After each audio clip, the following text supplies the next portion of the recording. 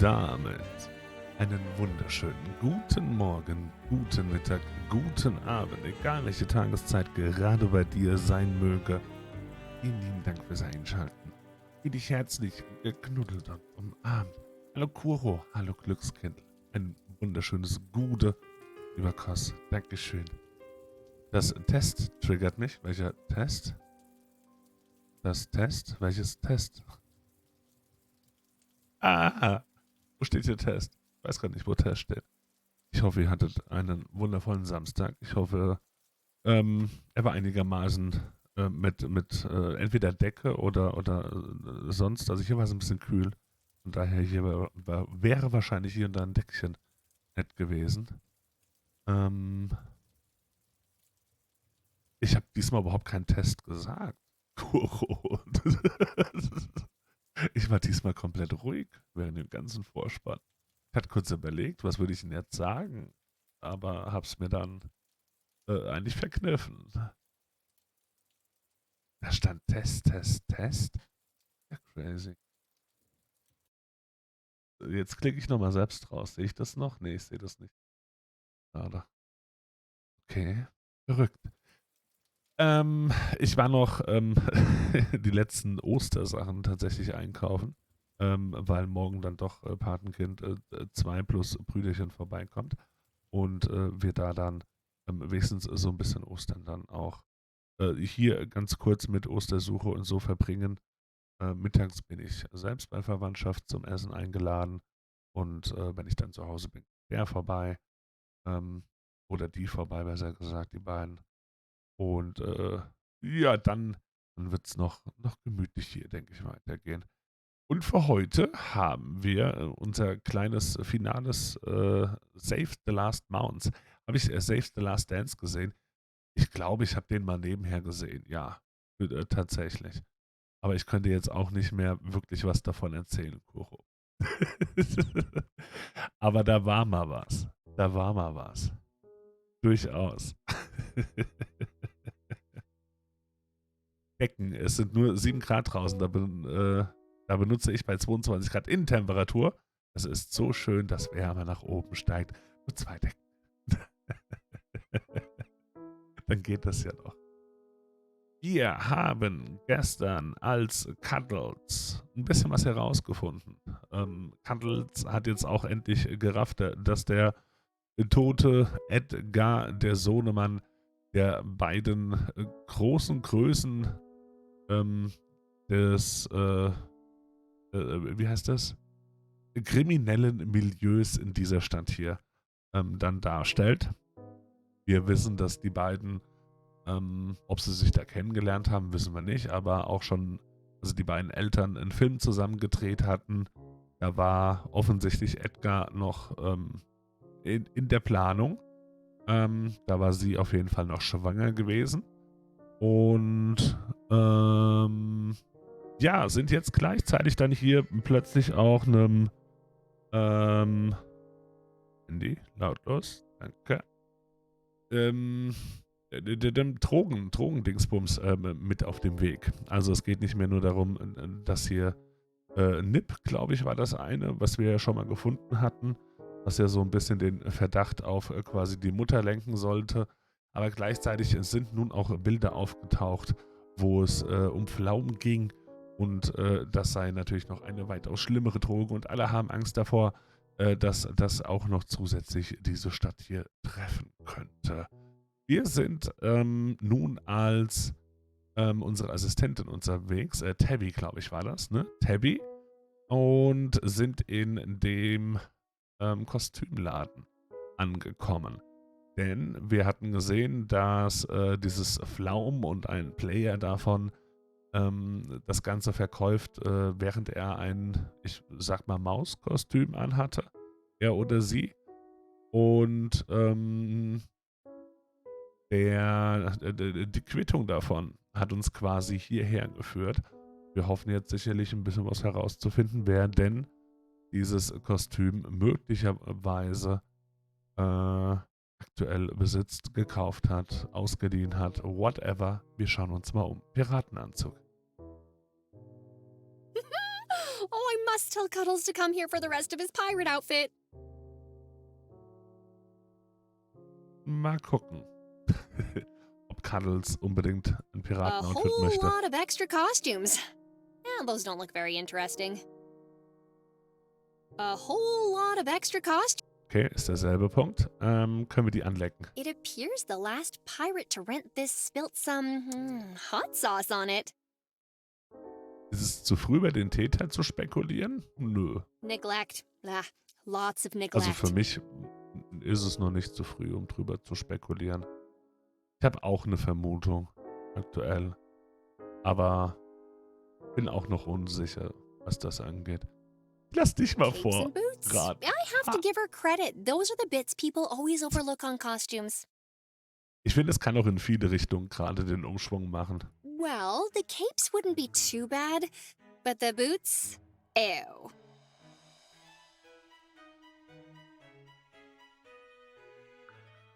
Den Typen im Hinterzimmer von ganz am Anfang denken. Im Hinterzimmer. Das weiß ich gerade nicht, da weiß ich gerade nicht, wie du meinst. To rent capes or boots. Okay. Mit dem wollen wir This hier wahrscheinlich costume's- keine. Okay, passt. Die Sachen benutzen. Nee, wir können mit B sprechen. Hier gibt es eine Angestellten-Tür. Da dürfen wir wohl erstmal nicht durch. Eine Mumie. Die gucken wir uns noch an. Is that a real mummy? Ach, die Tiki-Bar. Okay, an die habe ich schon gar nicht mehr gedacht. Um ehrlich zu sein. Dass die noch irgendwie ein... ja, nee, an die habe ich gar nicht mehr gedacht. I have no pressing need to be covered in bandages right now. Hätte ja sein können. Wir reden mal mit der Bi. Oh, what a sweet-looking old lady. Ich habe schon gar nicht mehr an diese Eröffnungsszene gedacht. Um ehrlich zu sein.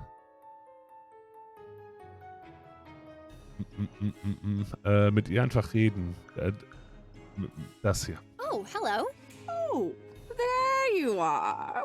Welcome, welcome to Poor Bee's Costume Shop. I'm Beatrice, the owner, but please call me Poor Bee. I'm terribly poor, you see. Ja, Oh, ja. sorry to hear that. Now, don't you be worried about poor old Bee. She's a tough nut. She'll soldier on, always has, and always will. And who knows? Perhaps someday she'll save up enough money to be a millionaire. Wouldn't that be lovely? I'm sure it would. And good luck working towards that. Wir drücken die Daumen. Wir drücken sehr die Daumen. Ich denke an den Bodyguard vom Gangsterboss. Irgendwie. Wobei das mit der Stimme nicht passt. Und dann würde so ein bisschen der Dude aus dem Whirlpool, also nicht Whirlpool, aus dem, wo wir die Blubberblasen reingemacht haben, auch ein bisschen reinpassen. Aber die passen wahrscheinlich beide nicht so ganz. Wahrscheinlich nicht. Humboldt als Auftraggeber zum Beispiel. Der war so nett, der war zu nett. Aber er hat uns auch gleichzeitig den Schlüssel gegeben und dadurch sind wir erst dieser ganzen Pflaumengeschichte auf die Spur gekommen. Von daher passt das eigentlich auch wieder nicht. Nee, ich bin wirklich noch gespannt. Bin noch sehr gespannt, welche Wendung noch kommen wird. Irgendwas an Wendung muss ja noch kommen. Er hat nicht genug Gehirnzellen. Ja, doch. Zermatschen, zerquetschen oder Crush. Das Crusher. Um das alles zu planen, true. Er hätte halt die Zugänge gehabt. Desiree, die liegt ganz unterm Radar in dem Sinne. Also da wird auch noch was kommen. Das sehe ich ähnlich, ja. Das stimmt. Das stimmt. Die habe ich auch gerade immer, sowohl gestern als auch heute, quasi in meinen Rückblenden, kurzen Erzählungen, was war denn so passiert, bisher immer komplett weggelassen, ne? Desiree fliegt voll unterm Radar. Und ihre Szenen sind alle sehr, sehr sass. Das stimmt schon. Die ist schon durchweg immer sass gewesen. Von Anfang an irgendwie. Erstmal hier, lieber arme B. Das ist ein ziemlich großer Laden. Sorry if this is a bit too personal, but this is a very large and elaborate shop. Can't you just sell it if you're struggling with money? Oh, no, my dear, I could never do that. This shop was bequeathed to me by my grandmamma on the day of my birth, as she lay dying of being extremely poor. She said that her final wish was for me to take her shop, as she had done for her own grandmamma. Oh, wait, your grandmother got this shop from her grandmother? And you're, oh, no offense, but you're no spring kitten. So that makes this shop over 200 years old. I thought this whole district was only built 2 decades ago. On top of a waste dumping Aber man site. kann es mal versuchen. That was itself on top of a swamp. Silly me, my poor brain, you know. Did I say grandmama? I meant sister. Sister. That's not a thing.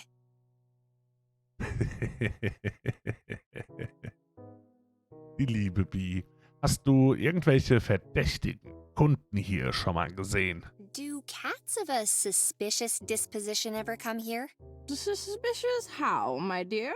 Anyone who gave you the feeling they might be up to no good. Oh, no. I don't think anyone like that comes in here, dearie. It's mostly my regulars, cats, who need to dress up.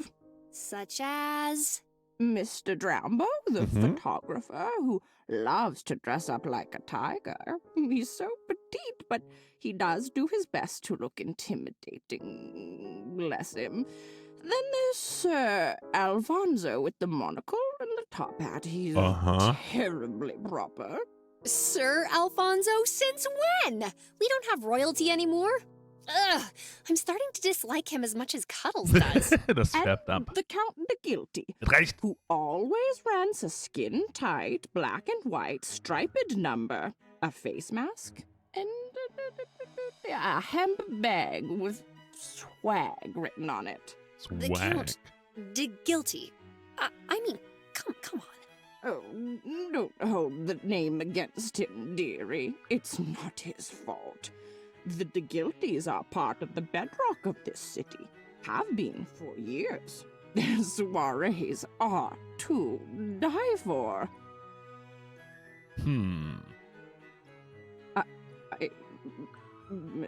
I assume. Muss leider noch mal ganz kurz raustappen. Sorry, jetzt. Okay, das ist erstmal alles. That's all for now. Dürfen wir einfach da I'm hinten not an rein? employee. Schade. Warum eigentlich nicht? Must be where the rest of the costumes are kept. Okay, kann man hier noch ein bisschen links und rechts? Nee, haben wir so jetzt auch erstmal nichts.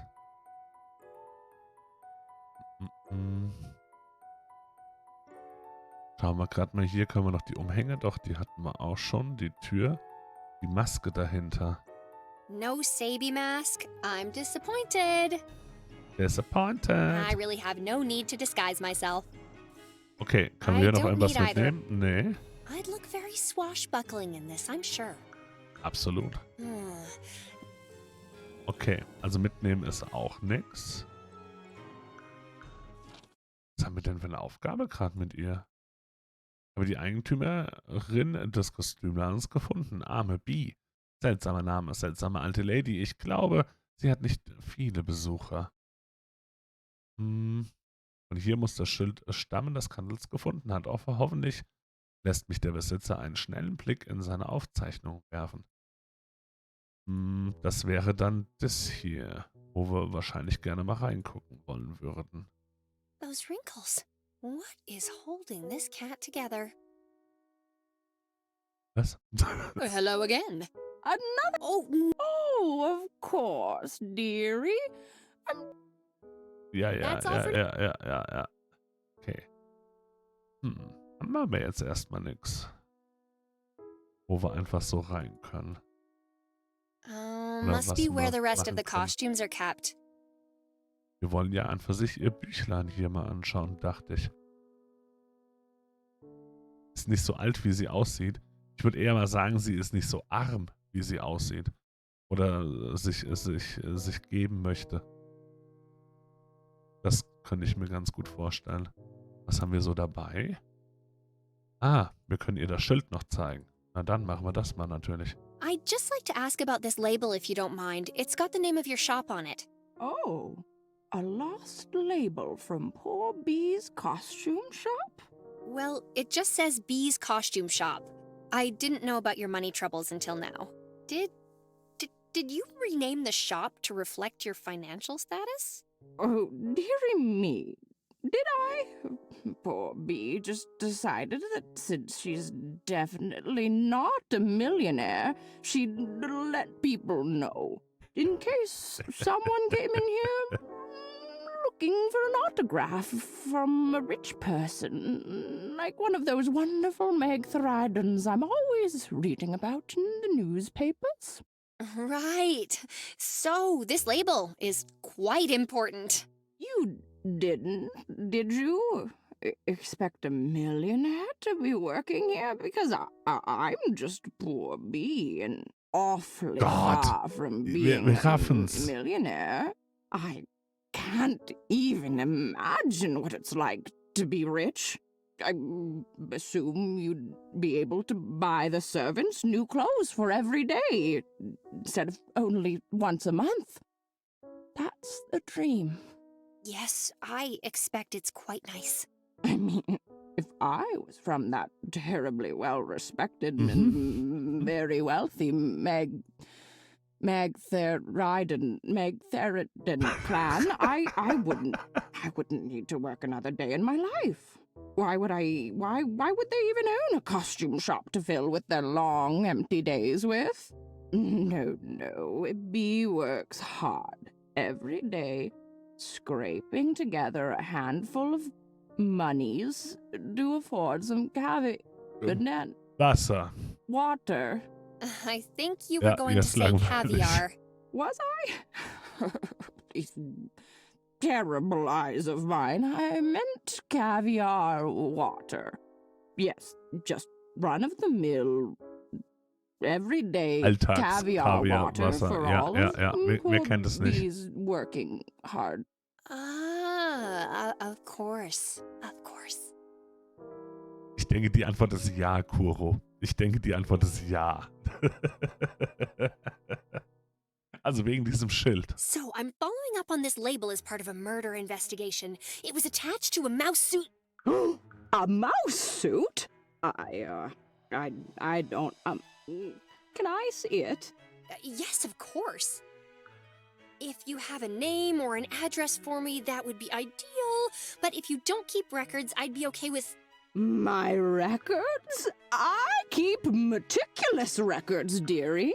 But, oh, what is this? Hello? What's that? At my shop? Where the nice cat just came to ask about the WTF? mouse suit? WTF? Yes, immediately. Oh, my WTF? dear, I've just received terrible news. There's been a murder here, too. What? Someone phoned to tell you there's been a murder here. What happened? Have you called the police? Was that them now? The police wouldn't get here in time. I can't take the chance that the killer might escape again. You're the only one who can help me. Me? What can I do? And what do you mean again? And why didn't you mention any of this before we started speaking? What is happening? There's no time to waste, dearie. Light your best detective cigar and let's make sure this scallywag is caught. I don't smoke, and I'm not qualified to... Flip-flop. Who needs qualifications? All you need is a steadfast belief in your own moral code. That way, if other people disagree, they're just wrong. That doesn't sound like a very good system. Die hat uns doch jetzt einfach nur... Die hat uns doch gerade verraten. Und wir sollen hier warten, bis jemand kommt, der uns dann umbringt. Das ist doch gerade das, was hier passiert ist. Oder? Bitte, was war das gerade? Die hat doch gerade jemanden angerufen und hat durchgegeben, hey, hier hat jemand nach dem Mauskostüm gefragt. Ja. Ich glaube, wir sollten ihr mal nachgehen. Oh, who can help this poor shop owner solve this dastardly crime? What am I seeing? I know, dear, I know. It is hard to witness. Cheese grater Bill, he's struck again. Poor old Sammy Manakino was just minding his own business when suddenly... Cheese grater sounds, cheese grater sounds, cheese grater sounds. His torso was gone. Are you serious? That's just a mannequin. Oh, no, don't listen to her, Sammy. Your expression might look a little wooden, but Mama knows you've got a heart of gold. So, if I help you solve this crime, you'll give me the information I want? Oh, yes, dearie, my mind will be much more settled once I know the killers behind bars. All right, then. First, we need to find out if dear Sammy saw anything.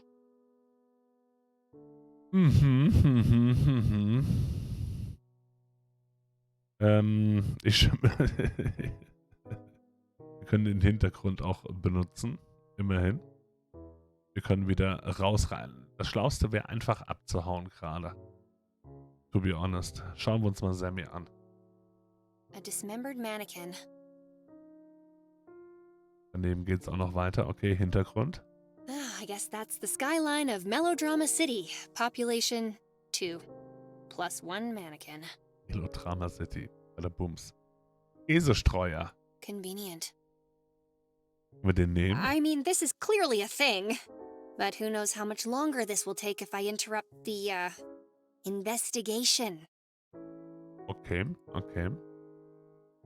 Wen haben wir dort? No, dearie. Nein. No, dearie. Okay. Und da? Bill? No, dearie. Da stehen auch überall diese Käsereiben herum. Ich meine ja nur, mal sehen wir hier sonst noch was? Ah, der Zug? No, dearie. Will sie alles nicht, ne? Will sie alles nicht. Getränk. This way, dearie. Will auf jeden Fall, dass wir hier vorne bleiben. Können wir dich berühren? So, I hear you've been murdered. Tell me about that. Oh, Sammy. Sammy, can you hear me? B. Oh, darling, B.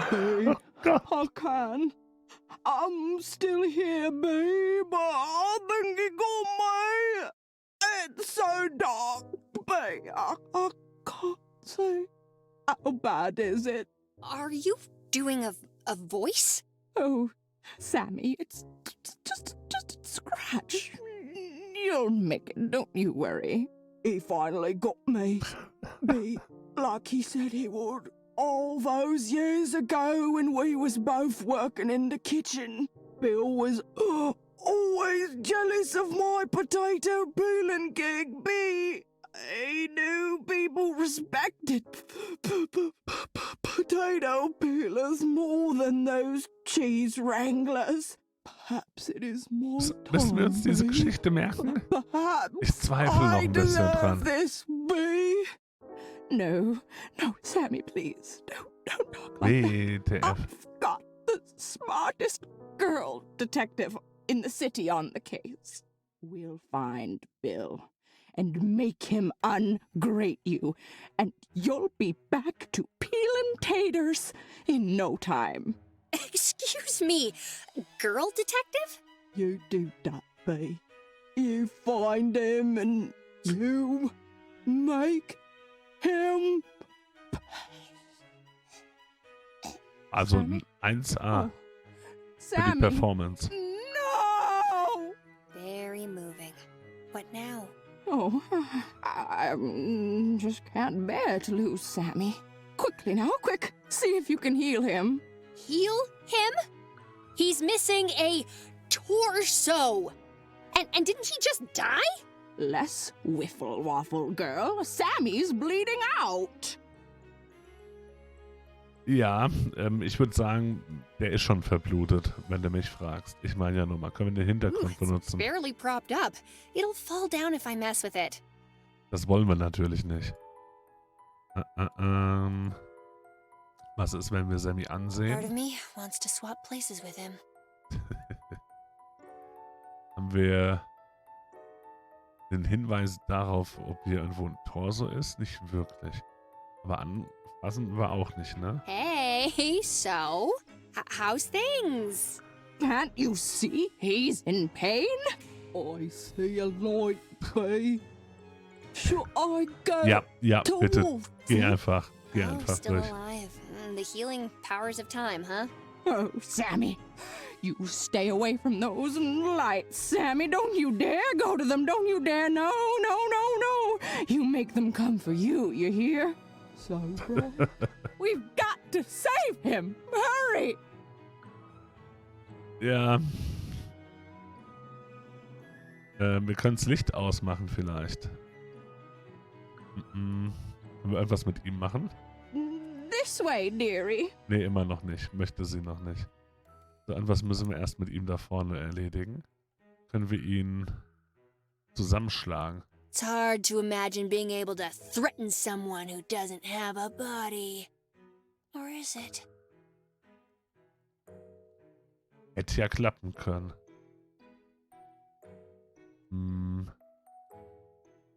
Dürfen wir denn nach hier vorne gehen? Können wir jetzt hier This diese... costume still has its label. Nee, ich dachte, dass wir jetzt hier irgendwie einen Teil nehmen können und dann daraus ja, die Puppe zusammenbasteln. Was haben wir denn hier? Wir haben den Hintergrund und die Käse. Durfte ich die ja auch I nicht. mean, this is clearly a thing. But who knows how much longer this will take if I interrupt the, investigation.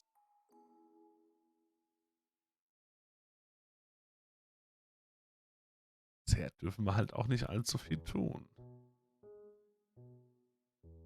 Hier So, reden wir nochmal what mit do I ihr. need to... Heal him!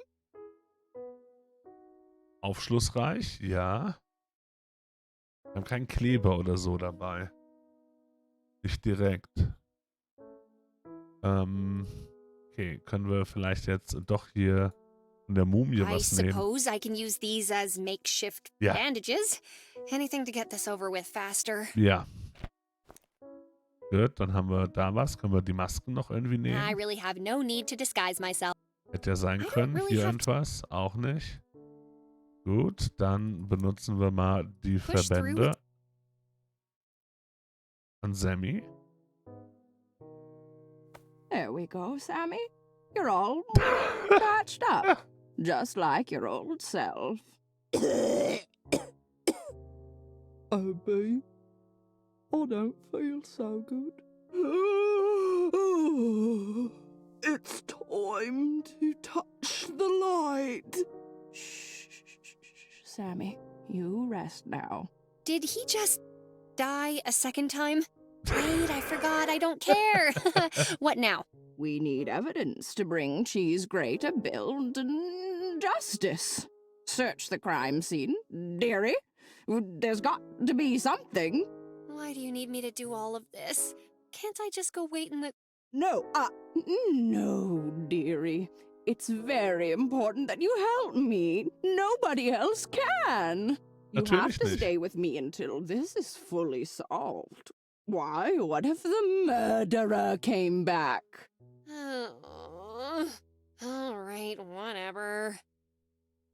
Ja, hier haben wir ein Beweisstück. Oh, look.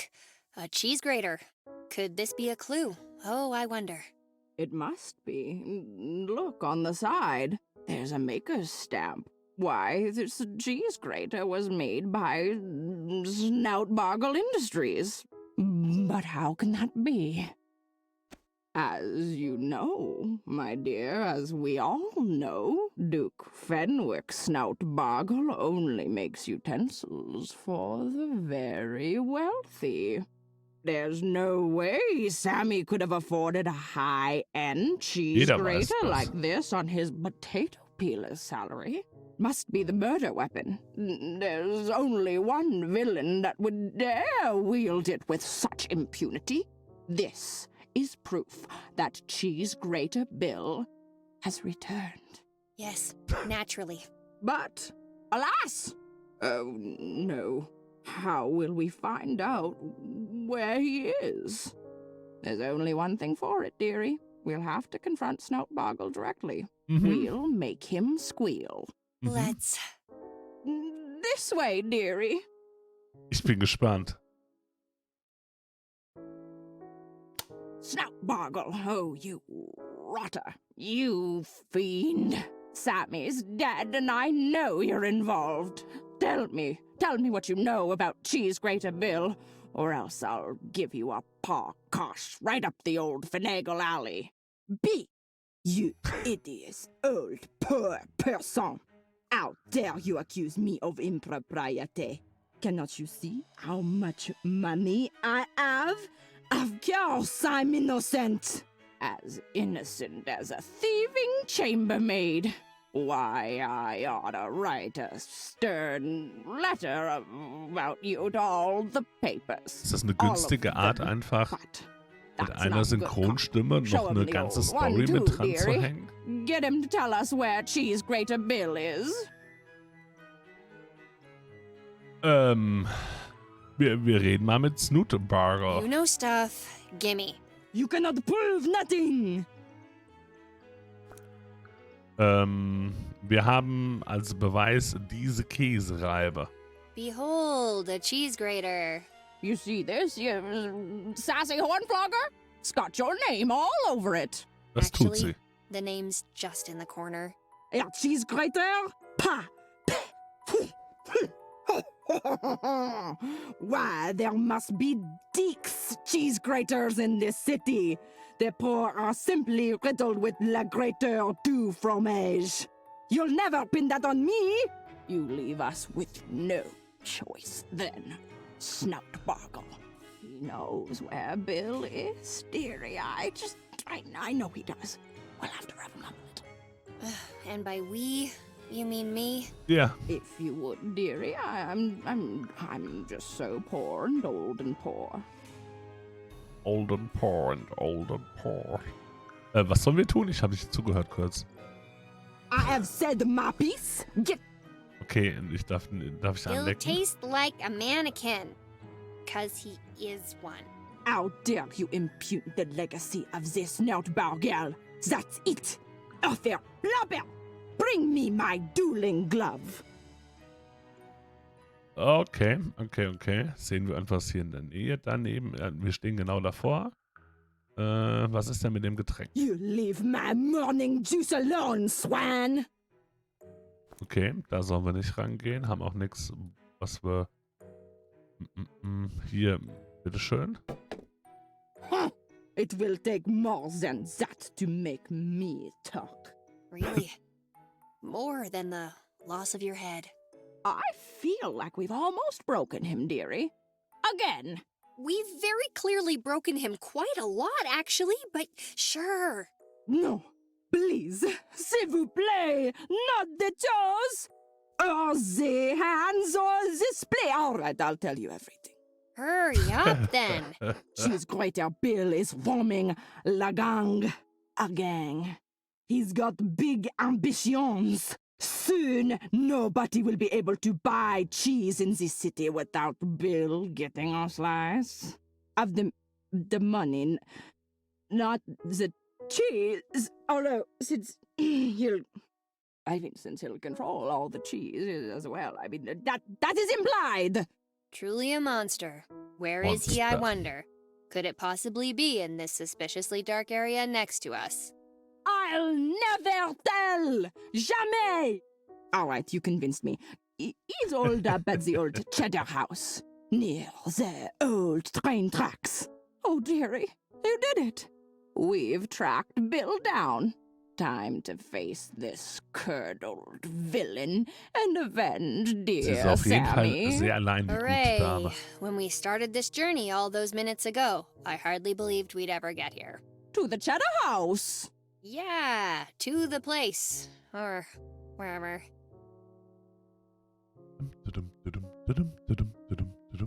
There he is, standing villainously next to those old train tracks. And, oh, no! He's brought every cheese grater in town. If we get too close, he'll shred us. The horror. We've got Lucy you at Cook, ein last, wunderschön. cheese grater Bill. Danke fürs You've Reinschauen. scraped your last rind. You're too late, B. Maybe if you weren't so poor, you'd have gotten here faster. When the train arrives, I'm gonna load it up with cheddar and drive it straight into town, see? There will be as much cheese as anyone could want, but not a single grater to cut it with, see? Oh, you monster. What sort of beast could even devise such a plan? I cannot let you do this. The people deserve better. They deserve Gouda. Stop him, dearie, by any means necessary. Okay. Ich glaube, sie hatten sehr, sehr tiefgehendes negative Erfahrungen mit Cheddar und ihr wurde früh der Gouda verweigert. Ich habe da so eine Vermutung. Können wir sie einfach hauen? Für I need to den stick by my Test. rule. No beating up old ladies unless they deserve it. Ah, stimmt, da war was. Ich hab's kurz nicht dran gedacht, Entschuldigung. Wir haben eine Controls Fernbedienung. for the modeled train, I'd guess. Der Zug selbst. Yes. The utterly deadly Tiny Train Express. Aber sie ist sehr alleine. So you're the villain, and I use that word very loosely. Nyuk, nyuk, nyuk, nyuk, nyuk. Cheese, plots, mustache twirling, see? Enlightening. Okay, das war wirklich einleuchtend. Ja, tatsächlich. Können wir mit dem reden? Are we done? Tie him up. We can't let him escape to enact his evil plan. Really? Wir können doch einfach mit dem Zug drüber fahren. Not yet, my dear. The time will come. Okay, ich nehme dich beim Wort. You'll never catch me. But you're not trying to escape. I'll ride the cheddar train to Freedom Town. Quick, dear. He's getting away. Ah, okay, wir brauchen etwas, um ihn... können wir die wieder nehmen? Sehr schön. Oh, more bandages. Oh, you're alive again, are you? Tell my potatoes I love them. Oh. Oh well. Oh, well. Es hat wirklich viel Zeit gebraucht, das hier aufzubauen. Ja, ja. Absolut. No! You trapped me! My plan is ruined! Sure. So, are we done, Bee? Good work, dearie. Time to deliver the justice he deserves.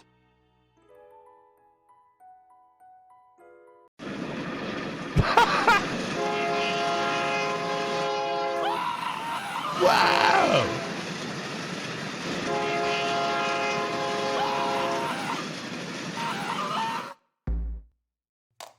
Okay, so we're done here? Time for my thing? That's more than a little disturbing. Ja, ein bisschen mehr. If I was Cuddles, what would I do now? Well, lick the train until it Ja. short circuits, probably, but apart from that, Oh, hey there, weird train cat. I'm just gonna slip away and go check out your hiring record. See, no need to do anything. I got this. See you later. Cuddles out. Woohoo! This is the worst record keeping I've seen since Cuddle's desk. Lemur suit, koala suit, milk suit? Milk suit. Das kennen wir. Mouse suit. And the last person Small to rent should. it was Whiskers. But these aren't names, they're just random sentences. Well, that one I know actually. And that one, oh wait, that one too. Oh! Dearie, what are you doing? Those are my private records. Put that down. Get your dirty paws off my things. Sorry, thank you, brilliant. I need to go. Dürfen wir noch gehen? Also, I know you're a secret millionaire, and if you ever want to put your money to good use, you can give a donation to Nutter Butter Investigations. It's a worthwhile cause, Kate. Thank you. Bye-bye. Thank you, bye-bye.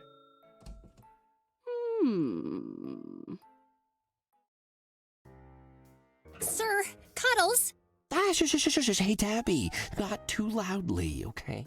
Desiree's resting. We stayed up late talking about Max Full Power. Well, I guess I did most of the talking. Oh, she's still here? Yes. Why would you say it like that? Never mind, sir. I got what we need, despite Beatrice. Who? The owner of the costume shop, one of the Megatherodons. Please don't ask for details. It's too soon for me to relive it. Oh, Tybalt's aunt. Yikes. He made her sound pretty mad. But you found out who rented the Mousezilla suit, right? Not directly.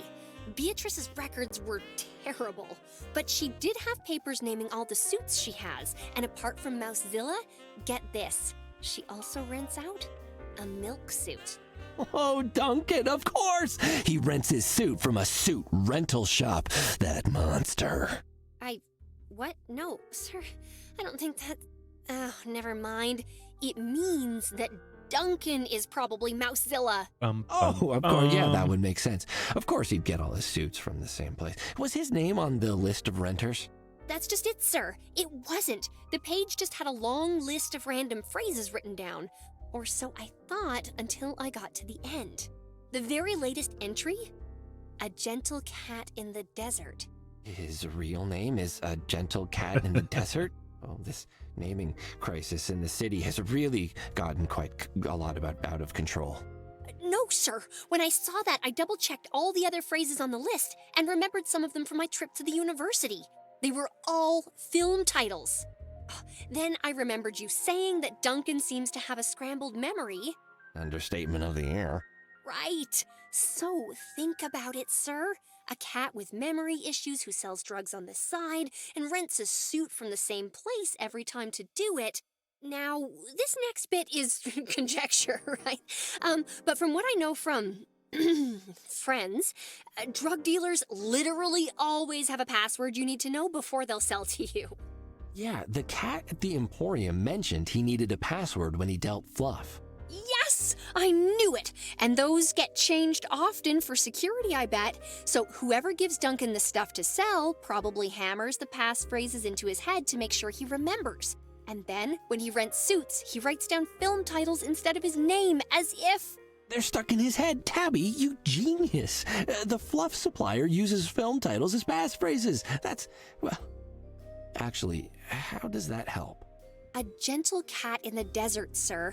I think we went completely down the wrong path. Edgar wasn't looking into his father's past. He'd figured out the current passphrase. And he had a meeting scheduled with the Catulets for that same night. Oh, with the photo and the passphrase. He was gonna give them both to the Catulets. They would have been able to set a trap for Duncan, figure out who was supplying him. Someone must have decided they didn't want that to happen. Sir, we don't know how often the passphrase changes. It might already have. We need to capitalize on this immediately. You're right. I need to find Duncan. If the passphrase really is the only thing he can remember, perhaps I can jolt some more information out of him with it. Okay, I'll go try to find him right now. Great work, Tabster, really. Oh, and if Desiree wakes up, Tell her she can stay as long as she needs, and I'll see her when I get back. Und damit ist Cuddles zurück in Action. Der Pflaum. Sieht aus, als hätte Duncan Anzüge als Verkleidung für seinen Nebenjob als Drogendealer benutzt. Tis. Zeit, ihn zu konfrontieren und ein paar Antworten zu bekommen. Muss irgendwo in der Stadt sein. Das ist jetzt gerade unser Hauptpunkt. Dann auch. Wenn das die Filme aus der Bibliothek sind, gibt es nur eine Verdächtige. Mit der Edna. Okay, wir geben Desiree noch ein bisschen Zeit und reisen direkt in die Stadt. Irgendwo muss Duncan sein. Wir fangen einfach mal hier an. Damit wir auch hier mal wieder waren.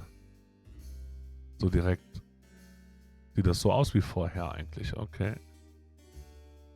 Ich weiß gerade nicht, will ich der Chefin schon verraten, wen wir suchen? Bin ich noch unschlüssig. Deswegen reisen wir erstmal weiter. Polizeiwache ist auch weiterhin erstmal niemand. Sieht nicht danach aus. Hier war ja immer ein Ort, wo schon dann auch verkauft wurde. Hier musste nachgeladen werden. Der Dude ist weg. Wir haben ja auch alles durchgetauscht. Er ist sehr happy. Ich wollte ihn trotzdem mal kurz ansprechen. Was kann ich tauschen? Wo sind die ganzen Kunden? Da ist ein Zeichen außen auf dem Laden gemalt. Oh doch, das mit dem Zeichen sprechen wir mal an. Vielleicht macht das jetzt was, nachdem der andere Dude weg ist. Yowie, there's something Oder outside es your ist shop. noch ein Bezug That's auf right, den anderen customer. Dude. It's a sign. Shops use signs, as we call them, to tell customers what the name of the shop is. They use their sharp cat eyesight to read the name right off of it. Amazing. No, I meant the oricatos painted on the wall. Oh, those darn kids. They love to graffiti things around here. I'll get it cleaned up soon, customer. Purr. Okay, never mind. Okay, nee, ich glaube hier Talk later, kriegen wir Meowie. nichts mehr.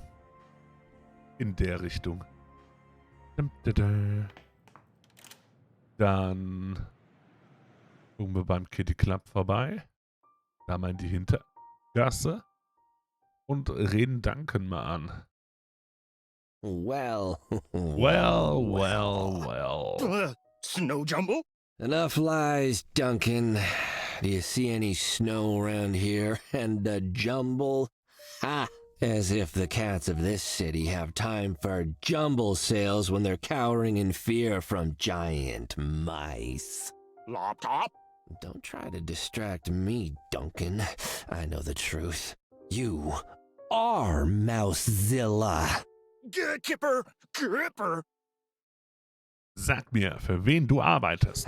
I know you sell drugs from inside a mausoleum while dressed as Mousezilla. Duncan, the oldest trick in the book. And I don't think it's Nip you're handing out either. Who's your supplier? The Thems? Alfonso? Bartholomew? Huh? Cough up a name, Duncan. Alfonso? Drumble Okay. Slam Aquafox. Your little show won't work on me this time, boyo. I'm done indulging your little act. In fact, I've got something to say to you. Up.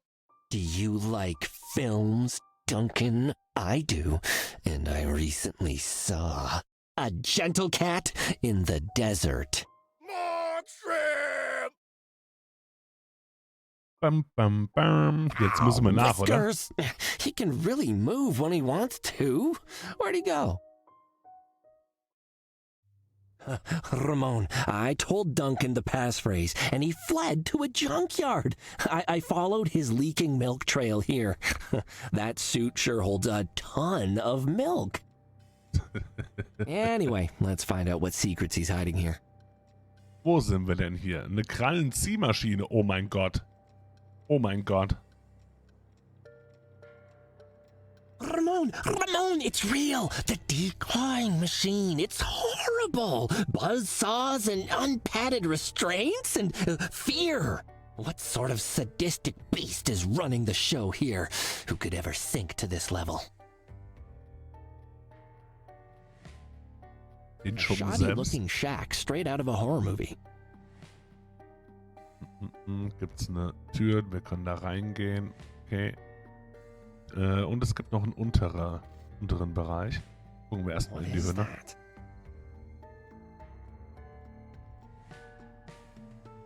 Tucked away behind mounds of rusted cars and old dishwashers. Fluff plants. It had to be. Fields of them, stretching out to fill the gaps between the mountains of junk.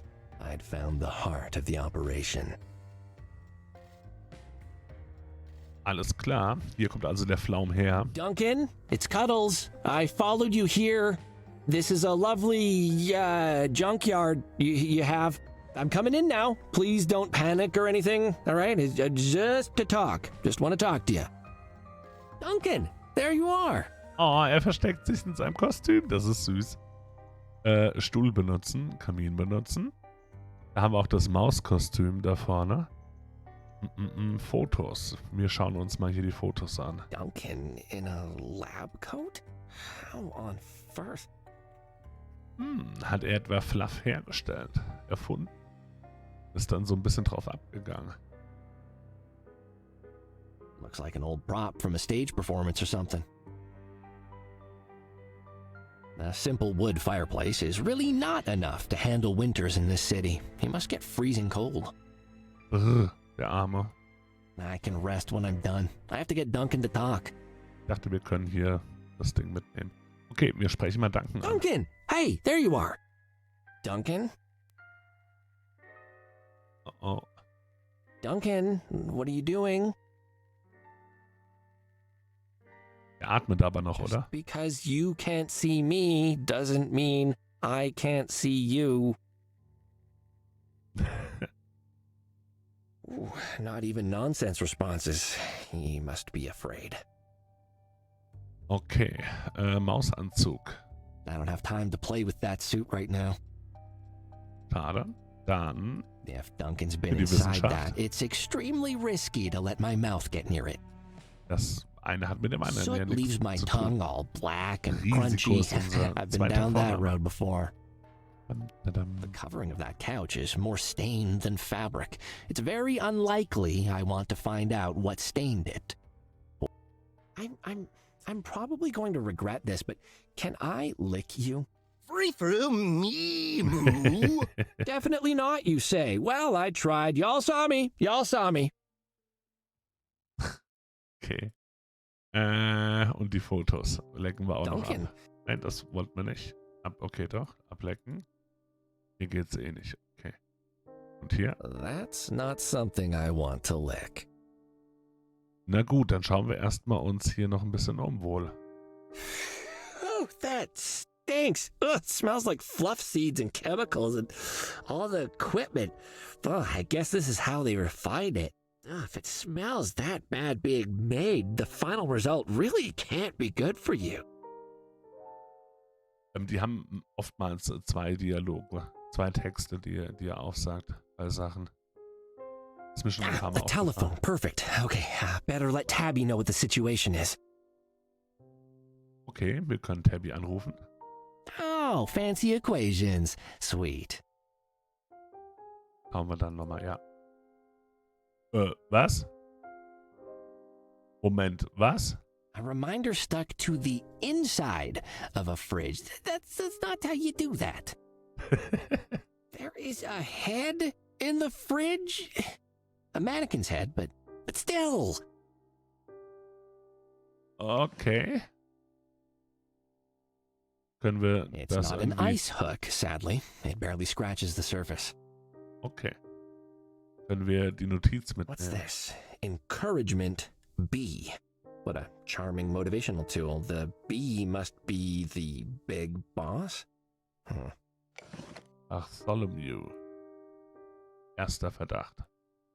Den Kopf können wir nicht mitnehmen, It's frozen in there. dachte ich mir. Können wir die Matheformeln lecken? Well, maybe if I lick the writing off, I'll get science smart too. Ha! Lasers, plutonium, haberdashery. In der Reihenfolge. Gefährliches Fass. Ablecken. Well, maybe the radiation might make my tongue grow its own tongue. Is it worth the risk? Ja. Schade. Radioactive barrels? What are they doing here? Not at all suspicious vat full of bubbly green gloop. Oh yeah, this is normal. Total, total. Einmal dran lecken. No, I mean at best, this tastes like green gloop water. Hier gibt's noch ein Rohr. Können wir uns das anschauen? Da ist ein Schloss. An old metal lock. Rusted, but that's just made it harder to open. I can't unlock this or prise it loose. Tightly locked and rusted shut. Okay. Können das so oder so nicht aufbekommen, sagt er erstmal. Hm.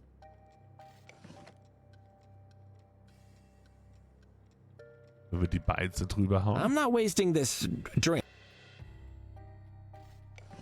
Das ätzt durch alles durch, war mein Gedanke. Na gut, er hat ja gesagt, wir wollen mal Tabby anrufen. Vielleicht tun wir das mal. Ah, a telephone. Perfect. Okay, better let Tabby know what the situation is. What's the office number again? Badger, lemon, ginger, nuts? Oh, wait, I remember. Nutter Butter Investigations. If there's a bad thing happening you don't want to happen, or a thing that should be happening that isn't because of a different thing that's bad, we can help. Nutter Butter every day. Boop, boop, boop. Wunderschön. Sehr stolz auf mich gewesen. Is that our new slogan? It's very impressive. Wow. Thanks, sir. I wrote it myself. Why are you calling? Is everything all right? I'm at a junkyard. When I told the passphrase to Duncan, he panicked and fled, so I followed him here. I'm just calling to say that I'm not leaving here until I get answers. I can't risk him escaping for good. A junkyard with a working phone? A lot more than that, Tabby. Lab equipment, complex piping, there's some sort of huge vat, and big fields of strange plants. This isn't a small operation, Tabs. There is serious money at work here, and I'll bet my tail it's all being used to make fluff. Fluff. Are you safe, sir? I'd say so. The place is deserted apart from Duncan. I think I'll be fine. All right, sir. Be careful. And keep me updated. I will. Is Desiree doing all right? Oh, you mean Platty? Yeah, she just left. What? Yep, did a prissy little walk out of your office minutes ago, demanding I go get her a sandwich. Peering all around like she was planning to buy the place. I told her I don't work for her, and she huffed and stormed out without another word like a real spoiled princess. Das hast du gut gemacht. Sorry, sir, but I don't like her. Did you ever actually find any evidence to back up her story? She didn't act like she was scared for her life. Of course, there was a big footprint. Oh, that must have been Duncan in his suit and being locked in the chest and something else. She's had a difficult couple of days, Tabs. Perhaps she's decided to head home. I'll follow up with her when I'm done here. Make sure she's all right. Gonna get back to poking around here. Thanks, Tabs. Sie hat alle Infos, die sie brauchte, würde ich sagen. So, Matheformeln. Können wir was mit Why denen is there a anfangen? picture of a worm on here? Are worms part of maths now? First letters, now worms? Yeah! 4 ist die einzige Zahl, die It's wir haben. very impressive Ah, nee, da and haben wir noch sciencey, was. but I have no idea what it says. Bin ich bei dir. Bin ich bei dir. Was haben wir hier noch? Leitertelefon, den Schrank haben wir schon aufgemacht. Hätten wir ihr das sagen I können? can't see any similarities. That doesn't match anything on the note. Hätte ja sein können. Dass wir das der guten Tabby durchgeben. Boah, ein großer Bottich. Wir haben ihn ein bisschen in das Feuer, was wir gestern Abend auch gefunden hatten, gehalten. Und ihn als Fackel benutzt. Es war wundervoll. Oskar geht es gut. Was passiert denn, wenn wir den Samen da reinhauen? Well, they don't grow the seeds in there, but maybe they process them. Hätte ja sein können. The Und da, seeds are evidence. okay, schade. Wir haben da ein paar Würmer auch drin. Die scheinen ja auch für die Formel nicht unwichtig zu sein. Was ist, wenn wir da That was would melt the reinkippen? glass and drown me in a tsunami of unending green horror, which is bad. Ach so. Schade. Gut. Gehen wir nochmal hoch. Hey du. Talk to me, Duncan, please. I had to give the book back to Celestine. I don't know what to say to you anymore.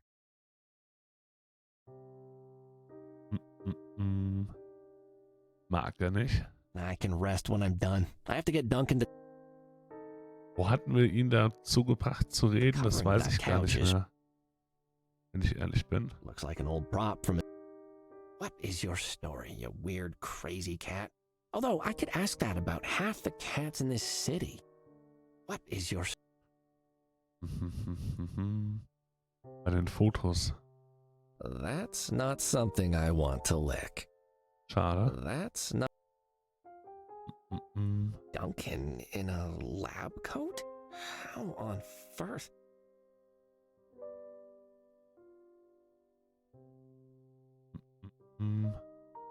Das war der erste Text. Okay.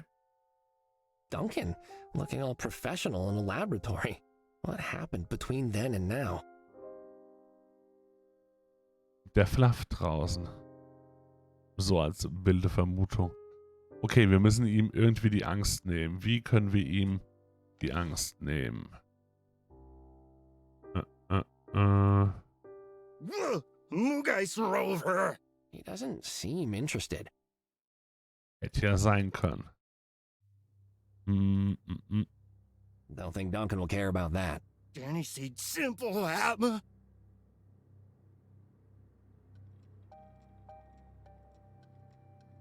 Mehr haben wir auch in dem Raum jetzt so nicht. Oh, doch, das Fenster haben wir noch. Okay.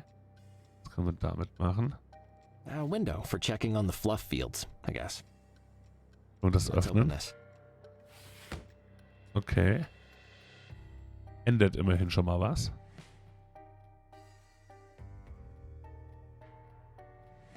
Hey, das Fenster ist offen. Talk to me, Duncan, please. I had to give the book back to Celestine. I don't know.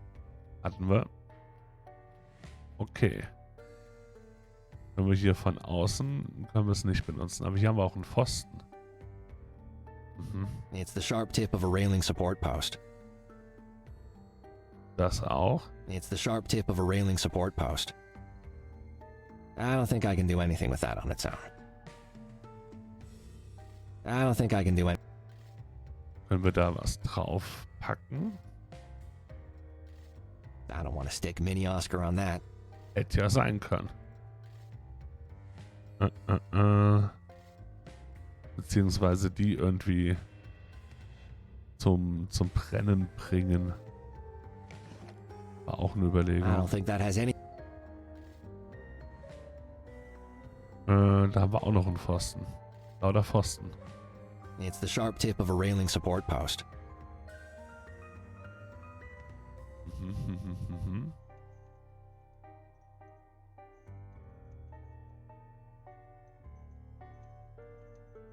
Was ist denn, wenn wir die benutzen? I have never wanted to not use something more in my life. Können wir He has. Oscar da drauflegen? Mini Oscar is mercifully free of hands and feet, so no claws to remove.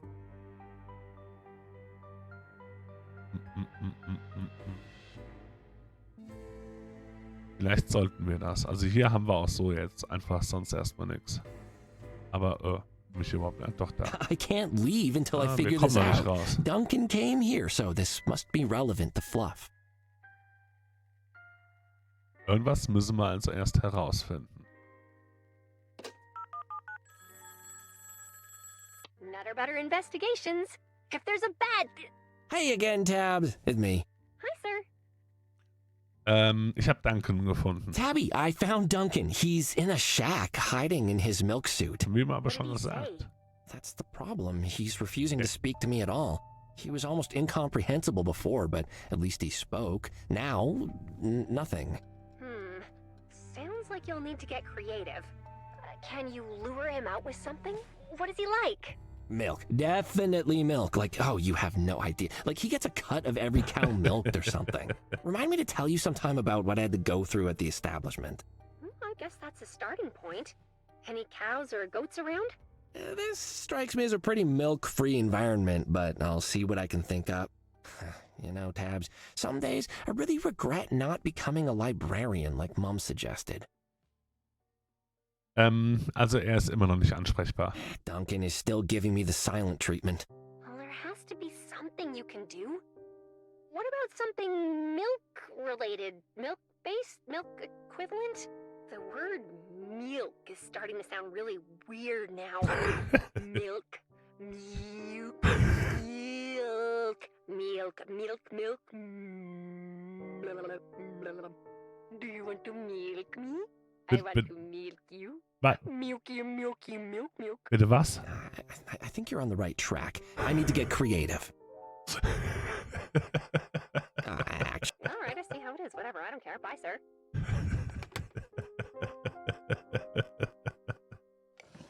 Ich habe die Vermutung, das könnte irgendwas mit Milch zu tun haben.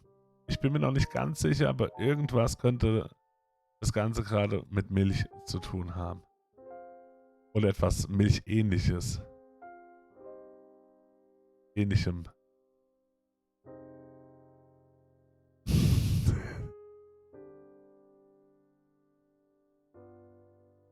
Aber hier hat sich halt auch nicht so viel verändert.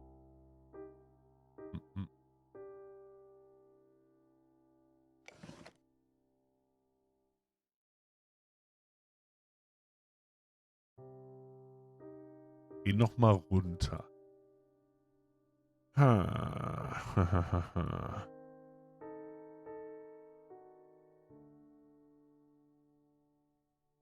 Du denkst zu kompliziert, vielleicht. Das kann sein. Milchschnitte zum Beispiel.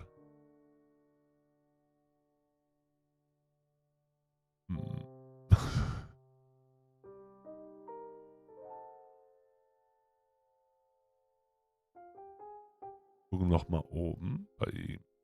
Was ist denn, wenn wir ihm das Foto von sich zeigen? This doesn't match anything from the photograph.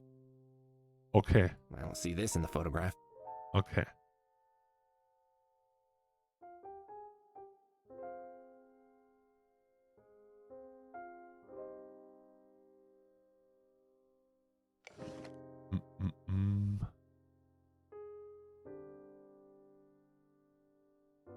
Können wir was mit dem Haken machen? I enhance the whip hook with... Okay, dass wir das irgendwie durch... Wir sehen sogar die Pfosten da draußen. Jetzt, wo das Fenster offen ist. Also irgendwas scheint ja auch vielleicht mit den Pfosten möglich zu sein.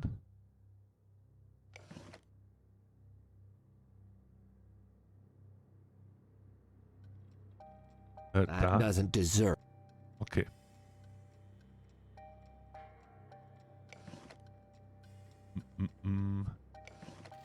Sieht das aus wie Milch? Do I want to annihilate that? I don't think so. Schade. Eine Gurke. Oh, is that Mini Oscar? Oh, you don't want to deal with that thing. Oh, okay. All right, you don't have to. You're safe with me.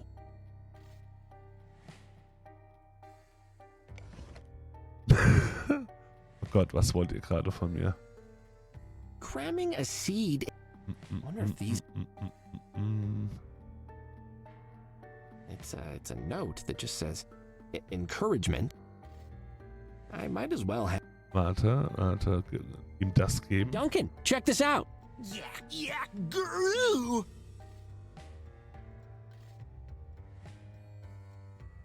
Well, when in doubt, lie, as Dad used to say. Actually, Ramon, that was a lie too. He never said that. Hey, Duncan, there's a cat out here who wants to buy all the milk in the world. Can you help him with that? Fast. Duncan, there's a milk tycoon outside who wants to dominate the Meow Meow Furrington milk trade. He says he needs a cat with communication problems to sell him all the milk in the world. Do you know anyone like that? Fast. Duncan, there's a milk... He says he needs... Okay, damit kriegen wir es nicht hin.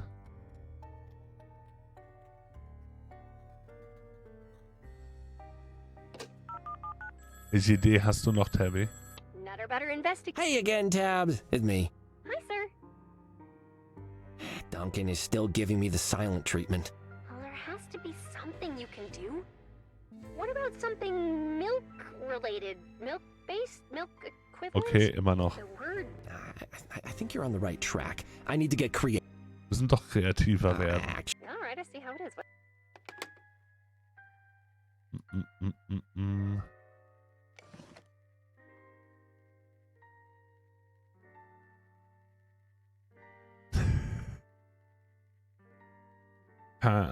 Warum können wir eigentlich mit dieser Maschine nichts anstellen? Sure. Random horror.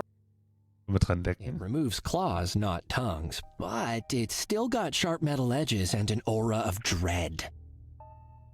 Nee, hilft uns auch nicht weiter.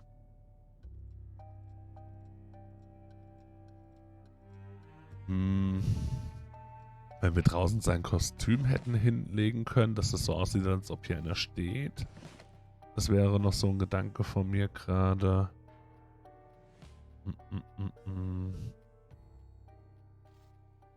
I might as well hang on to this bee. Bartholomew, would he be so obvious? Perhaps if he didn't expect anyone else to see it? It's a note that just says, encouragement from B. Ah, what a nice threatening message. Ihn konnten wir auf jeden Fall nicht direkt drauflegen. Das Ding ist, vorhin durfte ich sie nicht nehmen. Den Anzug. That's the I need to figure this whole place out before I start messing around with mouse suits. Also irgendwas anderes will er Perhaps vorher I noch. should avoid fire for a change, just this once. Ach, das ist aber langweilig. Soot leaves my tongue all black and crunchy. I've been down that road before.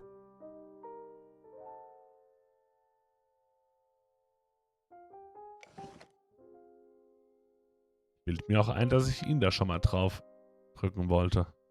I don't want to stick Mini Oscar on that. Oder auf ihn. I don't want to stick. Oder auf ihn. I don't want to stick.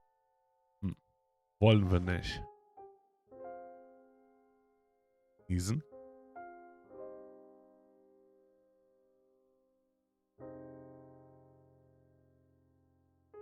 Hatschi. Entschuldigung. Eine Visitenkarte. I don't see a matching logo on there. I don't see. Okay. Können wir selbst da drauf gehen?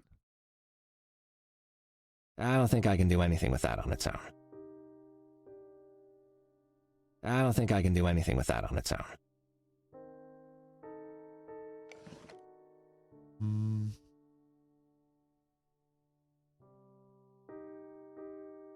Das hatten wir auch schon, wir hatten es schon ausprobiert. That would melt the wood, if melt. Probably. There's almost nothing this stuff can't dissolve, it seems. Wood, plastic, metal.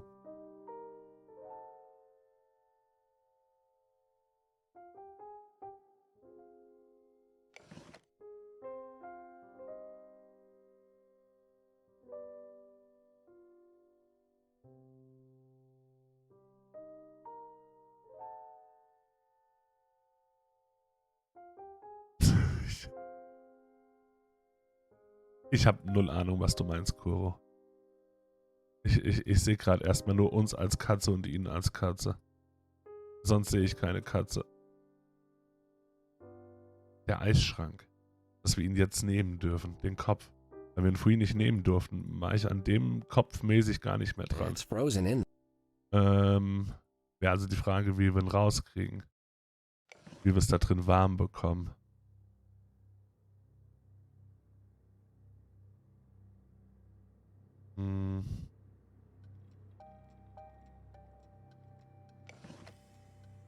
the whip. And also,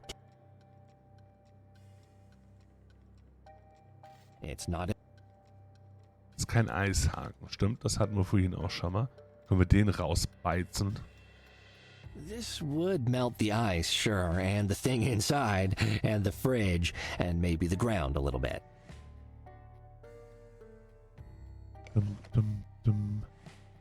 Einölen. That won't help me freeze.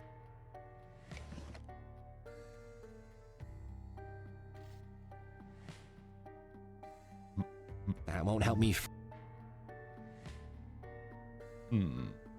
Okay, was würde uns helfen, da Wärme ranzubringen? Wir können aber auch hier halt einfach noch nicht wirklich... Wir haben noch nichts gefunden, was wir groß machen können.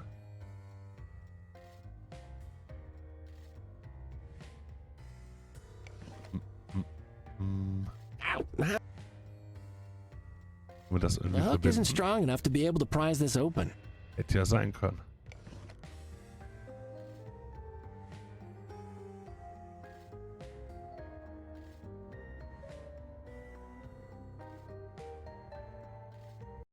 Upsa.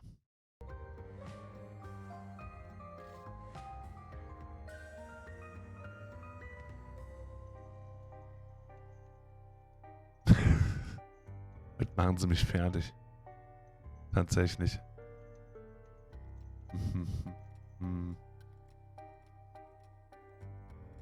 Den Dings einfach mit hochnehmen, dass wir ihn hier irgendwie versuchen rauszuarbeiten.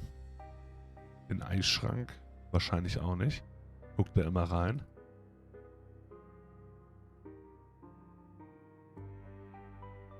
Also, dass das Schloss nicht schmelzen will, verstehe ich auch nicht. Ich meine, fällt es mir nur ein oder ist das ein Hinweis? Ich hätte es versucht. You've served me well lately, you Okay. frightening drink. So, let's see if the last of you can solve Kost. just one more problem. The lock fizzled as the paint stripper did its job. As the last of the metal vanished, the hatch opened, revealing a river of green sludge. That's the last of the paint stripper. Finally, I can get rid of this horrible mug and the smell. So, eklig aussehende Würmer. Können wir die anlecken? Sometimes I think my brain is insane. Nett. Schade. Können wir einen rausnehmen? Oh, it's so gross. Oh, there's bits of leaves and things in there. It just moved. Oh no, it's alive. No, oh no. Oh, why? Why didn't I become a librarian, Mom? Oh, ah. Oh no, it's sticking to my fur. Horrible, slimy, wriggly worm. Thanks, life, for bringing me to this point. Why are these in the vats? Wir wollen es wahrscheinlich nicht wissen. Nun.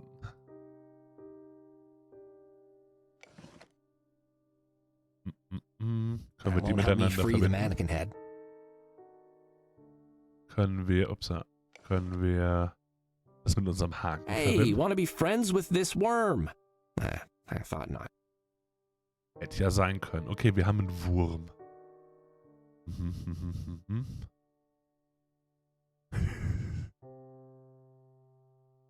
Es wird ein Wait, langer was that a Abend. worm? Does that gloop have worms in it? This just got 100 times more disgusting.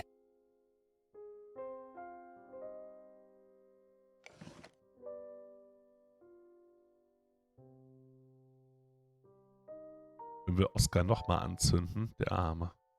Oh, is that Mini Oscar? Oh, you don't want to deal with that thing. Oh, okay. All right, you don't have to.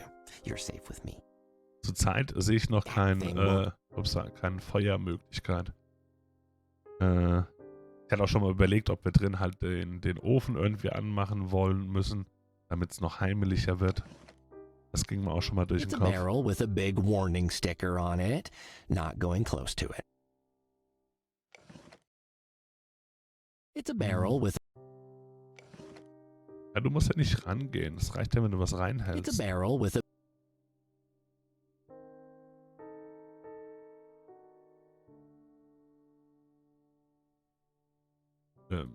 Können wir irgendwas Schlaues Oh, hier? fancy equations. Sweet. Können wir mit ihr telefonieren? Nutter Butter Investigations.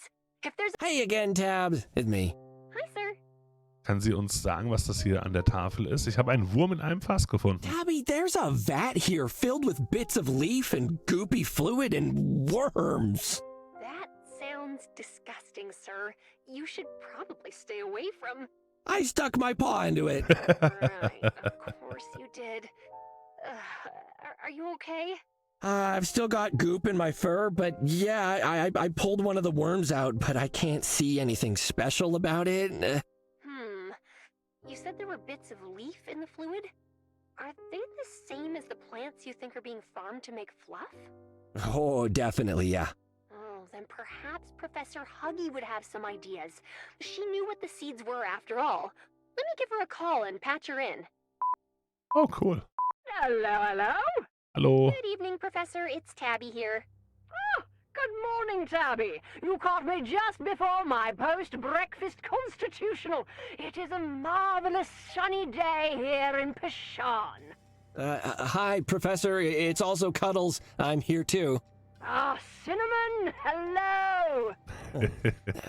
Still Cuddles. Oh, no thank you. I just ate perhaps another time. Oh, I mean, Professor, I need some help.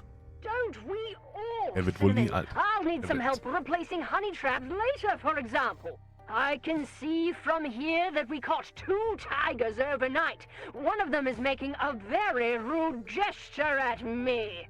That's... Yeah, anyway, so I got a strange situation here. Do you remember the seeds I asked you about a few days ago?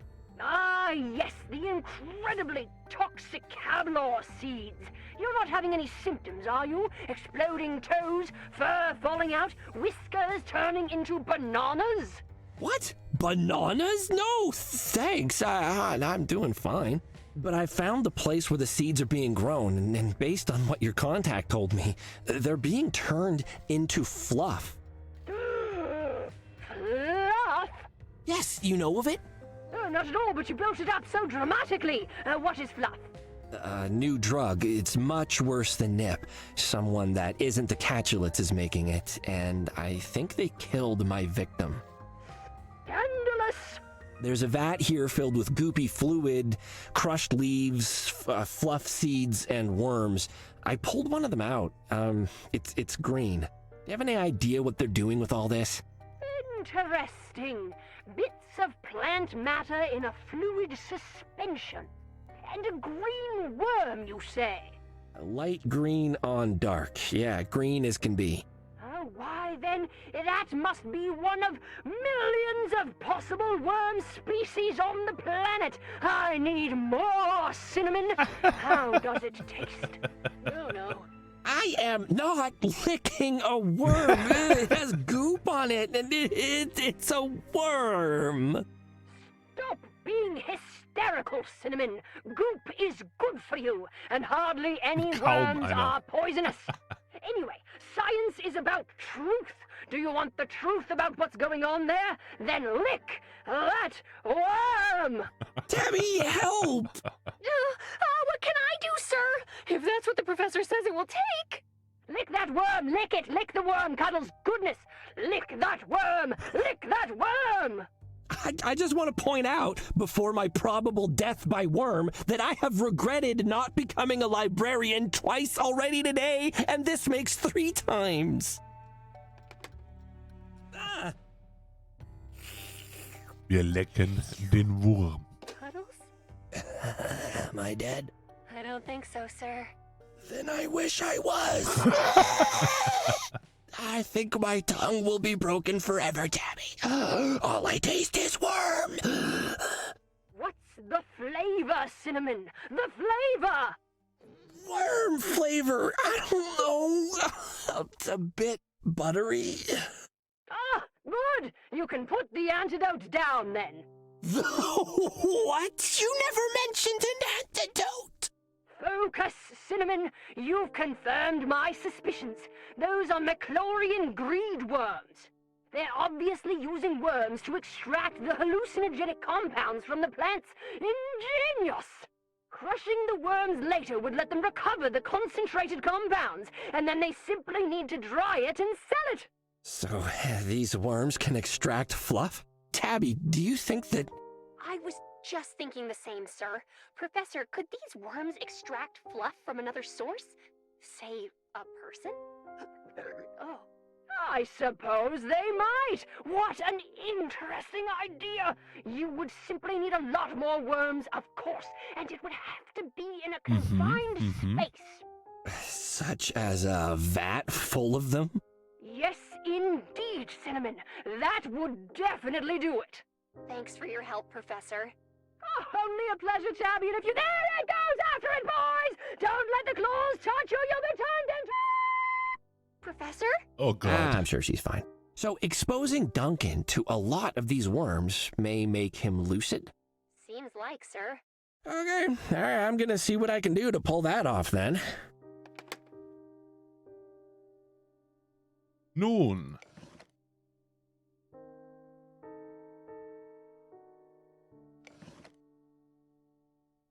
Wollen wir ihn hier runterbringen? Du bist immer noch nicht geschmolzen, It's ne? frozen in there. Hm. Ich erwarte eigentlich ein Kabel, was ich rausziehen kann. So ein bisschen.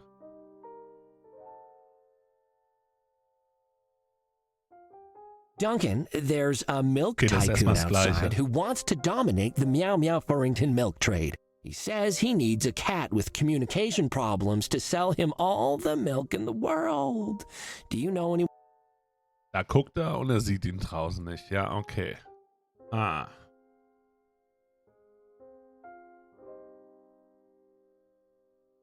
Ich glaube, hier haben wir... Und wir konnten wieder I reingreifen. am not. I am. Schade. Hätte ja sein können.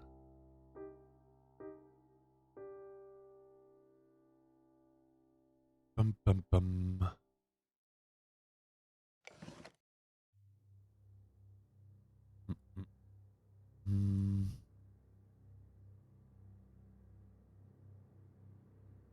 Den direkt neben war halt auch nicht drin. Versuch's mal. Ach, den gibt's ja gar nicht mehr, den Facepam. Ihr wolltet die nicht.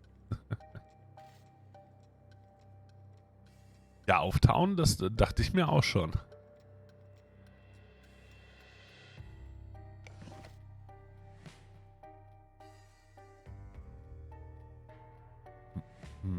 Was hat Cuddles ständig?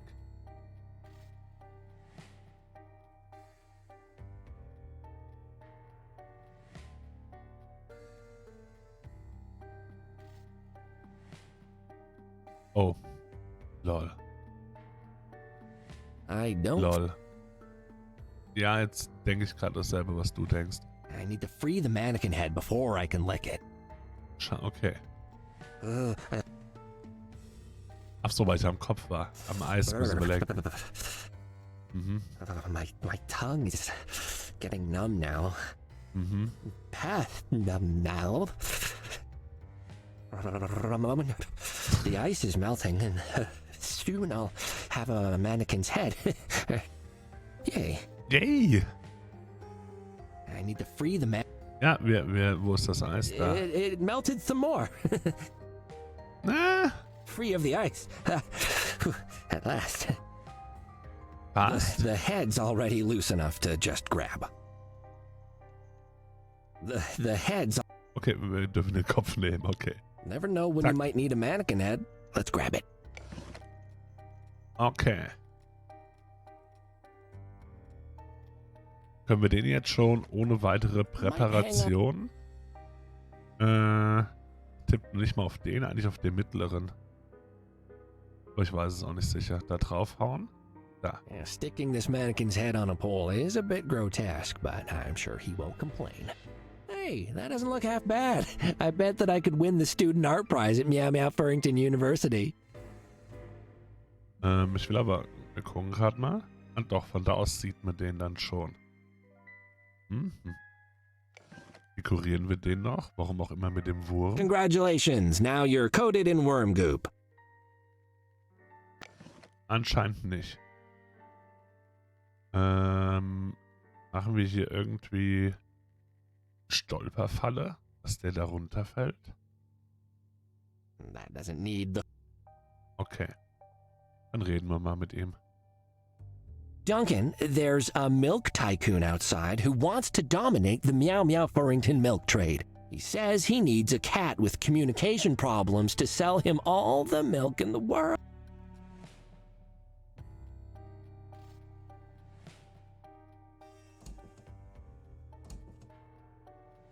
Können wir nachgehen? Können wir ihn schubsen?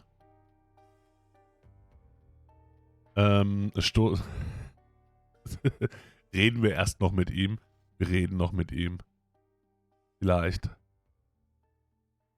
Also eigentlich geht's nur ums Runterschubsen, ich weiß. Aber wir reden noch mal. I can see the fluff from here, Duncan. You're growing it for someone. Who are you working for? Tell me. Ah, come on. Ich weiß, dass du Mauszilla bist. I know you're Mousezilla, Duncan. I saw you at the Memorial Garden. You've been going around in a suit, selling drugs, and getting seen by impressionable cats. Pepe saw you at the Nitty Kitty Club the night Edgar died. I thought he was nuts, but now... Duncan, did you kill Edgar?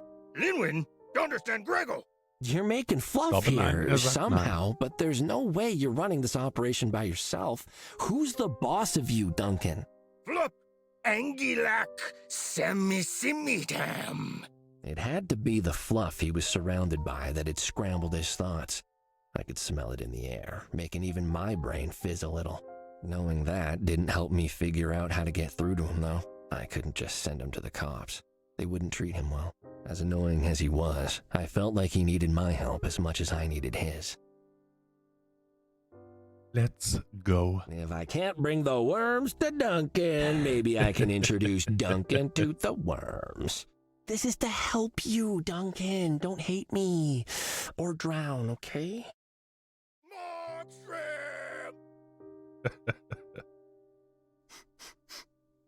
Wow, you can really smell that vat from up here now. Duncan falling in must have stirred things up.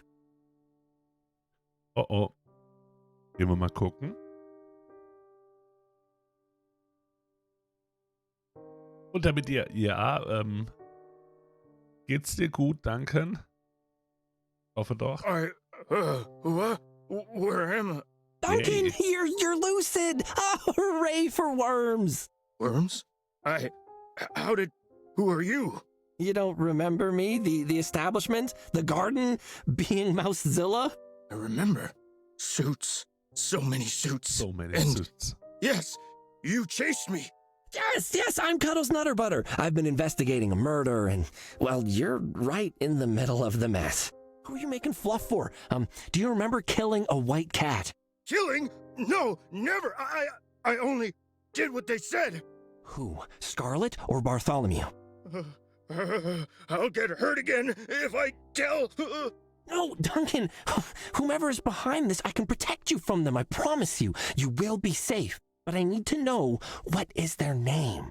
Who is B? Beatrice!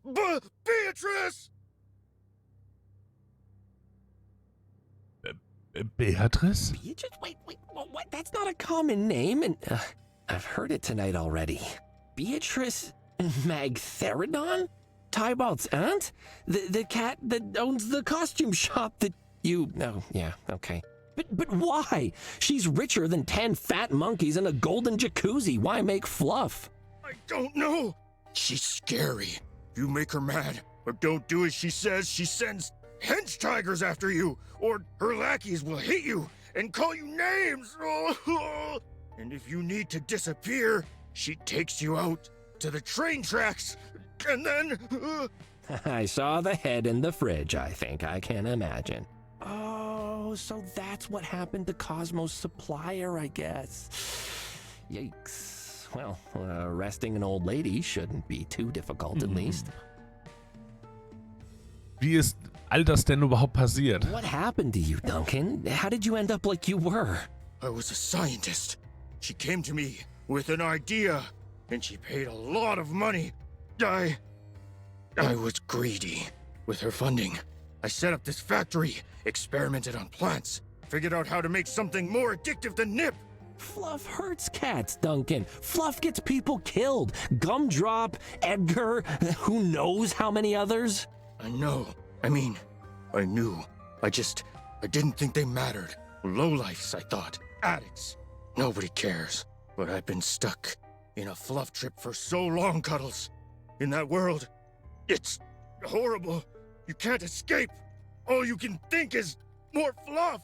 I made a terrible mistake. I know that now, and I'm ready to pay for it. Also bist du auch Mauszilla gewesen. So, you've been causing all those sightings of Mousezilla. Yes, my idea before. The fog. Take an existing urban legend and slide into it. If someone saw you, you just ran away. No one, nobody would believe them. Und was ist mit Edgar? What about Edgar? I know you were there the night he died. If you didn't kill him, as you claim, who did? I didn't, I swear. I'm still a bit foggy, but I never hurt anyone, ever. I got a call that night from one of her lackeys. Also die Told me Süchtigen. to come to Nitty Kitty Club. I went up an elevator. Bartholomew's office. If you say so. There was a body. I carried it downstairs, dumped it in the main area, stuffed a nip bag they gave me into his hand, left out the back door. Okay, so Beatrice sends someone to break into Bartholomew's office to dig around for information. They must have been rifling through the safe itself. And Edgar shows up and surprises them, and they kill him with the first thing at hand, the award. So, it was an accident? After all this, I can hardly believe it. Wir sind hier fertig. Your Lydia testimony, Antonella, along wunderschön. with everything here, will be Eine more than Versprechen. enough evidence to put Beatrice and her little operation away. Good. She needs to stop hurting people. Well, don't get too excited. You're still an accomplice, Duncan. I can't overlook that. I can keep you safe, but I can't stop the courts. I'll need you to come with me to the police station. I understand, Detective. I'm ready to face the consequences of my actions. Can I have a few moments for myself? I don't have much here, but have some things in my shack I'd like to collect. Sure, I'll meet you at the top. A, der haut jetzt ab. B, warum fragt er nicht, ob er was anderes anziehen darf? Ramon, I solved it. It was Beatrice. Duncan's been dressing up as Mousezilla for her and selling fluff out of Eustace's mausoleum. He's been out of his head on fluff dust, but I cured him with some worms. That bit sounds a little bit mad, but it's the truth. Und er ist weg. That is strong. Feeling a little woozy. You'd better move away. Oh. Cuddles. Desiree? Hi. What are you doing here? Did Tabby tell you where to find me? Who are your friends? There's so many of them. Did you get your sandwich? I suppose even the was? blindest PI can stumble onto the truth by sheer chance. Oh no, what did blind Paulus Gregg do now? You! It's you, you idiot! I thought Edgar was stupid, but you've proven there's no limit to the foolishness of cats in this city! Sorry, Desiree, I don't... Huh? Oh, my head is really spinning. The fluff. Oh, she's making fluff here. Beatrice, a cat mastermind named Beatrice is making fluff. She, Beatrice? She couldn't mastermind a potato salad. I'm in control of this, you fool. You understand? I am the cat forging this organization. I use her, not the other way around. All that ancient crone does is throw money around and tie people to train tracks. She wants people to respect her mad family, but she won't stop acting like she ate an entire bush of fluffworms. Meanwhile, I'm the one out there doing what needs to be done. When Bartholomew falls, it will be my face he sees Den looking Eltern. back at him. But you were locked in a chest. Dumb as a pit of kitten litter. I locked myself in! It should have been so easy to throw you off the trail, but you just wouldn't stop digging. I thought I'd pushed you towards Bartholomew, but then Duncan told me about your encounter at the garden, and I knew I needed to find out what you knew. Thanks for letting me ransack your office for clues. Undisturbed. Sure thing. No, wait, I mean, joke's on you, there weren't any there. True, but I had to be sure you didn't have any evidence lying around. You're no Alfonso, that's for sure. Bitte was? When you so helpfully said that you had a lead on Mousezilla, I just knew that that walking pile of confusion would let you follow him here. Speaking of borderline incompetence, here it is. At least this milky dum-dum kept you busy until I got here. Duncan! Get Mousy Squeak Suit! Go Puppet Land! If you did anything to Tabby, the girls are gonna be so mad at you. Oh, they're gonna just get you. They're gonna get you. Ich glaube, wir verlieren gerade so ein bisschen den Verstand. What will she bisschen do? lustig. Write me as a mean sticky note? Bring him. Sounds like he breathed in the vat fumes. He's gonna be loopy for a while. My head felt like a pack of marbles inside a tumble dryer at full speed, but I could see that Platy was distracted. I had one shot. I fumbled the Ramon out of my pocket and quickly pressed the button to record. Duncan? No, not Duncan, you moron! The useless PI! Oh, okay, because Duncan is more funny. I don't care! Get him and let's go! Duncan? The PI! Did you leave your brain at the quartermaster or something? Pay attention, or I'll send you to Beatrice and her trains! No, sorry, boss. Okay, sorry, boss. What's that? What are you doing? Almost clever. Of course, now your stupid little tape machine is lost in the trash, and nobody will ever find it. So once again, you fail. Take him! We're done here. You'll never take me alive! My head? What, where am I? Ich gehe einfach mit. Nutter. Butter? What flavor should I spray on Cuddle's door tomorrow? Perhaps lychee? Haven't done that one in a while. Although it did give him the zoomies. Bitte was? Hello, sir. Can I help you? Is this Nutter Butter Investigations? Jawohl. That's right. If there's a bad thing happening you don't want to happen... Yes, there is. My name is Duncan. I was... Duncan! Are you the one Cuddles has been dealing with? Yes. Oh, you're Mousezilla, and the milk seller, and the drug dealer. You have too many jobs. Please, let me explain. What are you doing here? Where's Cuddles? You better not have heard him or the girls and I are gonna have a short, sharp chat with ya.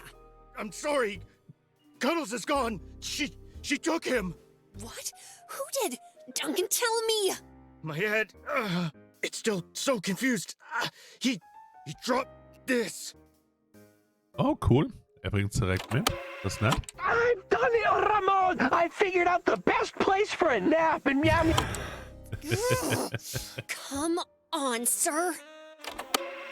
Oh, Ramon, it was the biggest thing I've ever seen in my life, and I don't know where it's gone. That isn't gonna get me. Ah! Ramon, no! If anyone hears this, oh, my name is Cuddles, not about it. He's coming back. Here's a big singer.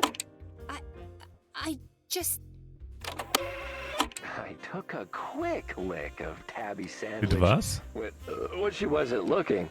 It was gross. She put mustard on it. It makes me all burpy. She always judges my lunch. She says, "Gosh, a cupcake isn't..." Yeah, well, a sandwich with only mustard on it, Tabby, isn't a lunch either.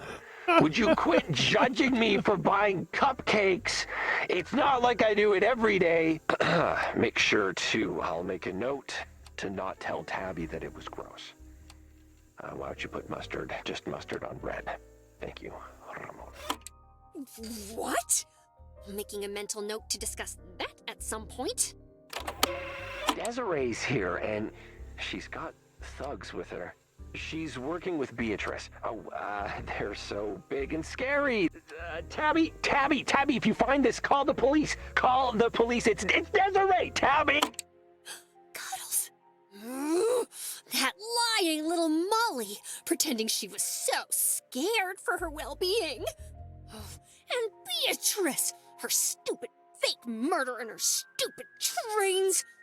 Oh, I'll give them both something to be properly afraid of. I'm sorry.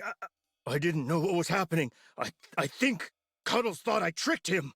Oh, never mind that now. Do you know where Platy might have taken him? Nothing Cuddles described at the junkyard sounded like a headquarters. Where does she operate out of? The puppet place?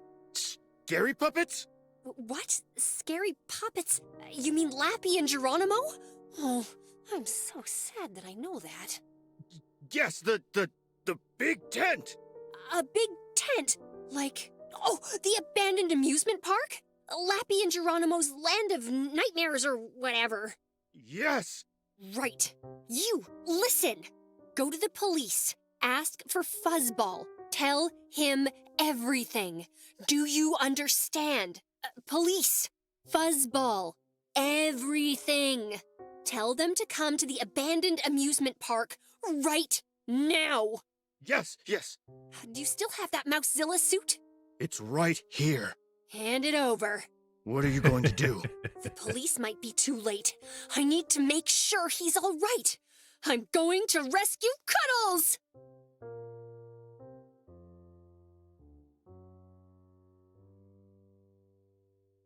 Slow elevator? Ja! Oh, slow! Oh, I keep asking them to do something about it. It takes like a minute to arrive. Ugh. Right. Remember, police, Platy, Fuzzball, amusement park. Police. Amusement park. Well, girls, it looks like we've got ourselves a Das wird piano schief gehen. rescue. Das wird sehr schief gehen. Guards, right. Must be the hench tigers that Cuddles mentioned. Come on, Seven. Just tell me. Forget it, 12. I can't forget it. You're annoyed about something. I can tell. I'm not annoyed. But that scarf isn't... Wait, shut up. Someone's here. Ich glaube, sie haben uns entdeckt. Was haben wir hier? Garnknäuel. Ball of yarn. That looks like a family-friendly ride. I'd consider bringing Mum, if this whole place wasn't a death trap. Die Kralle. The claw. Ooh, so scary. Probably some flimsy machine that creaks as it swings towards you at 1 revolution per hour. Und Kratzbaumtropfen. Scratch post drop. Oh yeah! I used to date someone who was really good at that. He could stop himself halfway down the wall. Claws like titanium. Cool. Port Olita. A portable place for cats to do their business.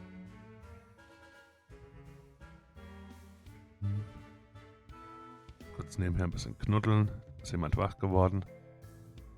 Braucht jetzt Aufmerksamkeit. Demnächst was zu essen, aber das kriegen wir gleich. Bisschen Zeit erstehlen tue ich mir noch. Was haben wir hier noch? Lappy and Geronimo's Ultra Play Fun Park. Oh, it's that puppet thing that Cuddles likes. Really not sure what got Cuddles interested in a TV show aimed at kittens. Ich wusste, ich habe was vergessen. That sign is huge and also out of my reach. I can't do anything with it. Okay, können wir die anreden? Nummer 7 und Nummer 12. Some mean-looking minions.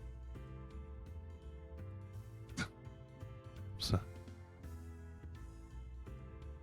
Hi. Good evening. I am a reporter doing a piece on Unwahrscheinlich. history of Lappy and Geronimo. Don't care. This whole place is condemned. Too dangerous. Get out of here before something falls on you. Like a roller coaster? Like my fist. Bitte was? Das ist ja frech. Das ist ja frech. Und er? Aha. Wir haben Ramon selbst. Wir haben das Mauszilla-Kostüm. They should all be used to Duncan walking around in this map. I just need somewhere out of sight to get changed. Okay. Wir wollen einmal hier rein. I'll just hold it in. Warum gehst du da nicht rein? Einfach so.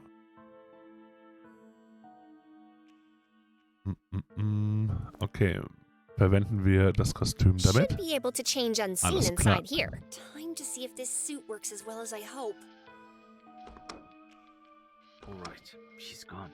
Just tell me, what's the matter? Ah, fine. You want to know what's got me annoyed, 12? Your scarf. What? Why? I love the scarf. Really sets off my fur. No, it doesn't. The scarf is orange and so's your fur. If anything, they blend together in a confusing amalgam that... just forget it. That's not the point. You can't wear it anymore, 12. Says you. I checked the handbook, and there was nothing about invalid work attire. So I think you'll find that I'm well within my rights. What handbook? We don't have a handbook. We're hench tigers. Someone wasn't paying attention during orientation, I see. And thanks to my scarf, we're now hench tigers with style. Since when is style part of our remit? We're supposed to look threatening and do as we're told. I can look threatening and fabulous at the same time. Thank you very much. No, 12? No, you can't. And I know that because we all look the same, and none of us can pull that off. Your scarf is ruining the effect. And the other hench tigers are really concerned that, in the event of an enemy incursion, the scarf will lead to a rout. Who cares about them? I have the heart of a tiger. Where? In a jar? You can't have the heart of a tiger, 12, because we're not real tigers. That's just what we're called. Because when someone says, a wall of hench tigers is coming towards us, they get scared. Whereas when someone says, a wall of random cats plus one with a scarf is coming towards us, the effect is significantly less imposing. Yeah, but perhaps... Right, so listen. Perhaps if we all wore scarves, they'll say, look at all those hench tigers wearing scarves. They're not afraid to express themselves. And that makes me feel insecure about myself. So I'm going to run away. 12. Do you know the zebra effect? It's what keeps hench tigers like you and me safe. We all look identical. So when we hang out in large numbers, like here, we blend together. It's intimidating. People don't see us as individuals. We're just a mass of muscle. They get scared, and they run away, and we don't have to fight anyone. So, if one of us decides to wear, I don't know, a scarf, then suddenly they're different, able to be picked out of a group. Oh, people will say, look at that one specific hench tiger. They don't look like the others, and their scarf doesn't even go with their fur. They must be weaker than the rest, both physically and emotionally. Let's go for them first. And then, bing, bang, bosh. You got someone smacking your head with a tree branch, and the rest of us are being chased around like common house cats. That doesn't sound very likely. Just take off the scarf, 12. When last did Duncan wash this? Has he ever washed it? Cuddles isn't the only one whose life might be in danger now. Ich weiß nicht, ob wir eine Antwort darauf haben wollen, ob das jemals gewaschen wurde. Ich habe Bedenken. Aber der Kater mit dem Schal bekommt immerhin keine Erkältung. Das ist wohl wahr.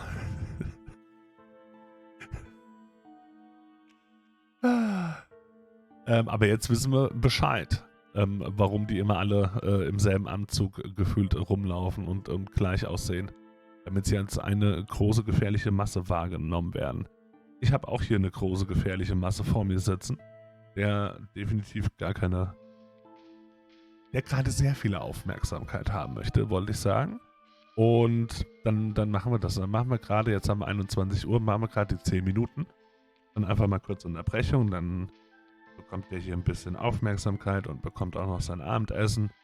Und ich kann noch mal schnell ein bisschen Wasser wegbringen. Dann würde ich sagen, machen wir das so und so gegen 10 11 nach, wenn ich jetzt gerade wieder drauf gucke. Machen wir dann hier an der Stelle weiter und wandern bestimmt ganz einfach da durch in diesem wundervollen Outfit. Jetzt sehen wir ja quasi aus wie Duncan. Machen wir es so?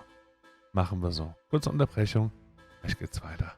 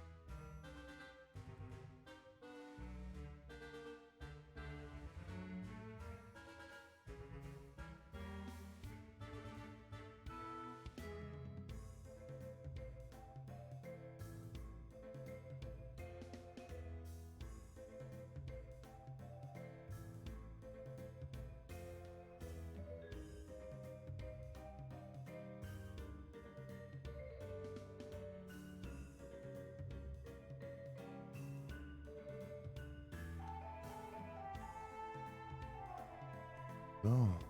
Gehen wir nochmal kurz raus.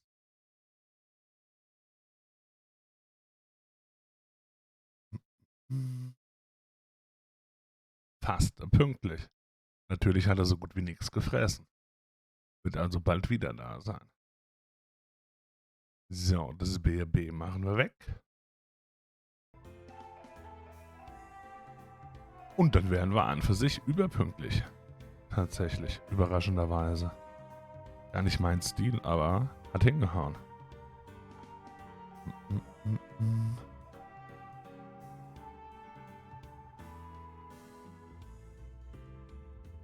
So, passt. Und wir haben auch die 11 da stehen. Von daher, auch das war besprochen. Was haben wir hier noch? Das Rad haben wir uns noch nicht angeschaut. It's a big old Ferris wheel. Super dilapidated. How is it still standing? Sehen wir sonst noch irgendwas? Nicht direkt, ne? Boah, dann... Eigentlich ist es dumm, mit denen zu reden, aber machen wir trotzdem mal. Hey, Duncan. Come here. Ja. I heard you lured that annoying PI to your junkyard to trap him. Squeak? Yeah, that is so true. Couldn't have said it better myself. Listen, let me ask you something. What do you think of 12 Scarf? Squeak! Squeak. You what? How could you say that? I'm a person, Duncan. I have feelings and value.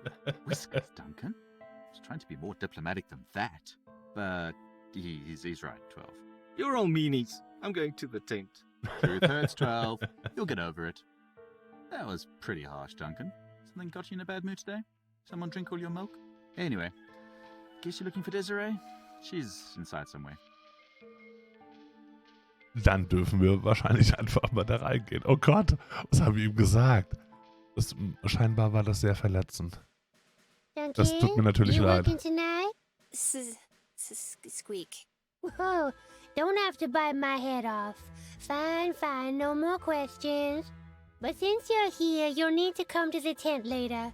The quartermaster scheduled mandatory sensitivity training today for all staff.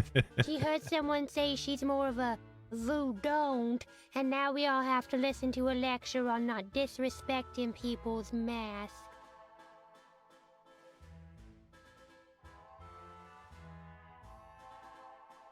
Das klingt vernünftig. Ein Stand. Zurück in 10 Minuten. Kenn ich. Looks like one of those confectionery stands for selling popcorn and other goodies. Cleaner than everything else. And with a back soon sign? Does someone work here? Gehört wahrscheinlich zur Tarnung dazu. Was haben wir da für Müll? Just some random junk.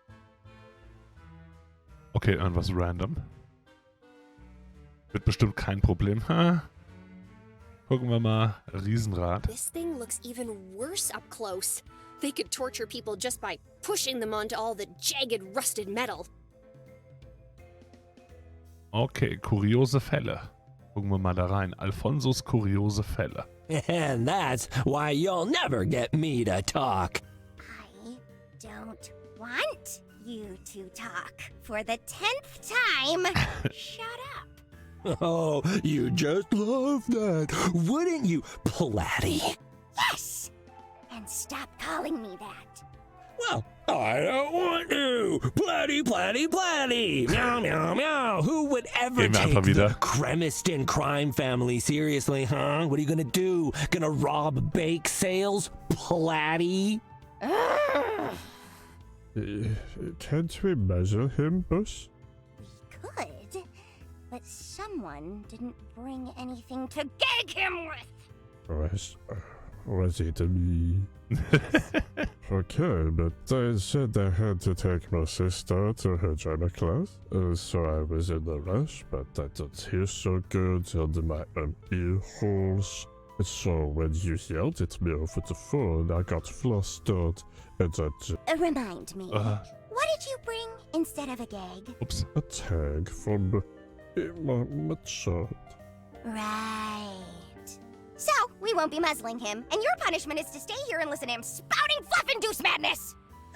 Foiled by your own minions. Speaking of which, here's your mousy one too, Duncan, or as I will now call you, the trainer mouse. No cat, you're a mouse cat. Come to tell me more distracting lies while you wait for your boss to kidnap me again. Why would I kidnap you again? I already caught you. I don't know! You're the criminal mastermind! You are a very annoying prisoner. Did you know that? Duncan! Stay here with 5 and watch this fool! I'm going to get the airship ready. That's right. Run away in terror from my implacable truths. You won't get away with this. All right, guys, so listen. She's gotten away with this, but only for now. There's still a chance. Join me. Join the good guys. We can team up and put an end to Platy's drug empire, and you'll be a hero. I'll put a good word for you in with the police. They love me. No. Come on, you can work for me. I've always wanted someone to stand threateningly behind me during interrogations. You never heard a good cop terrifying hench tiger? No. Oh, I'm sick of your voice already. Duncan, stay here. I'll stand guard outside. Squeak. Squeak. Wir geben uns nicht direkt zu erkennen. Cyclopean terror? They kind of forgot about the rest of the monster, it seems. Offensichtlich. Pflanzending. Oh, that's the same plant Professor Huggy had in her office. I told Cuddles it just wanted to be his friend when it bit him. Okay, der will den wieder zurückholen vielleicht. Und hier haben wir noch ein falsches Skelett. Oh, please. Look at how inflexible that spine is. If this creature was real, it would spend most of its life complaining about its back. Gut erkannt. Sehr schön. Okay, gucken wir mal. I could just leave him there. I mean, I won't. But I could. Ja, wir I können. can hear you, Tabby. Oh, I know. Und er hat uns auch schon erkannt, offensichtlich. Können wir an ihm lecken? Hier sind die Stangen. That's not something I want to lick. Hatte ich noch nicht bezahlt, genau deswegen vielleicht. I should have never trusted you, Duncan. This is your master plan all along. Lower my suspicions, lure me to a junkyard, make me lick a worm. You monster! How many years have you been planning this? 10 years? 100? No, 1,000? Cuddles, it's me. Tabby, you've been eaten by Mousezilla! Oh Noch lauter. no! You were Mousezilla the whole time? I knew it! What? No, I got the suit from Duncan. He brought Ramon to me after you were kidnapped, and I heard everything. And now, I'm here to rescue you. Oh, wow, Tabby! No one's ever rescued me before! This is amazing! Best day ever! All right, here's the plan. You head back to the office and call the remote. Police and I will track Platy down and stop her from escaping. Cuddles, do you feel all right? You seem manic, more than usual. I've literally Listen, never yeah. felt better, Tabby. Tabster, Tabaroony, Tabba, Wabba, Gongo, Skrunk. Right. Yeah. Cuddles, listen to me. I think you've been drugged. Did they give you anything? Did you lick anything? Maybe. Worm. Okay, yes, the worm.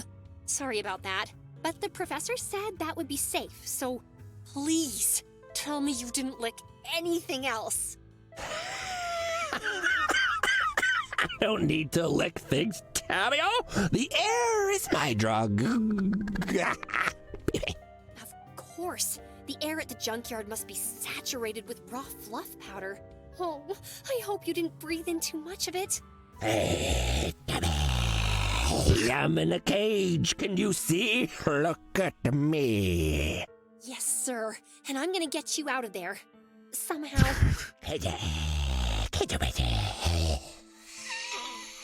Sir, focus. Die leben das schon sehr I'm really aus. sorry, but you need this. Oh, Alfonso is a better PI than you! Wow. What? did you just say? Whoa. But if you solve this case, sir, you can change that. No, not a case. A toad. This is the one, sir. The big, bumpy, leathery toad of a case that's gonna make you famous. It'll be Alfonso's turn to be number 2. So I need you to concentrate and be rational, because we're gonna have to work together to figure this out to stop that dirty Molly Platty. Yeah. Okay. I've got this, Tabby. I'm in control. My head's a bit light, but I'll push through. But you need to... Cuddles, if you so much as suggest that I go back to the office, you'll regret it. The girls and I did not come all this way to save you, only to turn around and... Are you kidding, Tabby? I once saw you put a guy in a chokehold for 10 minutes because he pushed his girlfriend around at a bar. You are terrifying. Of course, I want you watching my back. I was going to say, you need to get me out of this cage. Oh yeah, no, let's do that. Schauen wir uns mal um, wie wir das machen können. Was haben wir so dabei? Können wir da drauf einschlagen? Maybe not. Da drauf einschlagen? Maybe not. Schade. I don't think that will work. Hätte ja sein können. Rohe Gewalt hilft ihm. Oh, können wir tauschen? Ah, wir können hin und her tauschen. Lull. Was hat er hier zu sagen? Oh, hey there. Want to swap boxes? Mine's kind of small. And my one leg has been asleep now for a bit, and I really need to pee. Really? Really? Oh, look at that! Look at that plant thing! It looks so cool! I wish I could get a closer look. Being locked up sucks. I already know I messed up getting caught. I don't need an eye glaring at me to drive the point home. Okay. Ich glaube, das sind die Sachen hier erstmal. Mit Tabby anschauen. You make an amazing giant mouse, Tabby. Keep it up. Are you really going to make fun of the only person who can save you? I coughed. I'm sorry, Tabby. Please don't leave. I value you so much. I'm so sorry. Okay. Weiß nicht. Gucken wir uns erstmal noch hier ein bisschen um. Muskelkater Nummer 4 ist hier draußen. Big and strong. I've got to incapacitate them before Cuddles can get out. Umhauen können wir nachher noch versuchen. Wo können wir denn hier noch so hingehen? Zum Zelt. I can't leave yet. The girls and I still need to save Cuddles. Okay, also erst muss Cuddles gesaved werden. Dann dürfen wir weiter. Knocken wir den jetzt einfach schon so aus? The girls and I could knock them out, but there's probably backup hanging around. I need to focus on saving Cuddles, not starting a fight. Oh, also so ein Feuerchen legen wäre auch was gewesen. Oh, Tiki-Maske tragen, der komische Dude. Da kommt er wieder, Kuro. A cat wearing a tiki Oha. mask. Oh, it's really quite well made. Lots of detail. Du wusstest es. Duncan! Did you clog up the portal litter again? Seven says it's making a noise like his stomach after he visits Porky Pete's. Squeak? I knew it! What is wrong with all of you? Go and clean it up immediately! Squeak. Well, that's not my problem now, is it? You should have thought of that before you started wearing big, fat, clumsy suits all the time. Do you know how much I already have on my plate, and now you're putting this on me too? Squeak! Oh, fine. I'll go do it like I do everything. I'm making this your problem in exchange. Kitty said to get rid of it. It's some cat's collection of trash, I don't know. Squeakers. It's a briefcase. What does it look like? And I don't care what you do with it. Eat it, burn it, throw it in the ocean. I don't care. Just make it not my problem, aight? Squeak? Do not take that tone with me. Get out of here. Ich finde, This sie kann must es be kaum netter everything sagen. Cuddles had in his briefcase. Maybe there's something in here that could... Was this a singed plushie? Oh, Whiskers. I hope he can improvise. Was haben wir denn jetzt noch Schönes? Unser Inventar wurde also aufgeräumt. Stock haben wir jetzt dazu bekommen. Der ist quasi neu. Können wir den damit verbinden? I don't think the plushie is relevant there. Or anywhere. I am not gonna repeat the mistakes of Whip Hook and stick random objects on this. Warum nicht? Warum nicht? Okay, gibt's hier noch mehr zu sehen? Der Müll, das Ding. Der komische Dude. Nur nochmal an den Müll ran. That's nothing interesting. Nehmen wir es trotzdem mit? Nothing in there seems interesting. Okay, hätte ja sein können. Oh, eine gerissene Wand. That wall looks like it could collapse at any moment. No, I shouldn't do that. If it collapses inward, it might hurt Cuddles inside. Aber irgendwie müssen wir ja auch rauskommen. Ich meine ja nur mal.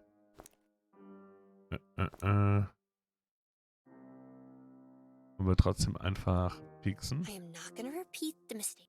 Gut. Hätte ja sein können. Dann schauen wir nochmal drin.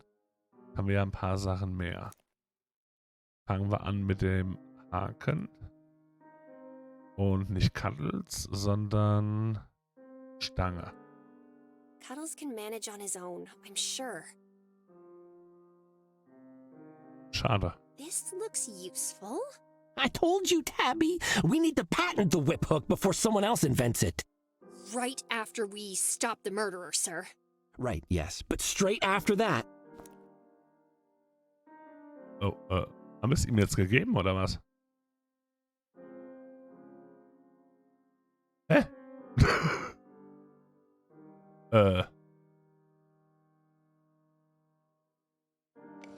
Okay, er hat die jetzt. Okay, er hat die jetzt. Alles klar. Wollt nur sicher gehen. Kannst du das irgendwie mit den Stangen befestigen? Maybe if I wrap the whip around the bars, you can pull on it or something. Okay. War das tatsächlich part of it? Schau mal. Aha. Was sehen wir da jetzt? Stangen, Cuddles. Stangen. The bars are keeping Cuddles restrained. You're telling me. Wir jetzt The dran cage is ziehen. old and the metal seems a bit fatigued. The cage is... My Leg tongue mal is dran. powerful beyond measure, but it can't separate metal bars. Hätte ja sein können. These bars are kinda old, but still too stiff for me to move by hand. Na gut, wir haben es erstmal drin. Schauen wir weiter. Bei ihr. I don't see... Versuchen wir auch an den Stangen einfach mal. Cuddles can manage on his own, I'm sure. Cuddles can manage... Okay, und ihm? Here's a... stick? I only have one, so we'll have to share. That really won't be necessary, sir. Okay, also wir können hier Sachen hin und her tauschen. Ist verbrannt. Das hilft jetzt auch nicht mehr so sehr weiter. Würde ich sagen. Jetzt weiß ich aber auch nicht, ob es irgendwas bringt, dass er den Stock auch bekommen hat. Da haben wir erstmal nichts Neues. Mit dem Stock. Kannst du da irgendwas anfangen? Perhaps I can use this to twist the bars? Tabby, it's working. The bars are bending. Okay. Almost there. Yes. Okay. Easy. I'm free, Cuddles Nutter Butter, destroyer of cages. Oh, we will make them rue the day they put me in there. Tabby, here's the plan. I'm gonna get into that Mousezilla suit with you, with each of us operating one half of it. We'll explore and identify all the key locations, dibs on top half. Once that's done, we'll feign a broken leg and fall over, screaming for help. When the hench tigers gather in concern, we'll burst out of the suit like a mousy piñata. They will assume Duncan has exploded from a fluff overdose and faint. I will then tie them up while you muffle them with the scraps from the suit. Finally, we'll dress up as the hench tigers, find Platy, and work our way into her confidence over a period of weeks. Then one day, when she least expects it, justice! So ungefähr. That's a very intricate plan, sir. Good work. But what if we try something else first? Well, I suppose we can give that a shot. But if it all goes south, combo suit time. Oh, wow. I think the fluff taught me karate. Ganz gewiss. Schau mal, die Wand hier. How am I supposed to take a criminal organization seriously when they don't take pride in the state of their buildings? Oder da was machen? This is weak, but just strong enough that I can't push it down by myself. Du und die Pflanze. I really want this, but it'll slow me down while escaping. Schade, das Auge. It's all sharp and it's just, I don't want this. I'll cut my tongue trying that. Well, that's actually got a few too many teeth for me to want to lick, I think. Denkst du das? Okay, und was denkst du hier drüber? The trick to a good spectacle is for it to be mildly believable. This is just some crazy made-up thing that could never be real. Vollkommen unrealistisch und unpraktisch. Was soll denn der Mist? Okay.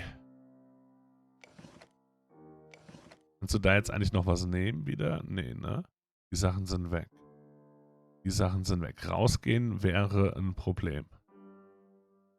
Das können wir gerade so mit ihr quasi machen. Was erzählt denn er uns noch? Squeak? Do not take that tone with me. Get out of here. Mag nicht mehr reden. Okay, und er? Squeak. What do you want to talk in? Willst du eine Pause machen? Oh je. Schau mal auf die Uhr, ich muss los. Jede Menge Mäusedinge zu tun, weißt du? Willst du eine Pause machen? Squeaky, squeak, squeakerino? Thanks, Duncan, but I'd rather stay here. I don't want to run into Miss Kitty again because she's so mean to me. Oh, du Armer, das verstehe ich. Ich überwache die Ermittlungen und du gehst Muskel-Tiger-Dinge machen. Wir versuchen es nochmal. Squeaky, squeak, squeak, squeaker, squeaker. Your generosity is truly touching, my friend, but I'm going to stay here and think about my life. Do you ever do that, Duncan? Wonder about the steps you took that ended with you standing here in a mouse suit, talking to cat with a painted on stripe. I've made a lot of choices to get here, and sometimes when I'm laying in bed at night, they haunt me. Erzählt uns noch was anderes. Squeaky. Your generosity is truly touching, my friend, but I wonder about the steps. I've made a lot of choices. Okay, ist derselbe Text. Okay, ich habe auf die Uhr geschaut. Huiuiui, ich muss los. Squeak, squeak, squeak. Oh, alright. Wenn wir so erstmal nichts machen.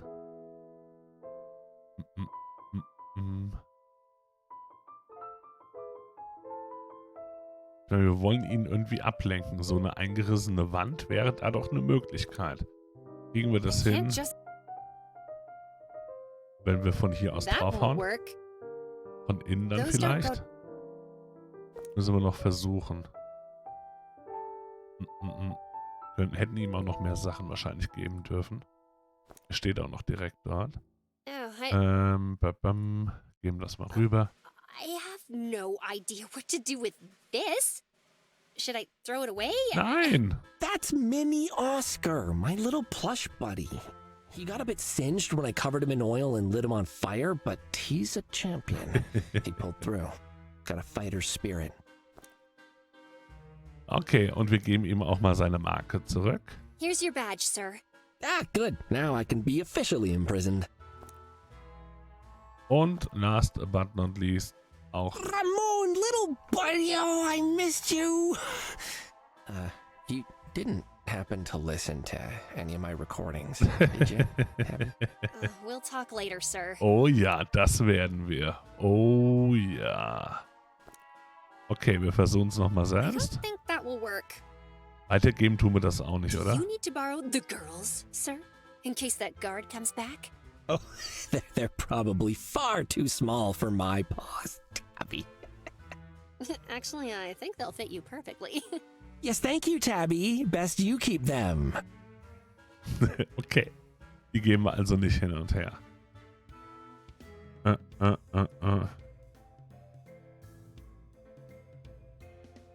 Das ist der ganze Raum. Mehr Raum haben wir hier nicht.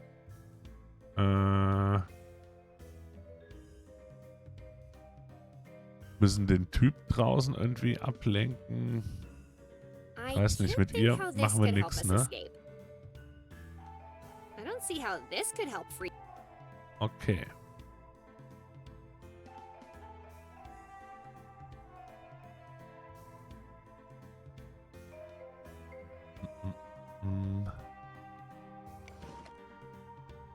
So, wir haben einen verbrannten Oscar als großes. Oh, is that mini Oscar? Oh, that thing won't. Was wir hier drin irgendwie verwenden können. Da vorne Seil und Stock kriegen wir so auch nicht mehr. Okay, Tabs. Es liegt an uns beiden. Noch finden wir nichts anderes. Wir den That hauen. won't work. The girls and I could knock them out. I need.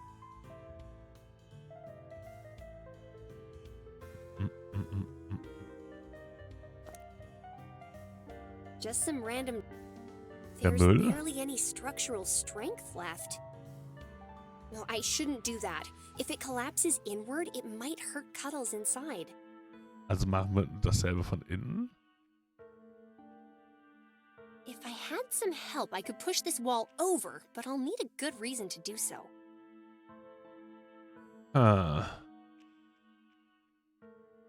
Er selbst sagt das is nicht. weak, but just strong enough that I can't push it down by myself. Okay, irgendwie müssen wir ja wohl mit jemand anderem gemeinsam das irgendwie schaffen. Wir schaffen es nicht bei uns selbst, also alleine. Ich dachte zum einen an die Pflanze schon mal. Gehen wieder auf Tabby auch rüber. I wonder what it eats. Would make for a much more striking paper shredder. I can't think how this could help us escape. Ist das eine Hilfe? These leg bones make no sense. There is no. Das hatten wir schon. I have to do everything. Als sie das gesagt hat gerade.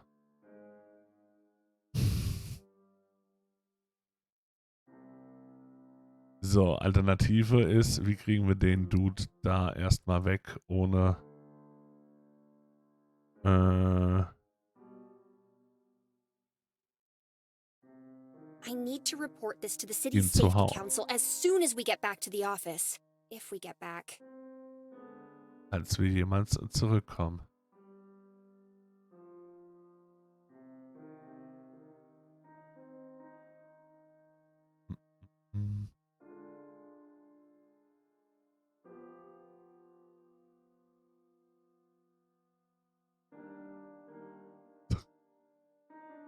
Unfälle passieren, ja. A cat wearing a tiki mask. Squeak? Do not take that tone with me. Get out of here. Er mag so gar nicht. Und ihn kriegen wir aber auch nicht einfach so darüber. Wie ihn ablecken. No. Imagine how dusty and greasy that fur is. Horrible. Over Squeak! to you.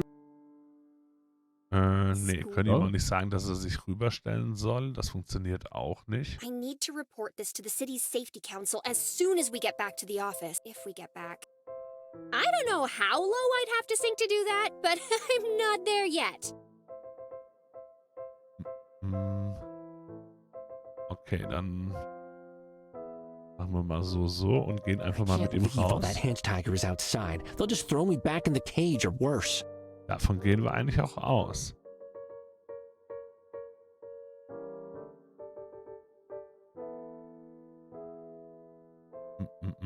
Würde er durch Geräusche irgendwie... Wir können aber nichts anderes machen da drüben.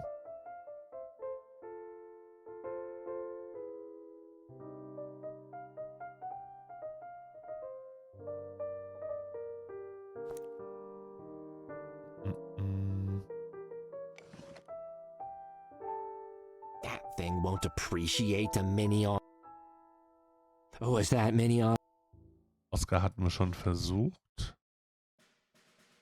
You gave your tiny green life to Ramon the Recorder, my most trusted confidant. Können wir den irgendwie benutzen? Ramon, meet this. Ramon, meet... Nee.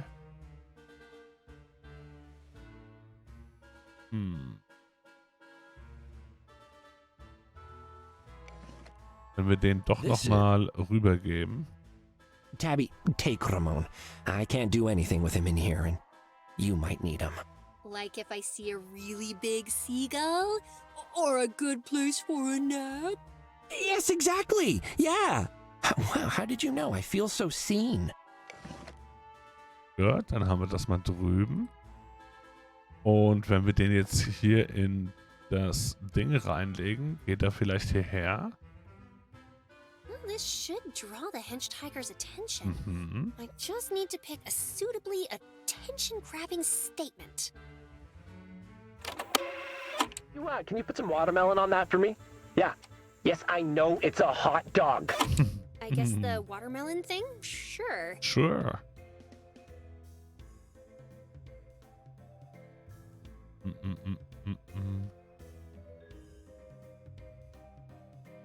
Gehen wir ihn jetzt drauf an?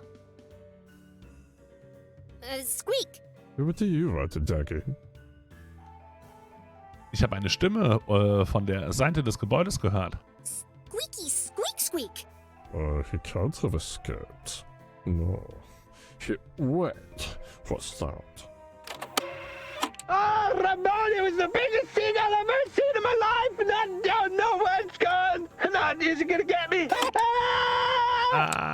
How did he escape? Oh, Platty will blow her top if she finds out. Don't care, follow me.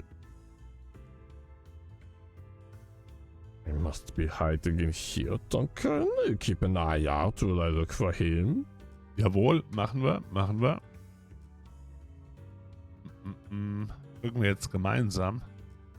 If I push this down, it should land on the hench tiger outside. Oh, but I'm gonna need some more force. Sir, come and help me push down this wall.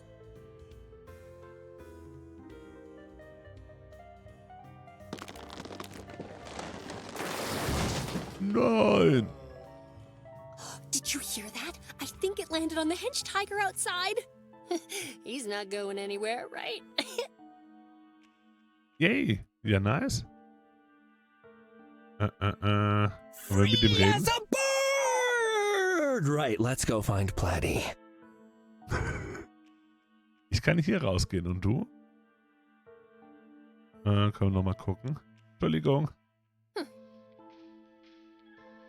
Sind wir Ramon oder ist Ramon jetzt auch weg? Ramon ist weg. Wie immer. Kannst du hier raus? Nee. Kannst aber jetzt da raus. Alles klar.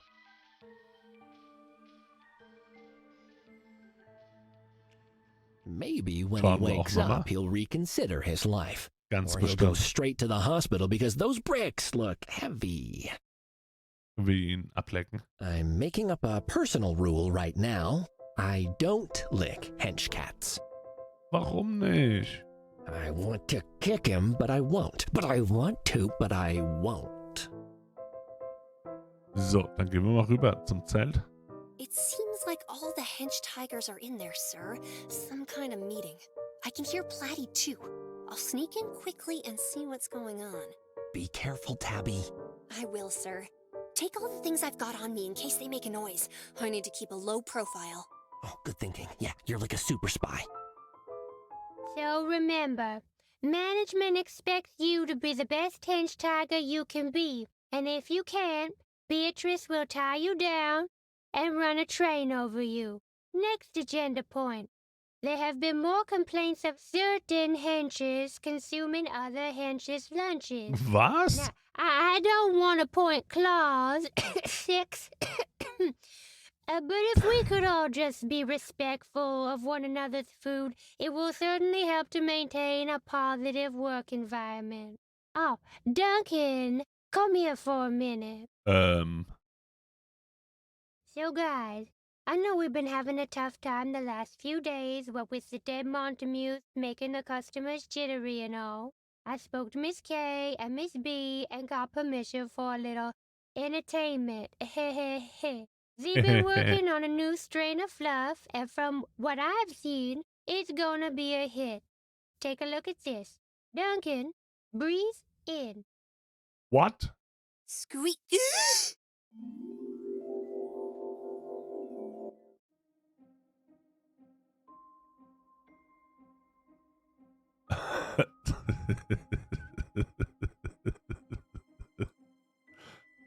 Jetzt kommt doch bestimmt an allem lecken.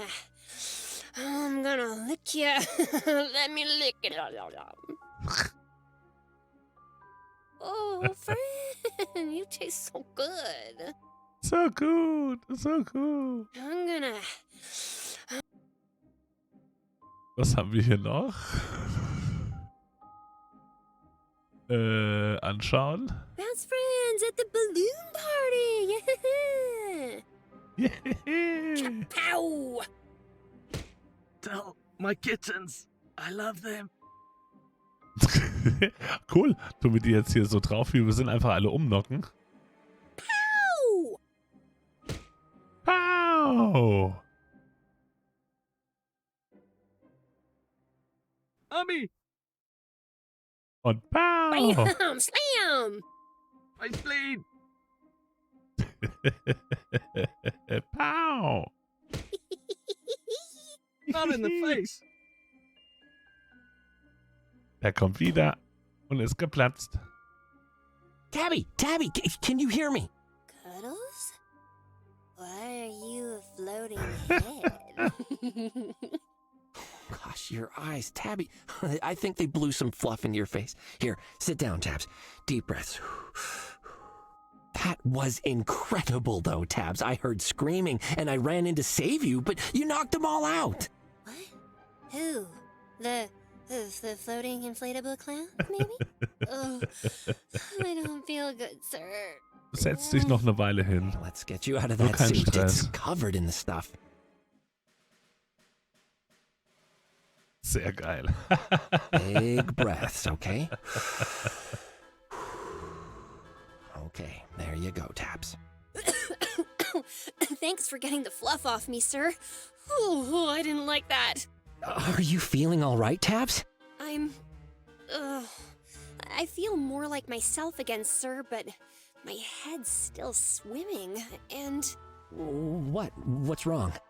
Quick question. Are my legs maybe... Are they still balloons? Or blue?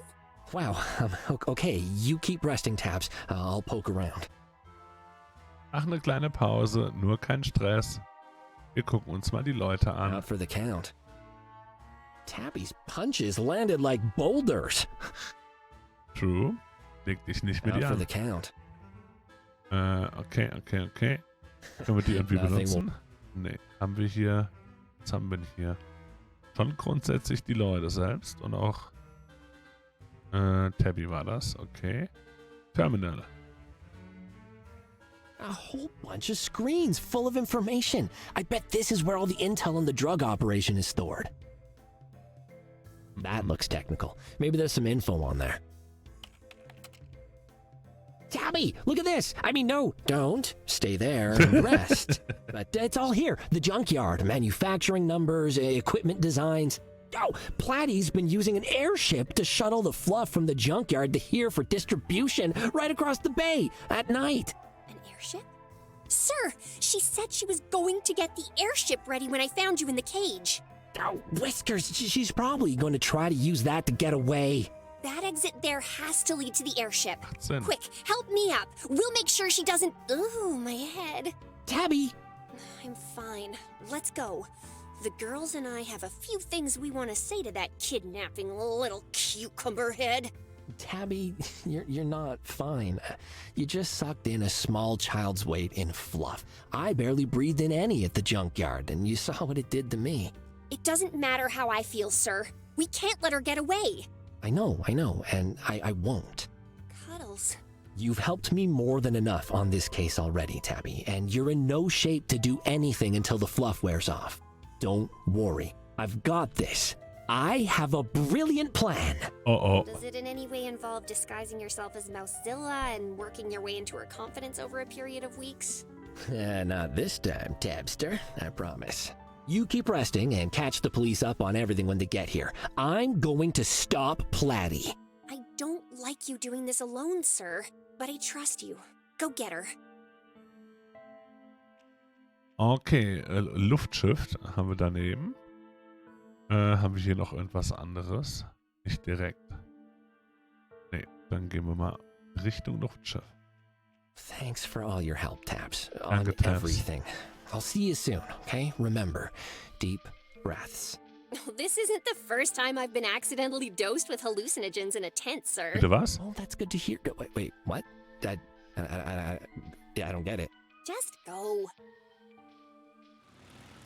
There's the airship. Whiskers, that thing is huge, and it's getting ready to take off. You'll have to try harder than that to escape me, Platy. Ja, wird sie. Definitiv. Boat, make boat Boaty make boat face. It is a tragedy that such a noble and indeed historic name has been wasted on this vessel of criminal enterprise. Wenn wir da dran lecken. Matrick used to say, don't lick strange boats' faces. Never made sense until now. Good job, bro. Und drücken. I can't do much with this. Maybe steal it and use it on something entirely unrelated. Wer weiß, wer weiß. Schauen wir mal ein bisschen nach hier vorne. Da ist ein Fenster.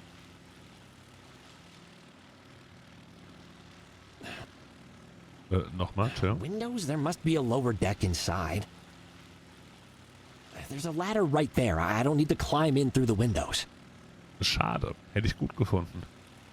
Wäre heimlicher. Glaube ich.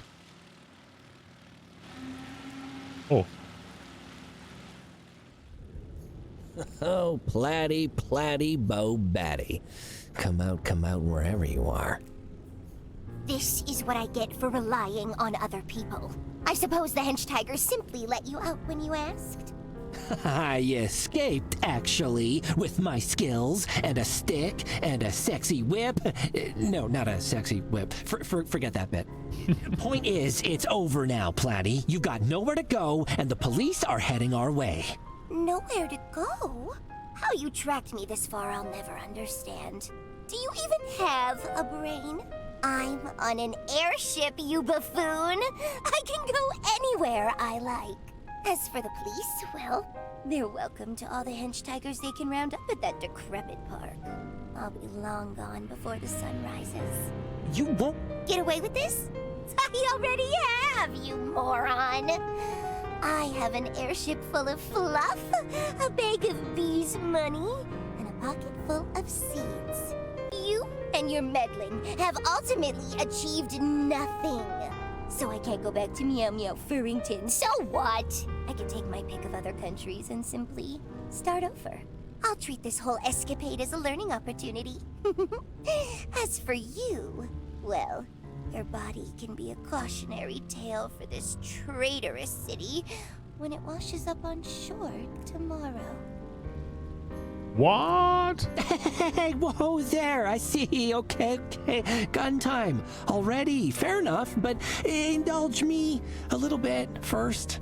I am so tired of your whiny voice. No!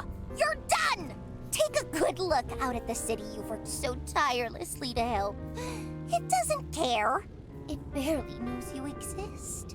And once we get over Deepwater, I'll send your body down into it. It'll forget even that much. Well then, I guess we've got something in common, because it doesn't know you exist either, Pletty. We have nothing in common, you worm. The city will learn what I tried to do, and the people will agree. And it will be your name that they try to forget. Cuddles Nutterbutter, the cat who ruined everything. Oh, I think not, Ms. Dramatic. My assistant has my diary recorder. She knows exactly how things actually went down. Duncan will confess. Your partner in crime, Beatrice, will be arrested, and you'll be nothing but a footnote on the coffee-stained pages of this case. If anything, Edgar will emerge as the hero, the only one in this whole sorry mess who maybe tried to do something that would be good for everyone else, not just for himself. Edgar? A hero? Never! He was a Montague. Edgar wollte anders sein, besser. Ich glaube nicht, dass Duncan übereinstimmen würde, dass du eine Kraft des Guten bist, oder jeder wird glauben, dass Beatrice der Drahtzieher war.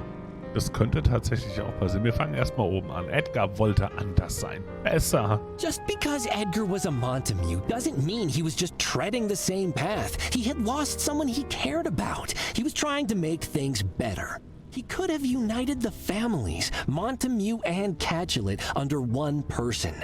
He could have been negotiated with. Things could have been different. But you've set them at each other's throats now, and who knows how bad things will get before it's over. I'm glad I killed him, men. Why don't you see it? We need them to fight amongst themselves to weaken one another. The Montagues, the Capulets, the Megtheridons, they're all just cats who got lucky in life and never had to sacrifice anything for what they have. They can't change. None of them can change. And cats like you just keep making excuses for them. You're complicit. I don't support what they do, but that doesn't mean I believe people should go around murdering them. That doesn't make me complicit. It makes me better. It makes you the same. You do nothing. I have worked. I have planned. I have given everything all by myself. And cats like you want me to let them just carry on? No! They don't deserve what they have. I do. So I will take it all and do it all properly. Platty, the crime lord, here to ruin the day. Stop calling me that stupid name. She won't exist much longer. Nobody will remember her. But I'll make sure they remember Kitty. If by remember you mean hate, then sure. You think cats will praise you for creating fluff after it ruins their city? I don't care. Better to be hated than powerless. Und Duncan? You seem to think the people will side with you even as you ignore every single individual you've abused. What about Duncan, for example? You kept him addled on Fluff, making and selling drugs for you. Fluff ruined him. He had a respectable life before you. Who knows if he'll ever recover? And you want to do the same to countless others. Oh, please. He leapt at the chance to get involved. He was quite the nip user already, I suspect. Probably needed the money to keep the habit or something. I still had to do almost everything myself. He truly is useless. But at least he can do one last good thing and help take the fall for all this. You know, the Montagues and the Capulets keep their power because they're not foolish enough to throw the people they depend on under the bus the moment the winds change. It's not a failing to need others, Platty. Do you get that? Everyone does, in some way. Family, friends, co-workers. And that is why they will all fail. Weak points. Look at you with your sad little secretary. She couldn't stop you ending up here with a gun on you, did she? Oh, she could have, but I didn't want her to go to prison for beating you senseless. Like I said, Oh. weakness. Jeder wird glauben, dass Beatrice die Drahtzieherin war. You must realize that by running away, you're leaving the door open to Bea getting all the credit for this instead of you. Bea? Beatrice? She can barely string a sentence together. She's moggy about trains. She couldn't mastermind a... Potato salad, yes, you've mentioned, but somehow you've missed the simple fact that all you need to do to convince people of something is to confirm their expectations. The city knows about the Magtheridons, old money weirdos who live in crazy castles. Of course one was masterminding a drug operation. It will take no convincing at all. It's her that your hench tigers are really afraid of, after all. She's the one putting heads in freezers to motivate people. She's the one running cats over with trains. I can see the headline now. Weirdo Magtheridon kills innocent Montague and also city's most beloved PI while running secret drug ring, because of course she did. They all know what I did. Nobody will fall for that pathetic lie. Maybe, but my secretary, the one you were so dismissive about, she's real smart, and she'll be pretty mad that you shot me. So I think she'll put her writing talents to use and make sure that not a single newspaper article so much as mentions the name Platty Cremiston. It doesn't matter. I will return one day. And when I do, when this city is crying out to be saved from those monsters, then they will welcome me back with open arms. Abby wird sauer sein, sie wurde noch nicht bezahlt. Das war ein einziges Mal Thema. Also, ich hätte es auch lustig gefunden, wenn das so ein bisschen wiederkehrend eine kleine Spitze oder sowas gewesen wäre. Tatsächlich. Ich glaube, das ist nicht so entscheidend für Tabby offensichtlich gerade. Mal gucken. Warum hast du Edgar getötet? So Edgar was just someone for you to exploit, and yet you think you're better than any of the other families. Anscheinend, Edgar ja. was a fool. If it hadn't been me, it would have just been someone else. Or it would have been nobody, and he would have lived a long and fulfilling life. You don't know. None of us know, Platty. And you can't invoke fate like a washcloth to sweep across the past and erase what you wrote there. What I wrote? It's his own fault he died. All I did was sneak the keycard for his father's office out of his jacket at the club that night. He was already so drunk he never noticed. I was gonna leave it in my room after and tell him he dropped it if he came asking. But I left the elevator unlocked for a quick escape, and he wasn't supposed to come back! I just wanted some dirt on Bartholomew! Platty, what are you doing? Did you steal my card? Edgar, darling, I'm so glad you're here. We need to talk. Answer the question, Platty. Platty, look at me. I told you not to call me Platty!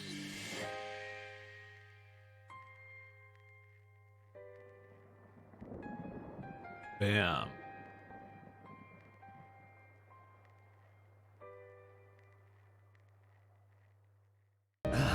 So it wasn't planned. Figures. The body being moved hardly any distance.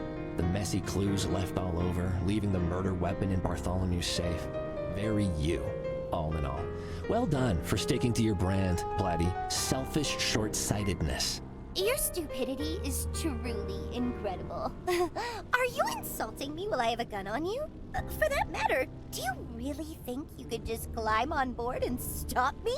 Well, I had a small hope that you'd just turn yourself in, but then the gun came out. And that wasn't entirely unexpected. You're just the sort to carry one, after all. Now, normally I'd make up a half-baked plan on the fly, same as you like to do, but not this time. No, not this time. I knew exactly what to do before I climbed on board. And when I put that plan in motion, you didn't even realize it. You didn't even realize it's happening right now, and it's working perfectly. Plan? What plan? Flying police cars coming to arrest me? Some unlikely homemade contraption of rubber bands and exercise weights designed to incapacitate me? Nothing that grand. See, my best friend is sitting in that big tent of yours, slowly coming down from a dangerous high that your fluff sent her on, and that made me mad. I finally understand what was going on in Edgar's head when he found out that Gumdrop died of fluff. He was like me, couldn't just stand aside and watch his friends suffer. She's pretty unstoppable, Tabby is, but that fluff did a number on her. Still, if I'd let her, she'd definitely have climbed on board and tried to claw you to shreds. But, like I said, I kinda anticipated the gun, and I would rather die than see that amazing cat get hurt anymore by the likes of you, Platty. So, I had to do this, because if I didn't, no force on Firth could have stopped Tabby, drugged or not, from doing it herself. That's your genius plan? Come after me so she won't? That's not a plan. That's idiotic. Suicidal. Weakness. Well, half the plan. The second half is even simpler. Keep you talking until we've flown far enough away that she won't hear the gunshot. You know, maybe I was wrong about you. I don't think others have made you weak at all. I think the weakness is just who you are. What sort of selective world do you see through those eyes, I wonder? Then again, I don't really care. Goodbye, Cuddles. Goodbye. I thought it was all over for me then. I was prepared to die. What I wasn't expecting was to live, really. It was a genuine problem. Surviving the bullet almost killed me. Oh, cucumbers, that hurt. How am I not dead? Ich vermute unsere Gurke. Nein, unsere Marke hat uns beschützt. Das hatten wir immerhin noch dabei. Okay, okay. Sekunde, wir gucken es uns auch an. The bullet hit the badge straight on. It saved my life. Das Klischee fehlte noch, ja.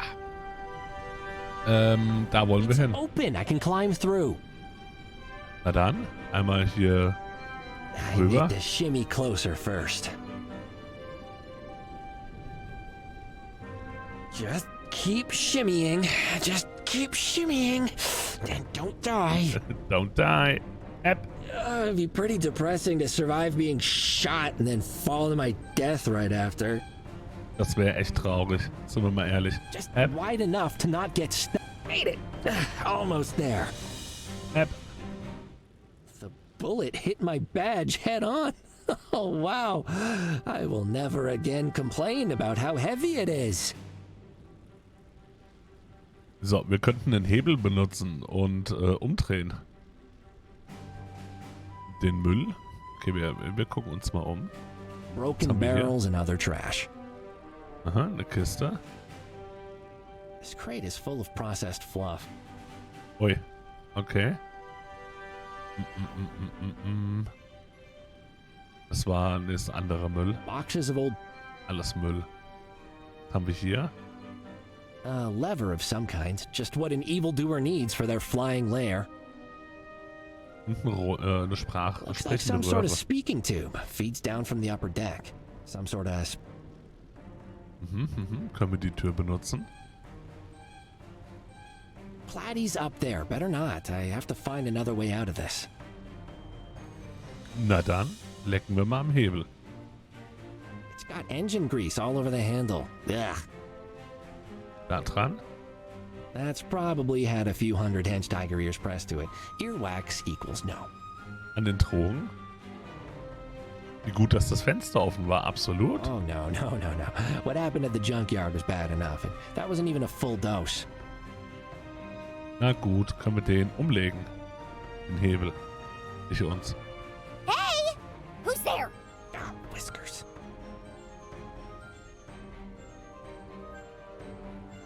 Who's down there? Hench tigers? I told you to stop chasing mice in the hold! Jetzt kommen die runter. Spogger Leggy-Wog. Duncan, you imbecile! What are you doing in the cargo hold? You're supposed to be guarding the idiot cat! Whoop, whoop, whoop, charcoal underwear! Shut up! Now I'm stuck with you until we reach Bashan. You are so annoying. I don't want to see you once until we arrive. Do you hear? Just stay down there and don't break anything. Gypsy Rack! Peshan, ja. Den Namen hatten wir schon mal irgendwo gehört. Aber, stimmt, die Kollegin, also nicht Kollegin, die, mit der wir immer nur telefoniert haben. Okay, wir sind hier unten und sollen nichts Dummes tun. Badum. I don't need to intimidate that with my badge. Nein, das klappt nicht. I don't need to. Nein. I don't need. Nein. Jetzt haben wir hier noch den Müll und eben das da oben. Steht sie jetzt gerade eigentlich auf dem Ding drauf? Nee, ne? Again? Duncan! Jetzt kommt sie. Perhaps if I could. I should have shot you instead of the stupid detective. If I do that, she'll fall down here with me and probably just shoot me again. Achso, also das wollen wir gar nicht. Ja, dann schieb doch mal die Kiste. Geht das? Come on, you big stupid cube. Pepe was right. You are the worst shape. Check. Können wir sie rufen? Best not to do that. I don't want. Okay. Dann so.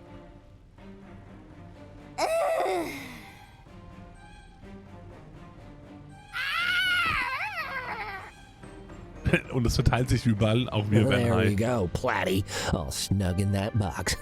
Full of yummy fluff to give you a taste of what you put so many others through. Do they say vertical lines are slimming or fat? Nah, well, either way, you'll be behind some for the rest of your life. Lots of time to find that one out. Sugar. Now, to land this thing without dying in a hugely ironic fireball. Fireball. So this lever must control.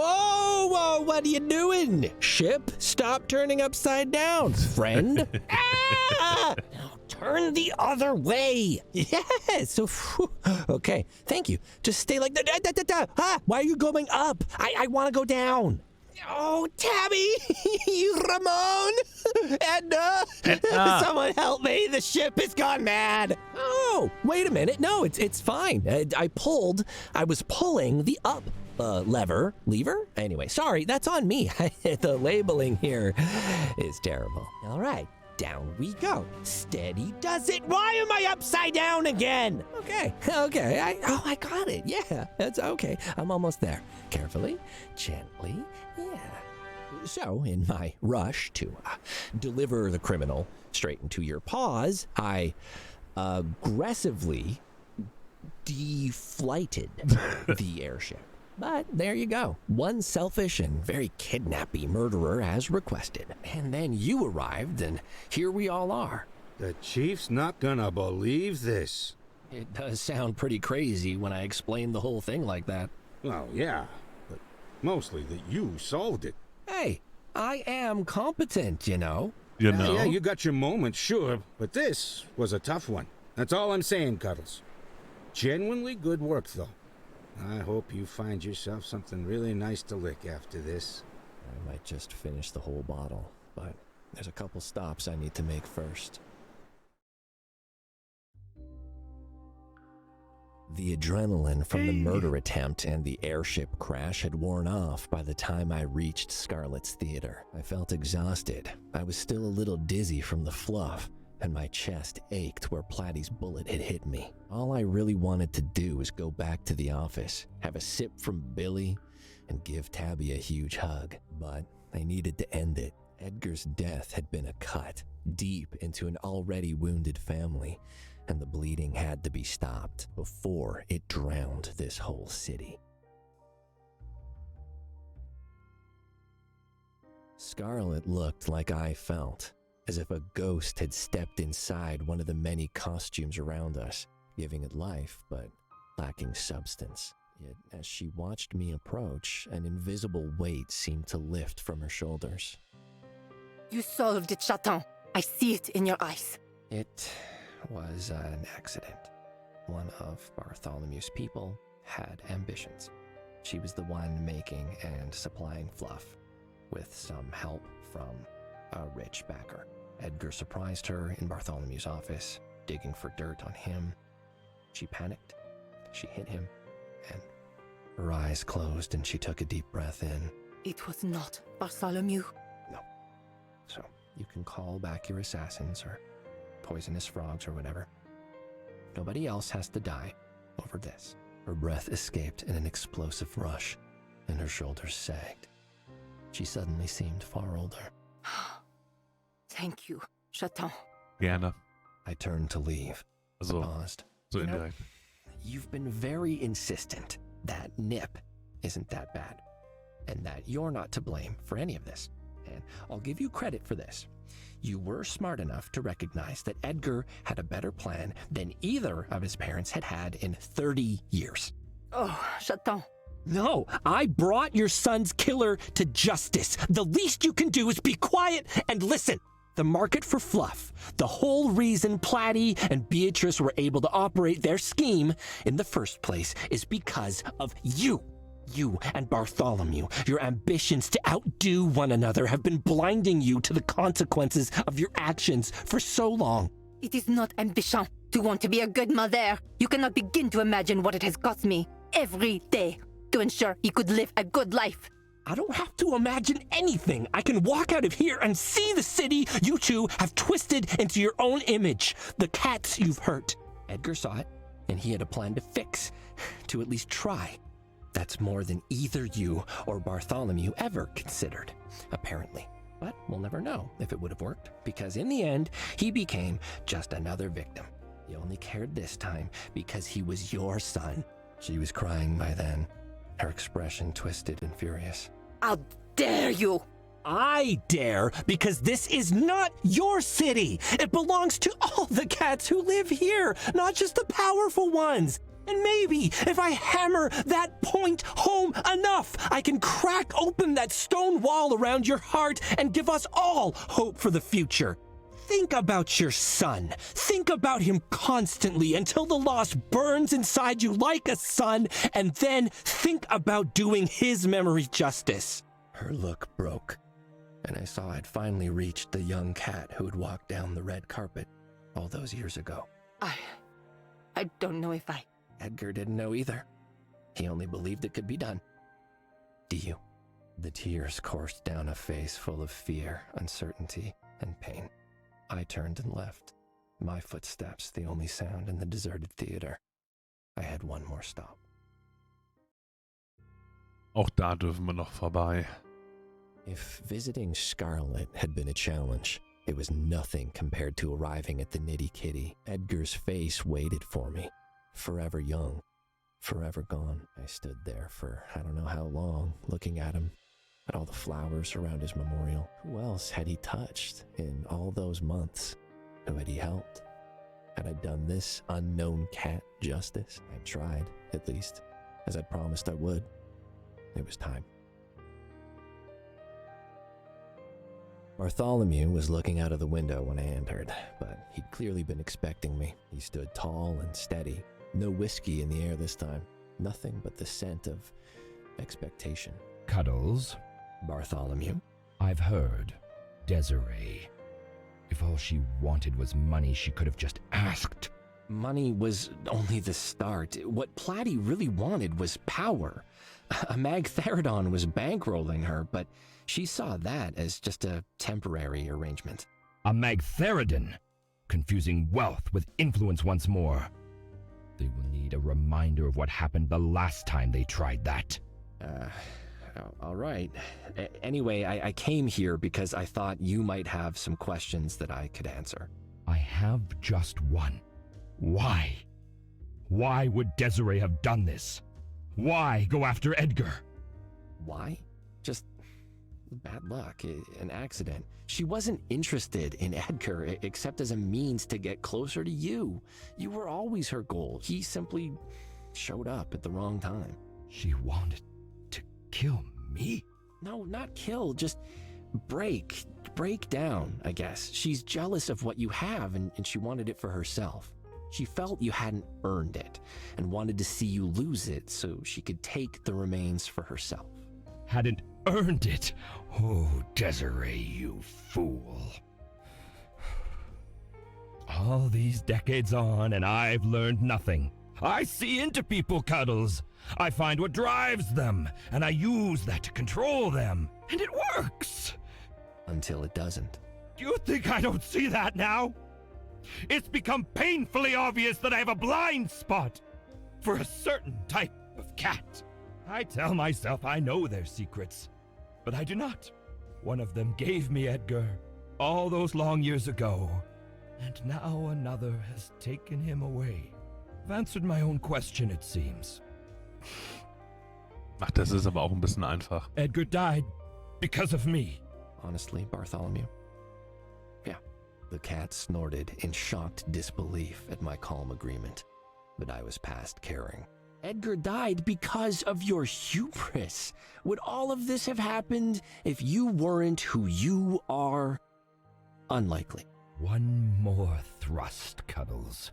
The knife has not quite reached my heart.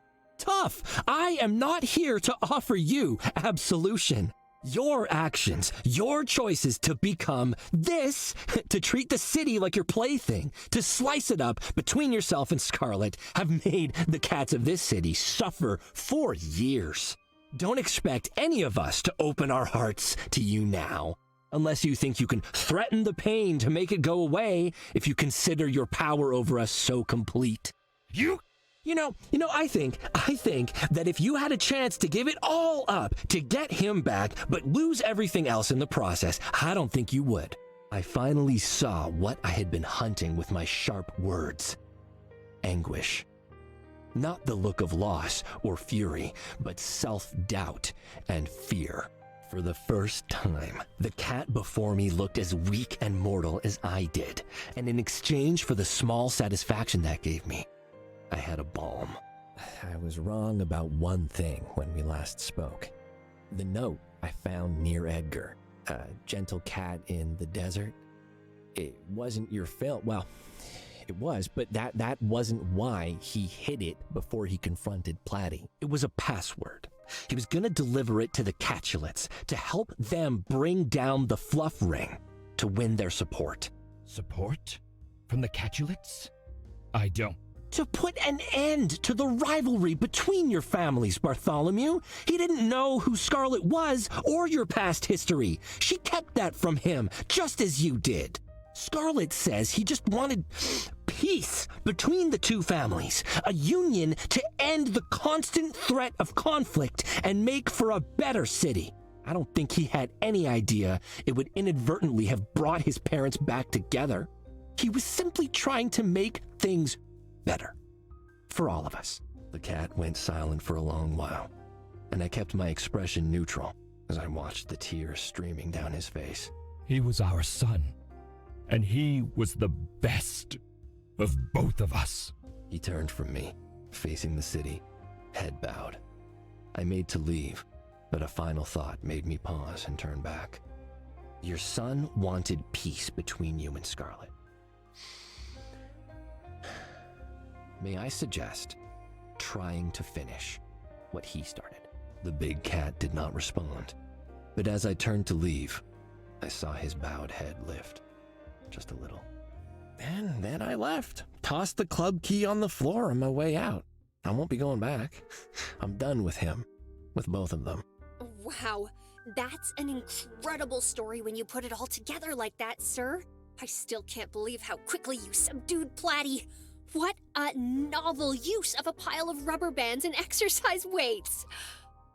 Yeah, easy as pie.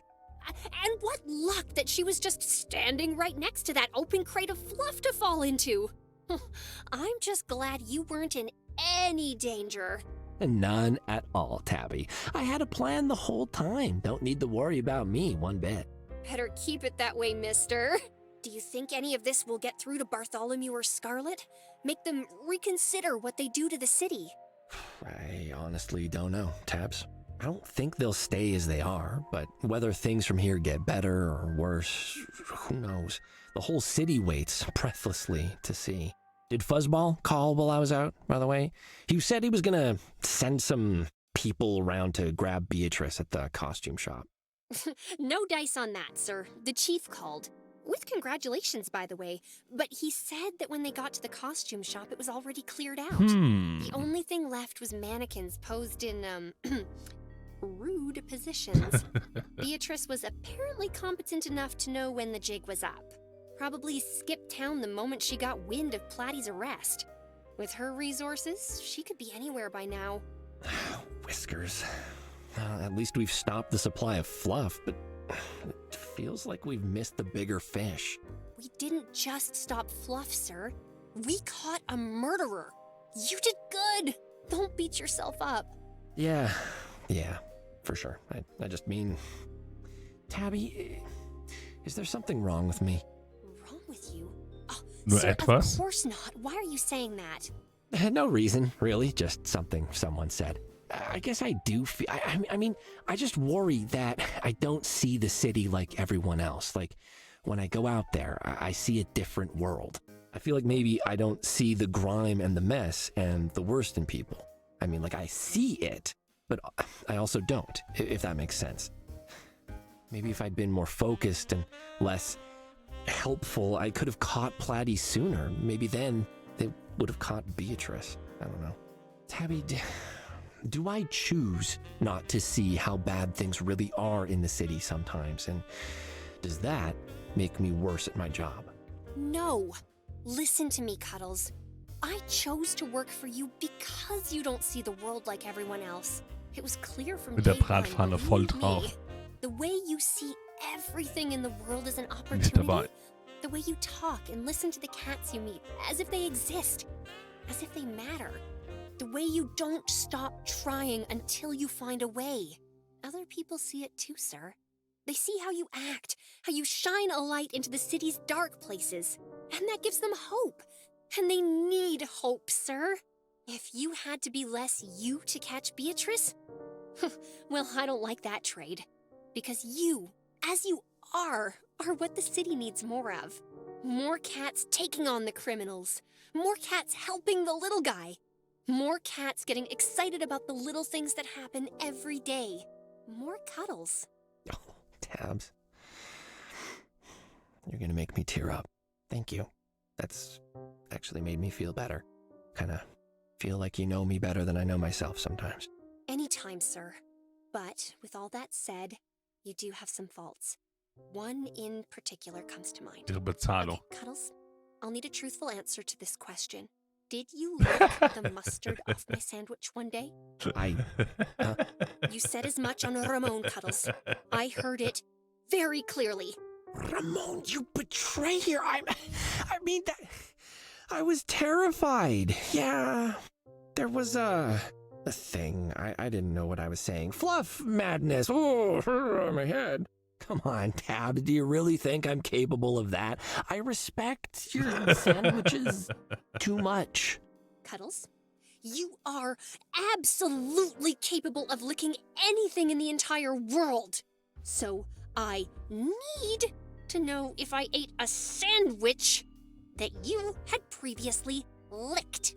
Yeah, but, like, do you really need to know, though? In the grand scheme of things, tongues appear, things get licked, sandwiches get eaten, Firth rolls on. What even is licking, if you really think about it, Tabs? Whoop, telephone call, gotta get this, Tab. Sorry, could be another case, hey! Hey! I am not done with you, mister!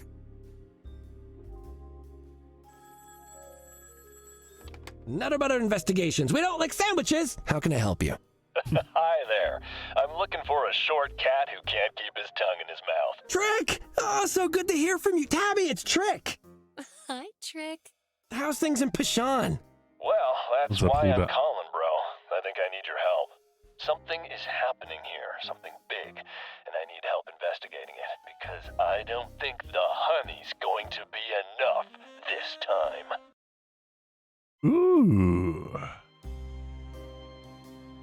Cuddles, leck nie wieder ihr Brötchen ab. Besser wäre das. Besser wäre das. Sehr viel besser. Und da öffnet sich direkt der nächste Fall. Und ein Ort, wo vielleicht auch die Beatrice unter Umständen sich hingemacht haben könnte. Wer weiß, wer weiß. War ja quasi auch so ein bisschen der Ort, wo Dings hin wollte. Die Desiree.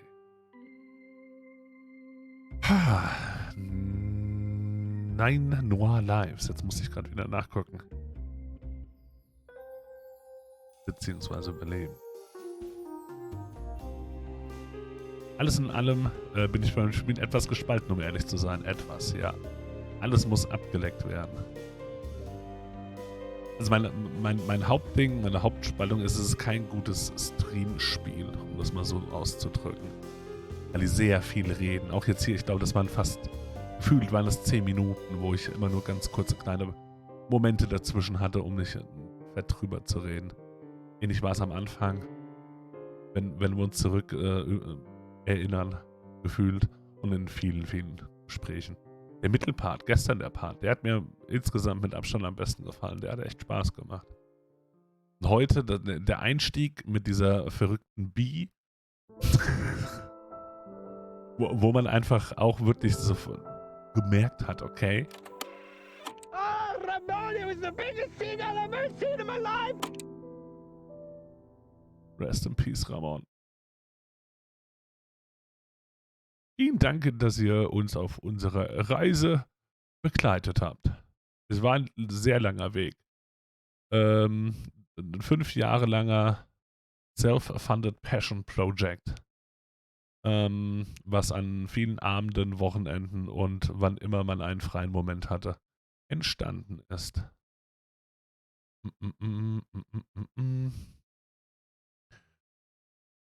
Haben alles gegeben, damit das Resultat für Cuddles, Tabby und all die anderen Charaktere wirklich was Spezielles wird. Miau, miau, William und Daniel. Collins, labert zu wenig. Ja, es war wirklich so. Es war wirklich so. Fand ich persönlich. Also ich glaube halt einfach, dass es einem, also für so offline hätte ich es sehr cool gefunden. Weil man viel Geschichte bekommt, viel von den Charakteren mitbekommt. Ein bisschen zu positiv fand ich das Ende. Jetzt dann auch so von dem Reden her und dass sie alle geweint haben, nachdem ihnen Cuddles die Wahrheit gesagt hat. Okay. Jetzt wird bestimmt alles besser. Ganz gewiss. Rätsel. Richtig, also ich glaube, ich hatte an jedem Tag das eine Brain AFK-Moment. Wobei das am ersten, wo wir dann quasi vom Lesen aus über das Hören an der Tür, das waren ein paar, ja, im Endeffekt waren es jetzt nur 2 Schritte, aber das hat irgendwie gefühlt extrem lange gedauert. Tatsächlich. Und das mit dem Lesen, das ist mir dann untergegangen. Ich war überzeugt, dass wir auch alle 3 geleckt, angeschaut und berührt an diesem Regal gemacht hatten. Aber irgendwie, ja, war das offensichtlich nicht der Fall. Am Anfang hält mir, nee, genau. Er hatte mich ja da schon auch in dieser Zwischenszene, wo er so die Ansprache an den Bartholomew gerichtet hat, an den Daddy. Die hatte mich ja auch so, wow, wo kommt denn das jetzt auf einmal her? Quasi überrascht, sehr überrascht. Dann eben Blade Runner, das ist anders und alt. Es ist so schade, dass da diese Remake-Version so kacke davon geworden ist. Beim Stream angespannter, beim Rätseln wahrscheinlich. Ja, wahrscheinlich. Happy war ich tatsächlich gestern rund um den Friedhof. Das war nochmal so ein kleines Hochgefühl. Das hat mich eigentlich auf heute sehr hoffen lassen. Und ich fand heute die Rätsel tatsächlich auch. Heute ging's so. Ich weiß nicht. Heute ging's so. Sehr süß fand ich auch grundsätzlich das schon mit Tabby, auch als sie dann in dem Kostüm drin war. Das fand ich schon alles grundsätzlich cool. Wir hätten noch mehr draus machen können, irgendwo aus, dass sie dann jetzt mal zusammen aufgetreten sind. Aber wir lesen auch hier, das ist jetzt gerade sehr, sehr hohes Gemecker. Es waren ja offensichtlich William und Daniel 2, die das Ganze gemacht haben und dafür war es absolut stark. Plus auch ein riesen Daumen hoch, was die ganze Vertonung anging. Übersetzung, yo. Irgendwann habe ich auch tatsächlich weniger den Text gelesen, sondern einfach auf das gehört, was sie gesagt haben. Da kamen auch die Witze schon rüber, wenn man nicht alles verstanden, aber da kamen sie dann eben auch rüber. In der Übersetzung hat das oft gefehlt. Und bis auf jetzt dann die Muskelkater am Ende hatten sie auch alle, finde ich, eine sehr gute Vertonung. Die haben mich auch noch mal ein bisschen rausgeholt. Die fand ich auch ein bisschen zu. Das war auch elektronisch verändert, glaube ich, dass die tiefer geklungen haben. Die haben mich ein bisschen rausgeholt. Aber ansonsten war das eine sehr starke Vertonung.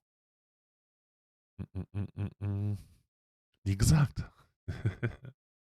Gute Nacht, Gina. Dankeschön fürs Dasein. Hallo, Bernie. Ein wundervollen. Bei der Sache mit dem Kuchen zum Beispiel. Collins hatte alles andere fertig. Aber der Kuchen war der Anfang gewesen. Ja. Das stimmt. Das stimmt. Also ja, es war mehr als anständig. Da gibt's gar nichts. Und es hätte, wie gesagt, das Spiel funktioniert, glaube ich, noch besser, wenn du es einfach für dich im Endeffekt spielst. Weil dann das Reden oder die wenigen Pausen zwischen dem seinen Reden nicht ganz so zum Tragen kommen. Im Endeffekt. Ich weiß gar nicht, das ist ja bei anderen Point-and-Clicks ähnlich, aber hier hat man schon ein bisschen das Gefühl, dass sie es manchmal zu sehr ausschmücken. Wie zum Beispiel Hallo Krumer, ein wunderschön. Es war lustig unterm Strich, ja, aber dieses Gespräch rund um, du hast einen Schal, warum hast du einen Schal an? Zieh den Schal aus. Alle reden darüber, dass du einen Schal hast und dann werden wir nicht mehr wahrgenommen als die harten Muskelkater, die wir doch sind, weil du hast einen Schal an. Okay.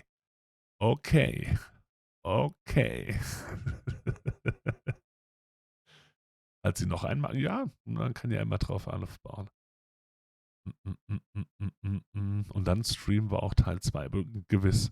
Denn ganz vorneweg, Cuddles als auch Tabby, und das war ihnen ja wichtig, schreiben sie ja schon da auch, waren schon coole Charaktere. Tabby fand ich noch ein bisschen cooler insgesamt, aber wahrscheinlich auch, weil wir einfach mehr Zeit mit Cuddles verbracht haben. Das Schalgespräch gar nicht so schlecht. Dadurch gab es auch mal eine Denkpause. Ja. Wie gesagt, ich fand das Gespräch an sich lustig. Das war jetzt auch einfach nur das eine Beispiel von sehr vielen Momenten, wo man quasi so ein bisschen zu viel Welt drumherum geredet hat.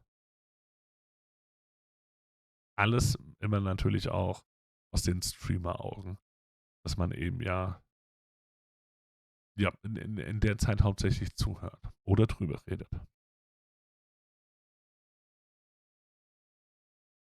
Weiß es noch nicht, Krumer, tatsächlich. Hallo Ron, ein wunderschön. Das viele Zuhören hat mich auch hier 2-3 Mal gähnen lassen, tatsächlich. Auf der anderen Seite gucke ich selbst auf die Uhr und denke mir, WTF, das kann es eigentlich nicht sein. PS, a very special thanks to our Senior Motivation Officer. Oh, jetzt haben sie gewonnen. Oh, Weltklasse. Das Spiel ist einfach nur gut.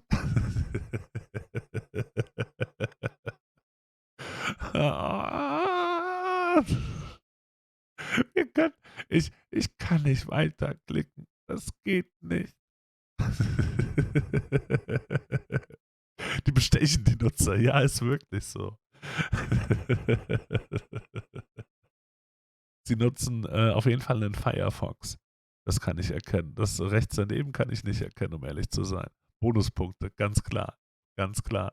Ich kann nicht, Asmo. Ich kann nicht. Ich bin zu schwach.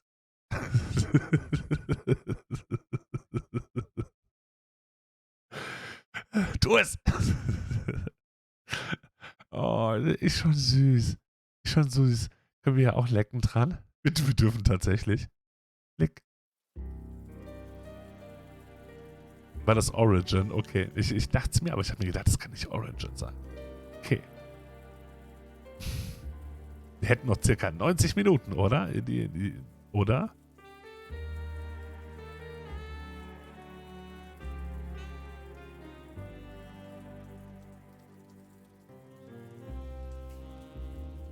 Ja, nee, das Katzenspiel werden wir nicht sofort dran setzen. Puro. Das nicht. Das wäre nochmal Point and Click. Das wäre mir gerade zu identisch. Tatsächlich. Ist dann so gerade so mein Ding. Was meinst du mit 120?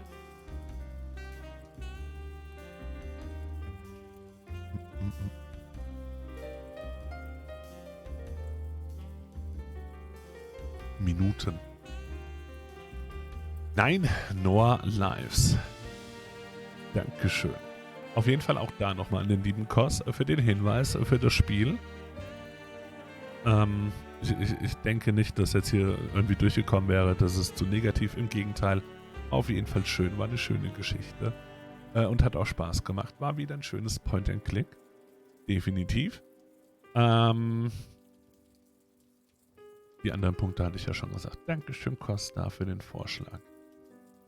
Jetzt muss ich kurz überlegen, wie viele Knöpfe ich gerade parallel klicken muss, damit das, was ich mir gedacht habe, funktioniert. Da ist Xbox. Okay. Aber das trotzdem, oder machen wir schon mal aus nebenher? Schwarzer Bildschirm. Wir sehen nichts. Es war ein guter Vor, fand ich auch. Wir bleiben tatsächlich im Geschichtenerzählen drin. Ich muss mal kurz warten, bis es lädt, denn offen war es noch nicht. Kann man über etwas, das so perfekt und einzigartig ist wie Collins, schlecht reden? Ja, Zugriff erlauben. Vorbereitung ist alles. Es war immerhin schon runtergeladen. Die Alternative übrigens, Kos, glaube ich, war auch ein Vorschlag, den du auch mal geschrieben hattest. Wäre dann auch noch Moonlighter gewesen. Auch das habe ich schon mal installiert gehabt, weil ich es persönlich auch ganz cool finde. Auch schon mal reingespielt habe, es aber nie durchgespielt habe. Da will ich hin. Da. Und einmal das richtige Fenster erwischen. Wird jetzt bisschen fies vielleicht, dass Gina jetzt gerade weg ist, aber ich kann es nicht ändern. Schnell noch die Kategorie auch wechseln. Beacon Pines. Oder Pines.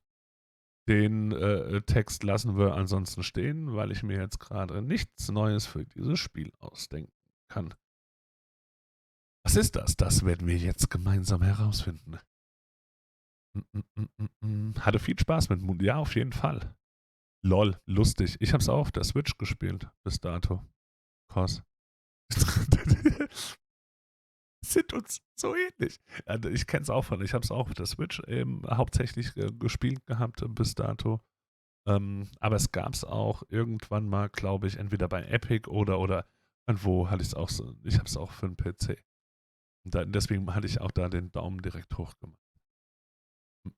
Ich möchte jetzt Bacon. Hallo, Chaos. Einen wunderschönen guten Abend auch dir. Danke fürs Reinschauen. Kann ich noch Controller? Kennt er den noch? Er kennt ihn noch. Es ist noch nichts eingestellt. Es könnte laut werden.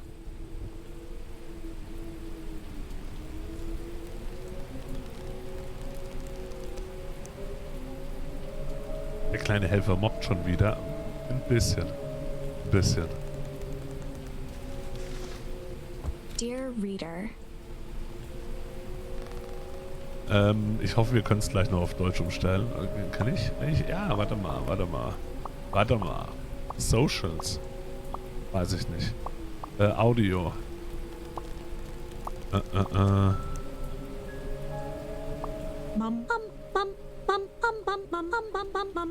Das kann ich stundenlang machen. Oh, Entschuldigung. Das ist ja geil. Entschuldigung. Next Volume, weiß ich noch nicht. Der dann vorgelesen. Das Spiel selbst gibt es auch auf Steam mit Sicherheit. Ich hab's über den Game Pass. Oder was meinst du? Was man machen muss? Okay, ich glaube, nee, warte mal. Es geht eigentlich. Doch, wir machen es mal eins runter. Dafür machen wir das wieder hoch. Könnte hinhauen. Okay, Video. Achso, die Sprache. Stimmt. Die stand jetzt gar nicht hier als Möglichkeit. Was macht ihr hier? Ja, was? Aha. Socials. Okay, vielleicht ist es auch. Wir gucken mal. Dear Reader. Allow me to introduce you to my book. Though it might at first appear like many books you've come across, it is far from ordinary.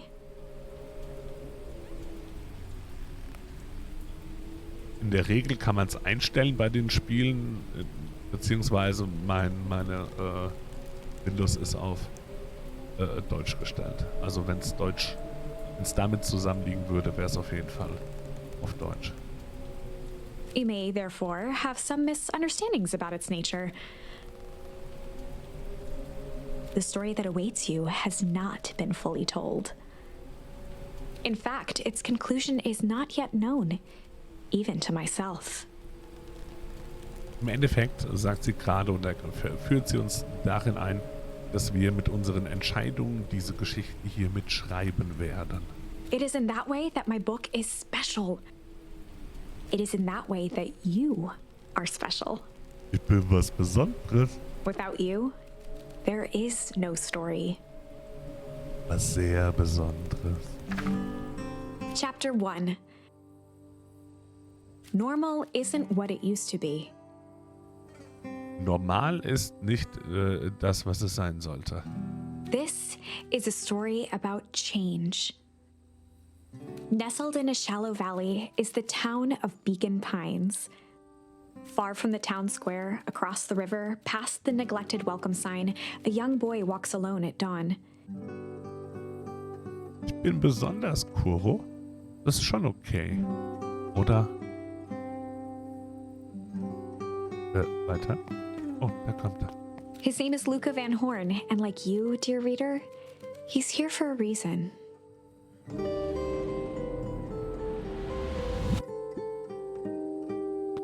Jetzt dürfen wir auch übernehmen. Wir wissen doch, dass du sehr besonders bist. Das wusste ich. Das wusste ich. Und ich habe dafür einen Schein. Ich habe keinen Schein. Ich habe nur ein Spiel, was mir das sagt. Dass ich was Besonderes habe. Und Asmo. Und Asmo. Was haben wir denn hier? Erstmal süß gezeichnet. By the way. Ich meine ja nochmal. Hey Dad. How are things going? Kunde? War nicht auf Lesen eingestellt, Trinken und Räuspern. Ich schreibe dir die Bestätigung. Danke, Bernie. Mit den Lurk.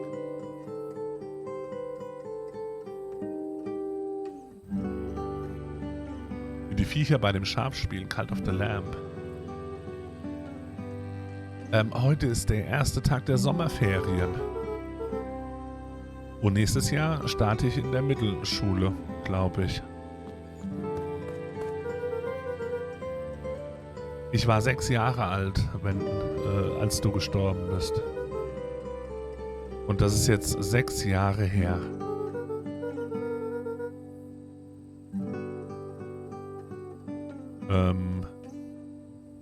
Von dem Moment an, ab heute, bist du länger nicht mehr da, als du da warst. Für mich. Und das fühlt sich so an, als ob es irgendetwas bedeuten soll.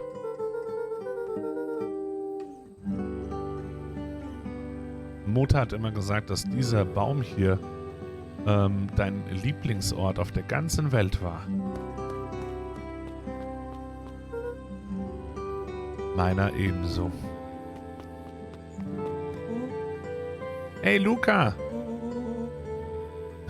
Ich wusste, ich werde dich am Ende hier finden. Rollo was Luca's closest friend. He possessed many fine qualities, but subtlety was not one of them.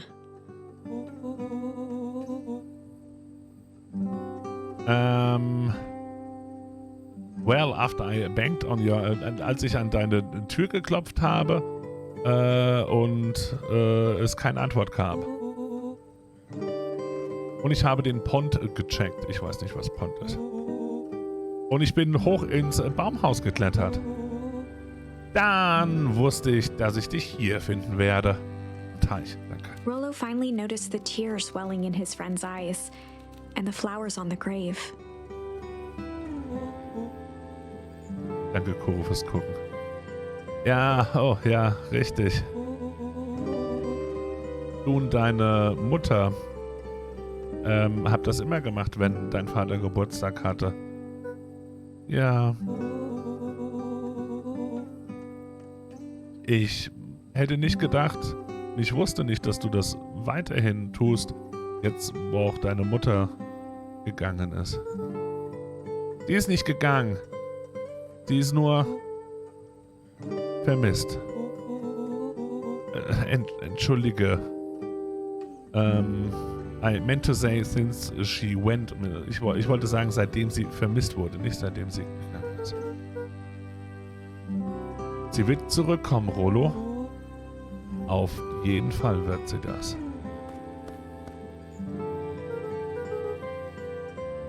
Okay, Dad. See you next time. Wir sehen uns das nächste Mal. Ich glaube, ich bin nun fertig und wir können weggehen von hier. Jawohl. Geh vor. Können wir uns hier noch ein bisschen umgucken. Er kommt uns jetzt so direkt mit. Unser Freund. Oh, wir können hier auch hüpfen. Wir drüber hüpfen. Können wir noch irgendwas tun? Okay. Wir gehen. Ah! Entschuldigung. Wichtig. Dicker! Ich glaube, wir haben gerade ein Achievement. Atschu! Darf ich? Oh, da darf ich jetzt. Da sehe ich die. Okay. Wonderful! I had a good feeling about you from the moment you opened my book. Okay, danke, weil ich was Besonderes bin. That charm is a very special thing. Very special indeed. Keep hold of it for now. Okay. Its purpose will reveal itself soon enough. Okay. Woohoo! Woohoo! Das ist voll süß.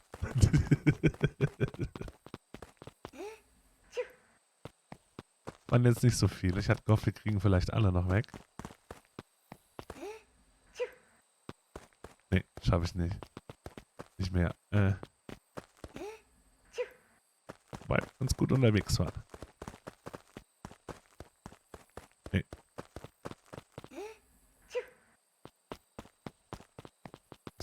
Okay, ich geb's auf.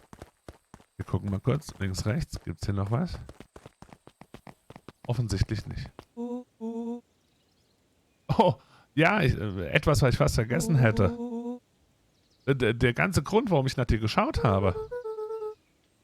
Ich habe mich auch schon gewundert, wann wir endlich dahin kommen.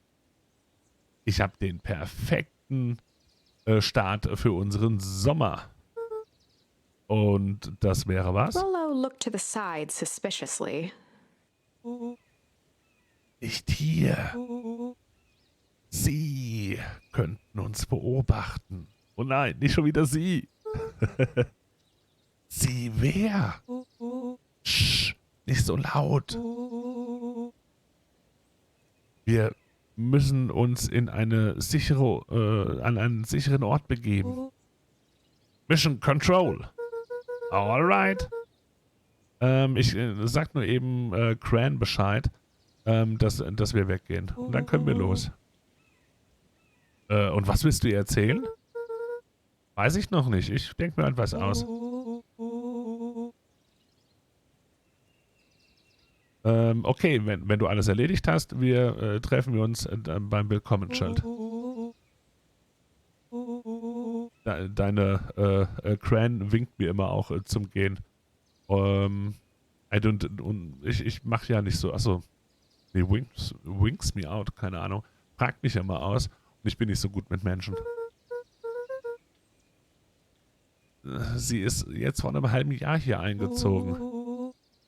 Lass uns einfach beim Schild treffen, wenn du fertig bist. Okay, es dauert nicht lange. Mach's dir gemütlich. So, wir sollen erst eben unserer Cran Bescheid geben, dass wir mit Rolo rausgehen. 6 Monate sind definitiv nicht lange, okay. Auch hier können wir immer wieder nachgucken. Da hüpfen wir, da machen wir nichts. Hey.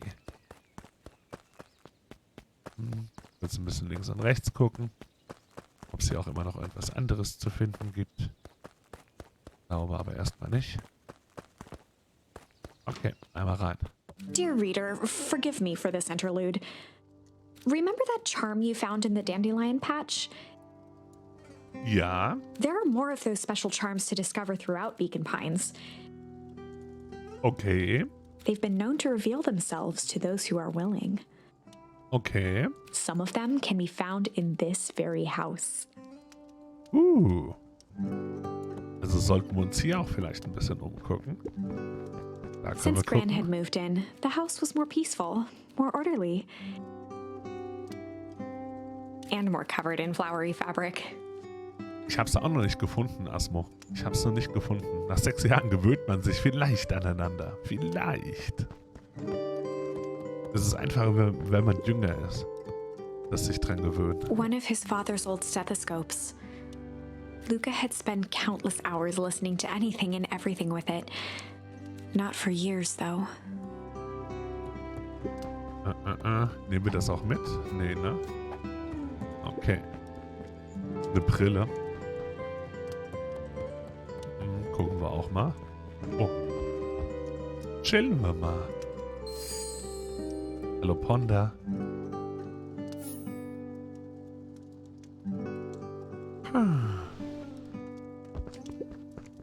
Gran had already lit the fire. She kept a warm house, as if by grandmotherly obligation. Wohl wahr.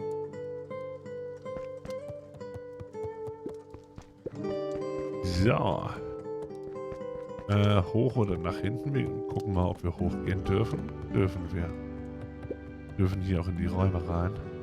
Gran had commandeered the upstairs neugierig. closet when she moved in. Some things need shelter from a young boy's mischief, she said. Sie kennen uns zu gut. Eid. Okay, was haben wir Luca hier? paused at his parents' bedroom door. He just wasn't ready to go in yet. Nee, ist noch zu früh. Nach 6 Jahren. Was haben wir da? Und seine Mutter ist ja erst weg. Hier ist unser Zimmer. Sieht fast aufgeräumt aus. Luca Guter tossed on Einfluss. his favorite old sweater. Even though it was the first day of summer, a chill still hung in the air. Na, wir wollen ja nicht frieren. Chill. Gran's moving in meant that most of Luca's things had been crammed in the corner. Luca was somewhat annoyed by the situation.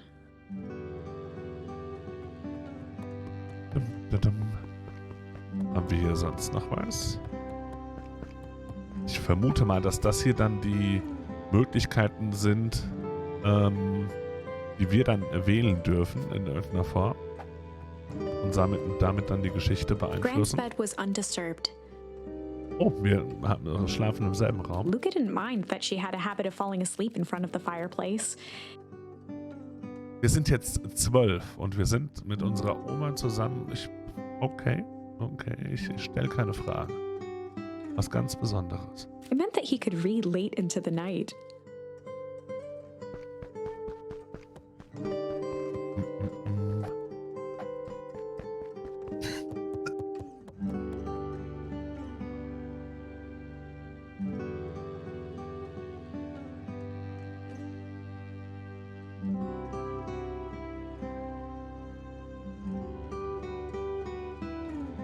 Ui, was getrunken. Alles gut. Ich glaube, hier drin haben wir dann aber alles. Gucken wir mal unten. Aber nix, okay. Nur nochmal zur Sicherheit. Für mich wäre die Uhr auch so ein Ort gewesen. Dass ich sowas erwarte. Aber nee. Dann schauen wir mal. Oh, nein! Was war hier noch? Just some dusty knickknacks. Knickknacks! Okay, jetzt kommen wir doch hier. An array of prepared meals crowded the refrigerator, each labeled with the day of the week. Alles schön durchorganisiert, wann wir was essen. Check. A pair of dull scissors, a broken can opener, a mostly empty bottle of glue, and some loose string. Junk. Wasser. Können wir das auch wieder aus... Danke. Hihi. Muss jemand aufs Klo? Ich hoffe nicht. Das wäre jetzt fies. So richtig. Fies.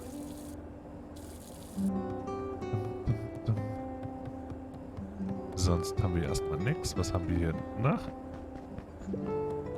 The only piece of furniture Gran had brought when she moved in was an old hutch. Das hat also Gran mitgebracht, okay. Den fassen wir besser nicht an.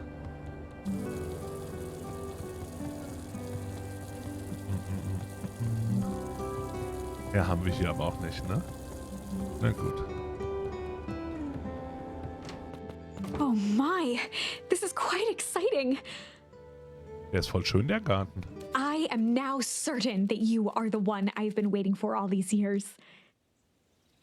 Weil wir den Garten gefunden haben? You'll recall I was a bit coy regarding the use of charms earlier.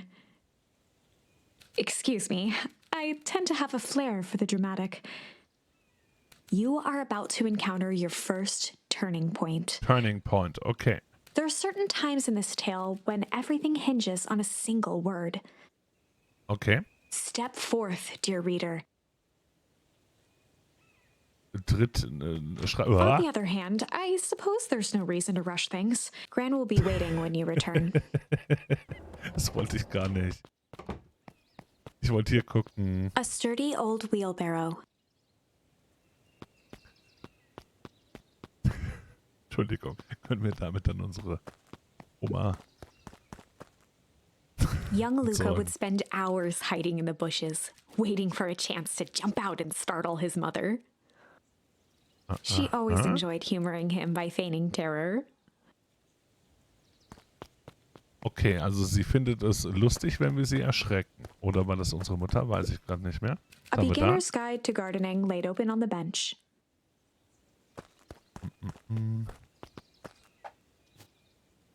Jetzt aktiv auswählen kann ich aktuell eh noch keinen. Okay, dann gehen wir wohl mal zu ihr. Hi. Hey Gran, ich gehe ein bisschen mit Rollo den Tag rumhängen. Sieh dich, wir sehen uns. Bis später. Ein Moment, junger Mann. Wo wollt ihr denn genau hingehen, ihr beiden? Nirgendwo Spezielles jetzt hin. The less Gran knew, the better for everyone involved.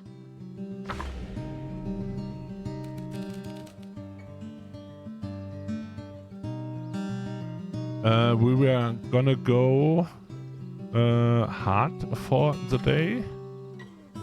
Wenn ich jetzt hier irgendwas auswählen? Ich kann gerade nichts jetzt. Ponder. Ah. Verstecken. Was wollen wir machen? Ponder ist das Nachdenken. Müsste ich jetzt quasi auch nochmal nachgucken. Hier, wir verstecken uns. Einfach nur den Tag über oder ein bisschen chillen. Im Endeffekt.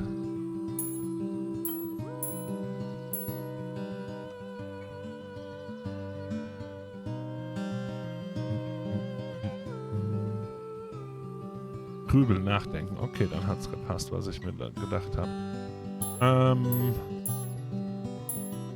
Okay, sie will bestimmt nicht, dass wir nur rumchillen. Das sagen wir ja besser nicht.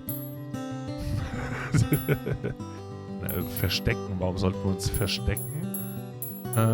Also Sponder wäre jetzt so die Nachricht, die Granny am liebsten hören möchte. Würde ich dann an der Stelle sagen. We were just gonna go ponder for the day. Wir denken so ein bisschen über den Tag ein wenig verteilt nach. Was? Ihr wollt wirklich grübeln gehen an so einem wunderschönen Tag? This was Luca's chance to sell his alibi. Weißt du, großes Zeug, kleines Zeug, mittleres, also meistens mittleres Nachdenken. Nailed it.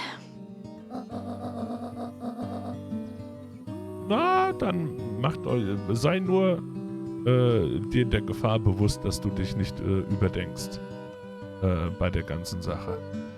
Hä? Ach, vergiss es. Hau ab. Impressive. You've managed to navigate your first turning point without too much of a mess. Ich glaube, hier konnten wir auch nicht viel falsch machen. That is the power of charms. A single word can change everything. Okay. I think it's time to introduce you to the Chronicle. Hallo Chronicle. Der obere Knopf. The Chronicle is a record of the decisions you've made. Jo. You can see the turning point, which has been revealed. Jo. At any time, you can use the Chronicle to go back and invoke different charms, creating new branches. Okay. Luckily for us, this is the one and only turning point where the charms won't dramatically alter fate. It's the perfect opportunity to experiment with rewriting things. Also hier können wir einfach mal schauen, was passiert, wenn wir was anderes wählen. Anstatt Ponder sagen wir mal, wir wollen ein bisschen chillen. We were just gonna go chill for the day. Wir werden einfach ein bisschen rumchillen The heute. best lies are built on truth. Ihr seid immer so beschäftigt, nichts zu tun. Wir machen einfach nur das, worin wir gut sind. Na dann, geh sicher, dass Chillen, dass ihr das auch ordentlich macht. Hallo Kati, ein wunderschön. Easy. Also hier durften wir so oder so durchgehen. Alles klar. Oh, und Luca? Du und Rollo, bleibt ja weg von Ärger. Dass ihr zum Essen fertig seid. Ja, okay, danke. Ich weiß. Get into trouble with Rollo. Neuer Auftrag.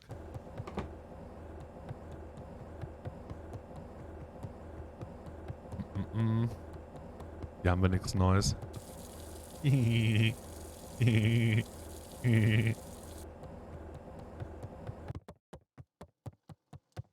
So, er wartet ja vorne auf uns. Ich glaube, da können wir dann nachgehen. Na los, na los! Wuhu! Dang it. Rollo!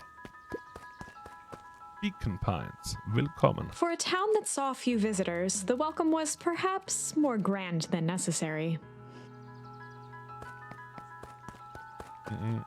Ich vermute mal, hier gibt es 2 Wege. Wir laufen ihm nach. Yeah, du kennst den Ablauf. Lass ja niemanden unseren geheimen Pfad sehen. Dorf hat 5 Einwohner, vielleicht ein paar mehr. Chapter 2. Aber nicht viele mehr. Kapitel 2. Welcome to Beacon Pines. For many years, this valley had been a small mining outpost. It wasn't until Sharper Valentine built his fertilizer company that Beacon Pines was established. Over the next 30 years, the town had grown and prospered. Until the foul harvest and his sudden death. In the 6 years since, everyone was simply trying to get by.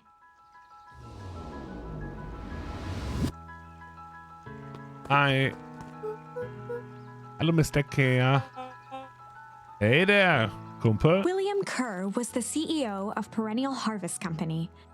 Der läuft hier öfters mal einfach rum und wird von kleinen Jungs angesprochen. He had become a fixture around town over the past few years. After the failing of Valentine fertilizer, the town was hungry to welcome a new source of employment. Check. Na, bist du schon ganz gespannt auf das große Fest? Ja klar. Komm, na los, als ich in deinem Alter war, gab es nichts Cooleres, nichts, was mich mehr gefreut hat, als ein Stadtfest. Das Essen, die Musik, die Tänze. Ja, klingt wirklich voll okay.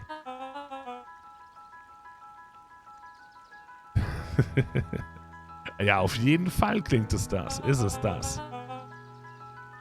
Ich schau. So letting off. Ich selbst will nachher gucken, dass ich ein bisschen hier Dampf ablassen kann. Mach also. Schau, dass du mit all deinen Freunden hier sein wirst.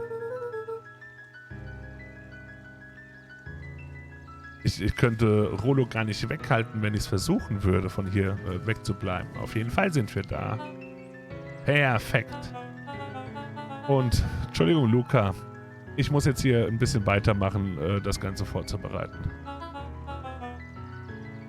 Unsere Ernte wartet auf uns. Und das ist Our Harvest Awaits and all that. Wer macht das? No! No, now. The left side's a little low. Okay, links ein bisschen höher. Muss sich auch einer drum kümmern. Das sind doch Tiere. Vielleicht. Hallo? Entschuldige, Mr. Van Horn. Junger Mr. Van Horn. Ich kann gerade nicht sprechen. Erntefest? Vielleicht. Barry, ich bin sehr beschäftigt mit den Vorbereitungen. Mayor Augustus Valentine was not busy. Oh, sorry, Gas. Wie oft habe ich dir schon gesagt, dass es Major Valen heißt oder Bürgermeister Valen? Flustered, Gus instinctively loosened his tie. Okay, wir kennen uns. Macht weiter so mit der guten Arbeit. Ich muss ganz dringend los und etwas Wichtiges für die Bürger tun. Hä? It's nothing. Nichts ist. Mach weiter. Okay, was kann der Bürgermeister von Beacon Pines heute für dich tun? Oh. Ich wollte einfach nur Hi sagen, dachte ich. Okay.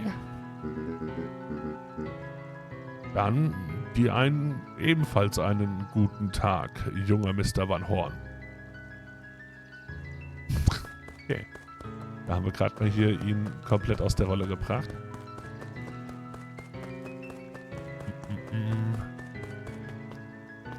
Wir schauen uns natürlich erst hier ein bisschen um, was wir noch so haben.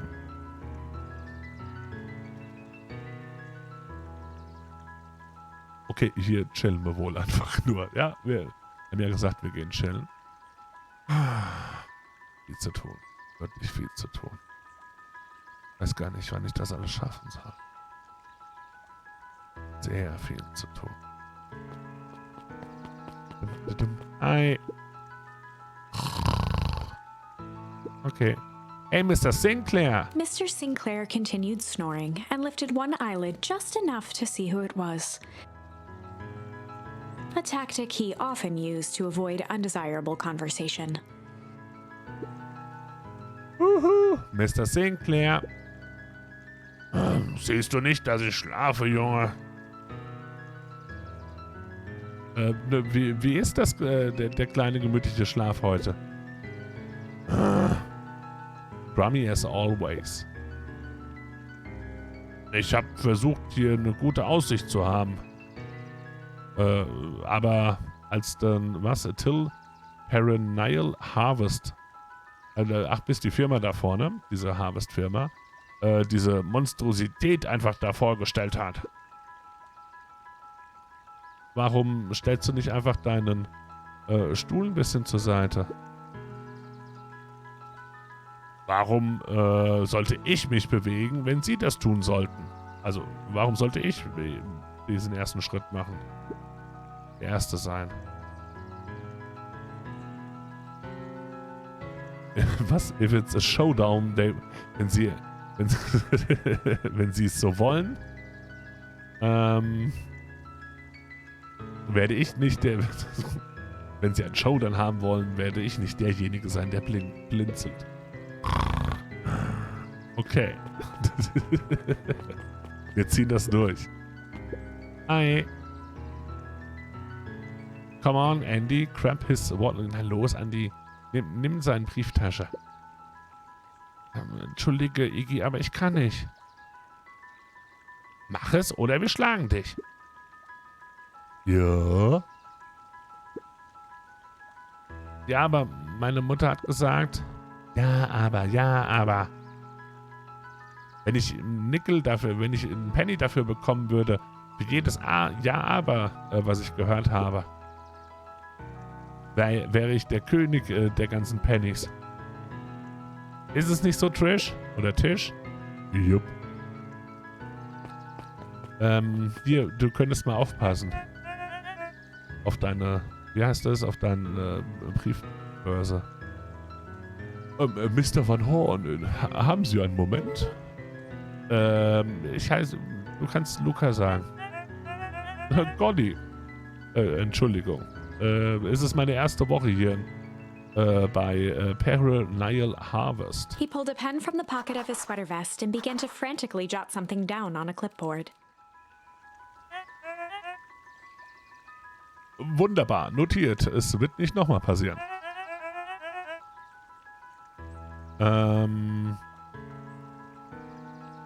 Jetzt, wo wir uns mit Vornamen ansprechen, kannst du mich auch Pete nennen. Oh, es freut mich, dich kennenzulernen, Pete. Entschuldigung, was schreibst du auf? Ich dokumentiere nur. Es ist super. To be a part of something so dance. Es ist so toll, Teil von sowas Großartigem zu sein.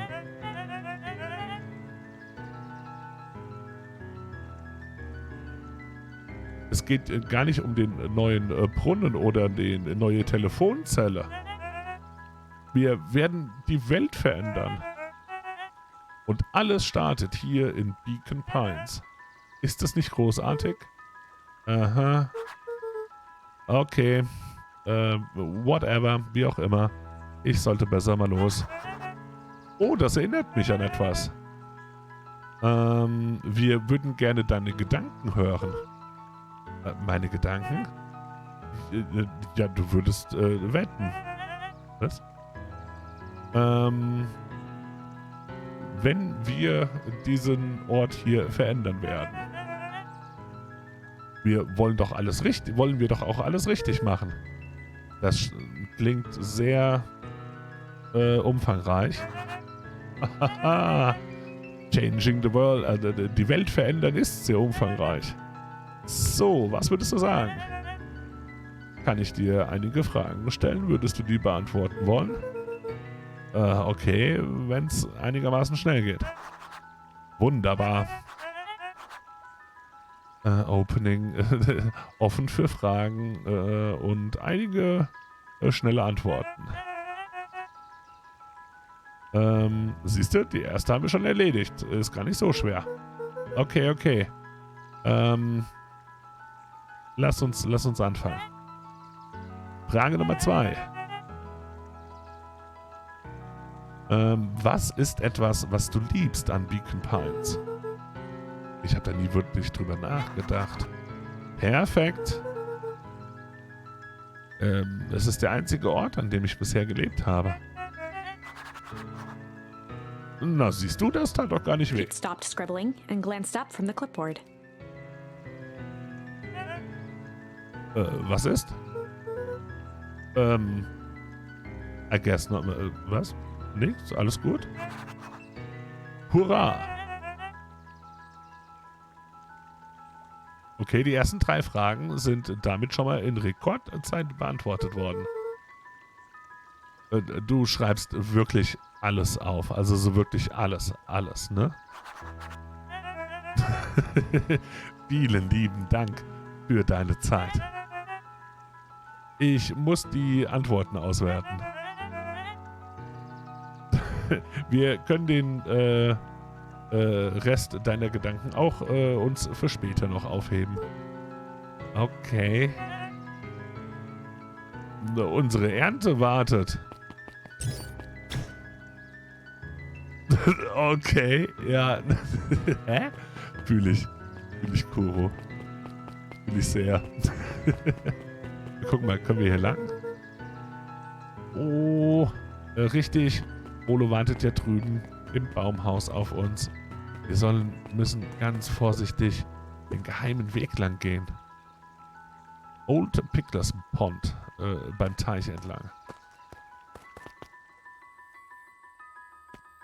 Oh, was ist das hier? Mission Control.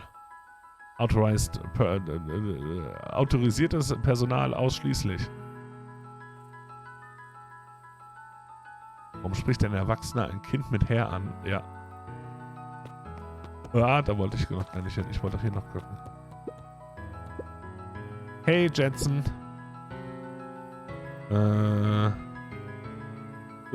Spielt die Route irgendwelche Töne heute?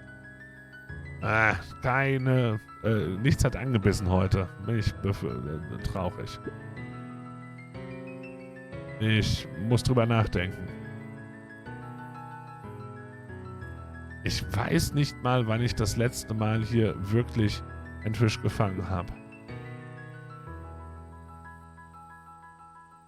But hey, it was never about the can. Aber es geht ja gar nicht ums Fangen beim Angeln.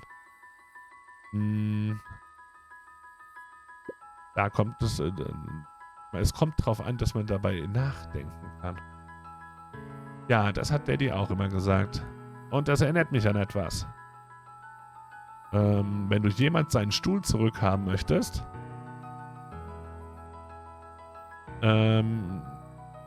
was? I've taken to Standy recently. Du kannst den Stuhl von deinem Dad zurückhaben. Wir stehen ja. Ich bin jetzt ab sofort bei den Stehanglern dabei. Oder so. Das hält mich davon ab, immer wieder in dem Stuhl einzuschlafen. Falls es dir nichts ausmacht, würde ich den einfach hier stehen lassen wollen. Das stört überhaupt nicht. Ein Lehrerstuhl ist ein sehr guter Zuhörer. Whenever Luca saw his dad's chair by the pond, it reminded him of the days they'd pack up a couple of sandwiches and fish until sundown. Nom nom nom nom. Ah. Was haben wir hier? Luca opened the tackle box and picked the perfect bait. Tickle? Junk. Nee, dann nehmen wir eher das Tickle anstatt das Junk. Wir nehmen ja den Perfect Bait. Ist Junk der Perfect Bait? Ich habe doch keine Ahnung. Und von früher meisten Gutshäuser, deren Angestellten mussten ja auch höflich und zuvorkommen zu den Kindern sein. Daher kommt das junge her. Das ist richtig. Aber hier wirkte das, ich fand es auch komisch. Tatsächlich. Ich fand den ganzen Dude aber komisch. Jetzt unabhängig davon, ob er uns als Herr bezeichnet hat oder nicht. Da kann ich es auch noch verstehen, in dem Sinne, dass man dann dem jungen Herren ein gutes Gefühl damit eben so quasi vermitteln möchte. Aber ja, wir machen mit Luca gently baited a feather onto the hook. Good for skimming the surface. Oh, okay. Hoffen wir es mal. Hey, Dad. Give it a good cast now. Okay, machen wir. Woohoo!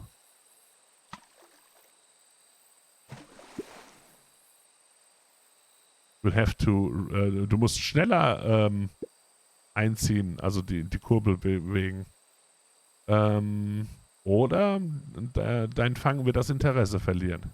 Hey! Okay. Luca gently baited for skimming. Ich dachte nicht, dass ich nochmal was machen muss. Yep.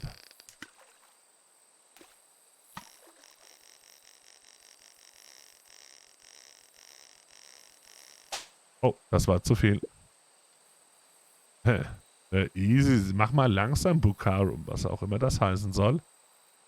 Du kennst ja deine eigene Stärke nicht. Okay.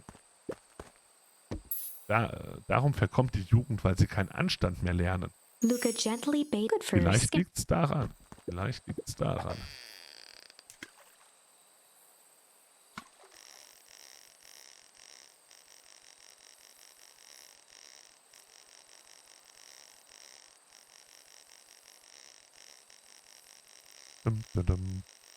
Ganz vorsichtig. Juhu! Ente! Quack! Well, was? I'll be switched. Es ist deine alte Ente, Ducky. Gummiente, deine alte Gummiente. Du warst noch ein ganz kleiner Junge, als du sie verloren hast. Und hast den ganzen Tag geweint. Ich habe dir erzählt, ich habe dir gesagt, immer wieder, dass sie wieder auftauchen wird. Einer sabbernder Fellball, okay. Wir Luca tied tauschen a auch mal. shoestring to the hook. What fish could resist a nice shoestring? Finden wir es mal heraus, wie das mit dem Shoestring funktioniert.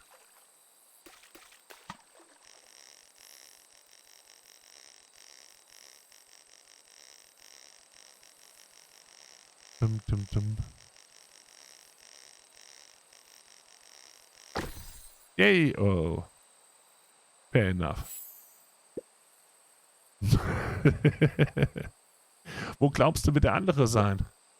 Das ist so schwer zu sagen. Manchmal werden sie einfach dahingeschwemmt. Oh, das ist nicht so weit. Nein, das ist es nicht. Oder es ist sehr weit, weiß ich gerade nicht. Naja, wo auch immer es ist. Ich hoffe, der andere Schuh hat wenigstens eine Socke, die ihm Gesellschaft leistet. Luca gently baited good for skimming the surface.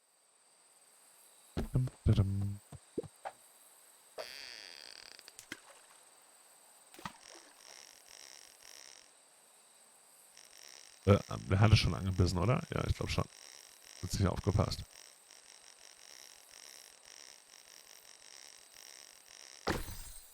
Yay! Oh, wir fangen immer wieder nur dieselben Sachen. Okay. Das waren die beiden Geschichten. Wir jetzt nochmal mit dem reden. Es sieht so aus, als könnten wir einen neuen Köder gebrauchen. What do you say? Was sagst du? Wollen wir schauen, ob wir noch weitere finden? Würde ich gerne. Mich hier links, rechts irgendwo? Wir können... Oh.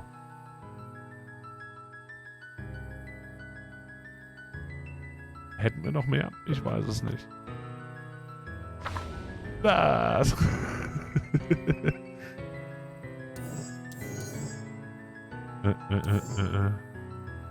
Wir sehen es noch nicht.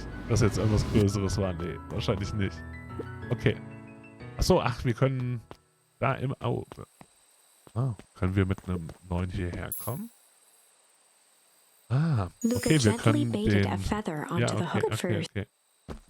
Wir können hier also wahrscheinlich in die Erinnerung auch wieder zurückkommen, sobald wir neue mögliche Angelköder haben. Wahrscheinlich ist das der Gedanke.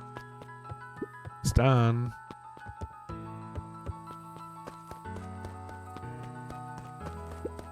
The boys had a good thing going. As long as they kept old Jeff happy, they had an endless source of precious materials to add to the treehouse.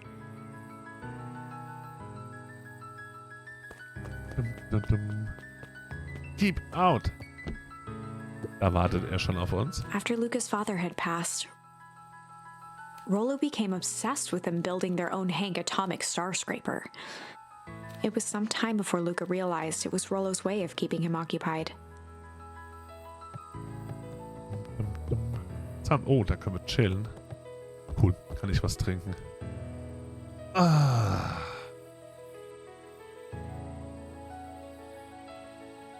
Es war auch schon stressig heute. Da kann man mal eine Pause gebrauchen.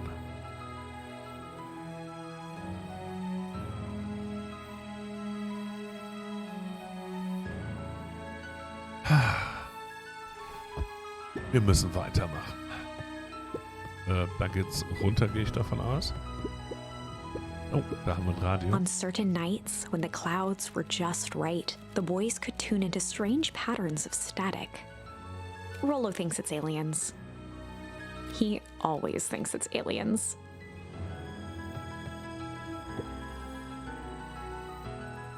Der Hauptpart wird, also wir erleben eine Geschichte. Und der Hauptpart wird schon sein, dass wir dann eben an diesen Punkten hier diese Entscheidungen treffen können. Und dadurch eben auch diese Geschichte beeinflussen.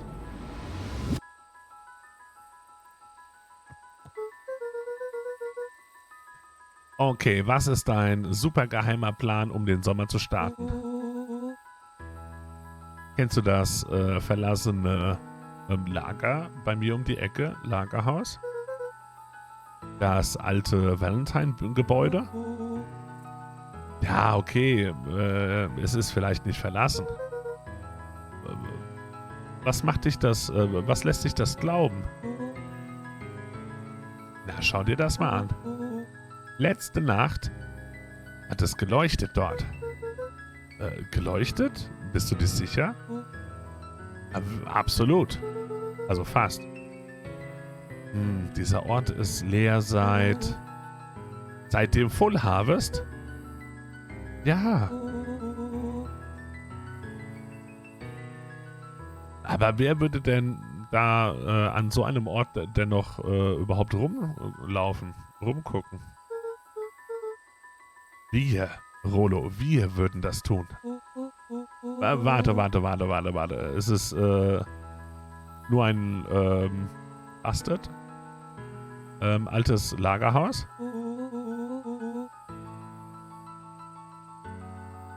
Ich meine, wir könnten auch ein paar Nachforschungen in der Bibliothek anstellen. Aber du möchtest wirklich in das Warehouse gehen. Was glaubst du denn dort zu finden? Antworten.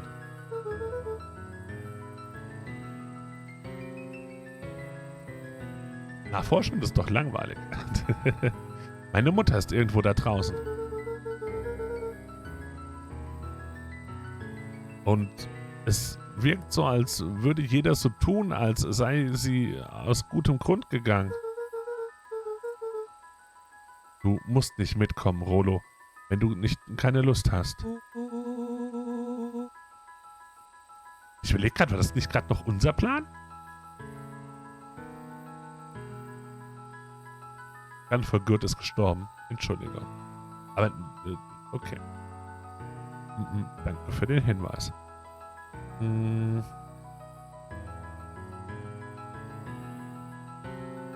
Erinnerst du dich noch das letzte Mal, als ich aus Versehen den Hühnerstall runtergebrannt habe?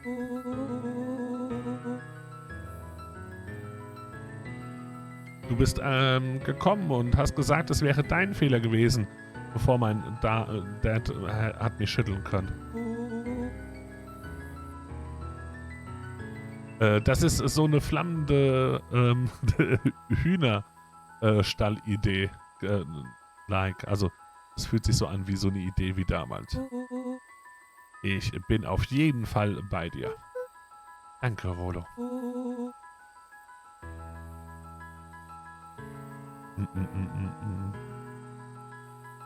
Jetzt, wo ich darüber nachdenke,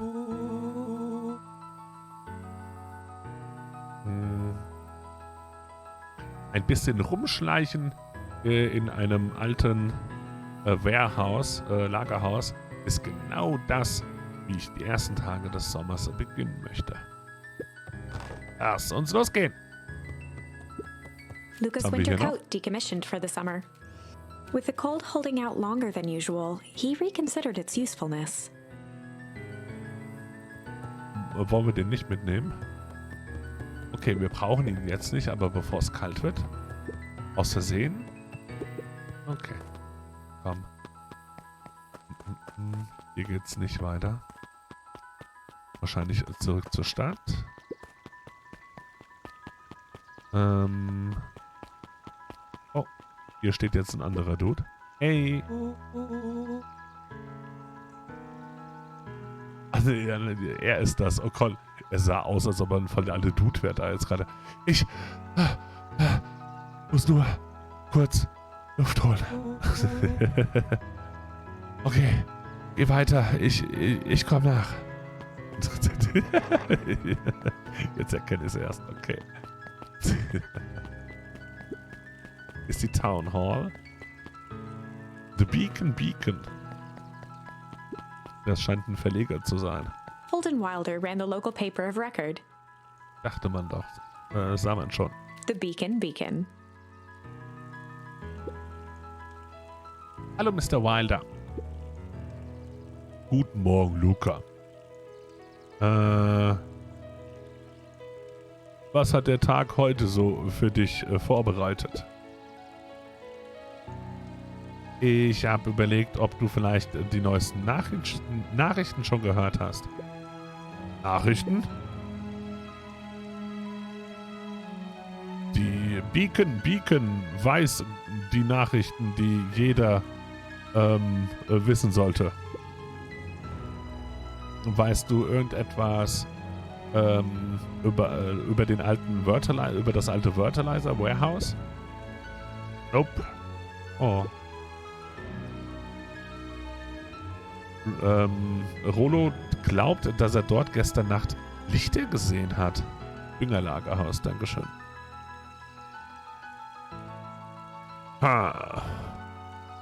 Rolo sollte vielleicht ein bisschen vorsichtiger sein, wenn er so im Dorf herum spaziert und sich umschaut. In diesem Teil des Dorfes. Der Wind der Veränderung bläst dorthin durch. Und Veränderung ist ein gefährliches Tier. Change. Haben wir nun erhalten und bekommen. Was haben wir hier? Letzte Chance Dinner. Okay. Hi. Hallo Mrs. Nielsen. Guten Morgen, Luca. Irgendwelche großen Pläne für den Sommer? Nicht wirklich. Ich habe von diesem alten Düngerlagerhaus gehört. Und irgendwas Komisches soll da passiert sein. Und bei dir ist da irgendwas passiert? Nö, kann ich sagen, dass das der Fall ist. Aber davon unabhängig, ein verstaubtes altes Lagerhaus ist kein Ort für einen jungen Mann. Du solltest besser aufpassen. Na klar, immer. Hi. Piper. Hey, Luca, was ist los? Du weißt, es sind die Sommerferien, richtig? Ja, natürlich. Und es ist der Morgen. Ja. Und du bist am Lernen? Es ist, wie sie sagen, der frühe Vogel. bekommt die gute Ausbildung für sein erfolgreiches und allumfassende Karriere in seinem späteren Leben. Der frühe Vogel fängt die volle Education. Aha. Hallo Zariel. Hi, Luca. Könntest du bitte diesem Faulpelz hier neben sein, dass er in der im Café hier einen Aushilfsjob machen soll? Lumi, Zariel würde ganz gerne, dass du Luca, lass mich dir einen kleinen Rat geben. Wenn du niemals tust, was du nicht liebst,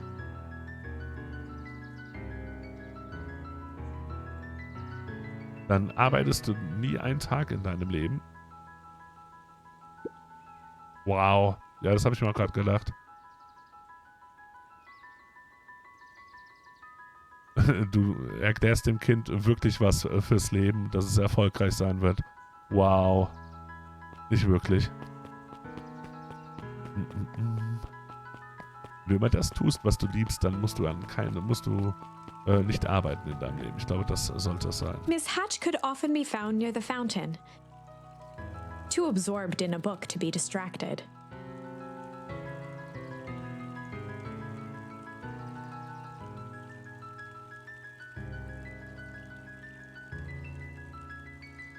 Wir sind stolz auf ihn. Nicht, ja, genau. Ja. True. Und, die zwei wanderten den Holzweg hinunter und waren sich der Gefahr vor ihnen nicht bewusst. Oh! Das wird gerade richtig gut. Ist im Buch vertieft. Das kann ich nachempfinden. Luca! Genau der Typ, nach dem ich gesucht habe. Hey Roxy, was ist los? Oh, right. Rendezvous with Roxy. Rendezvous mit Roxy? This is an important turning point. Okay. The first time where your charms will change the course of fate. Was? And currently, we only have one suitable charm at our disposal. Oh. Have no fear, we can always return later using the Chronicle once we find more charms. Okay. Well, now I'm just rambling. Where were we?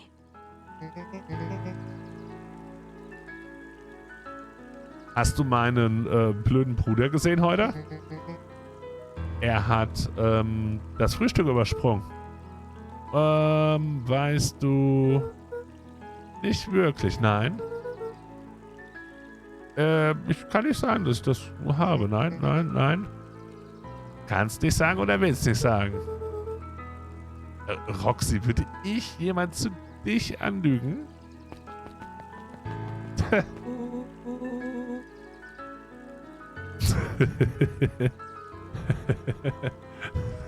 Hey, Luca, warte mal. Ich habe ganz vergessen, dir etwas zu sagen.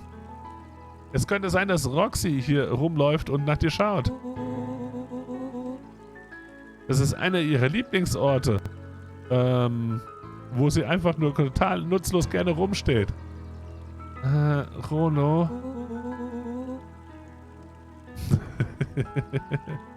Wir sollten auf jeden Fall sicher gehen, dass sie uns hier nicht entdeckt. Olo.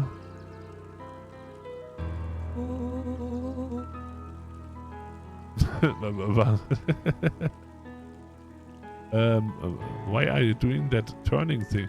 Warum drehst du dich gerade allzu hin und her mit deinem Kumpel? Also warum machst du das mit deinem Kumpel?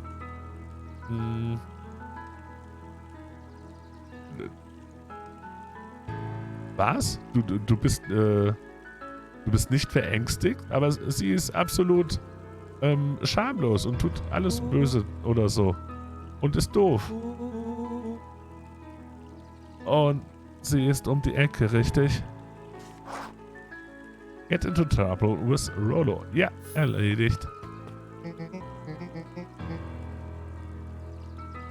Harmlos statt schamlos.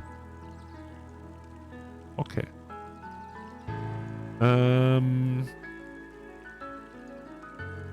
Beachtet mich gar nicht.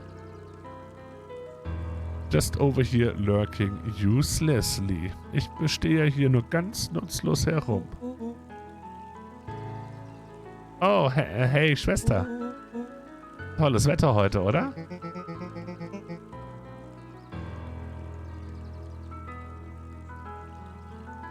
Ich konnte mir nicht helfen, aber mir ist aufgefallen, dass du heute ohne Frühstück das Haus verlassen hast. Ich war nicht hungrig.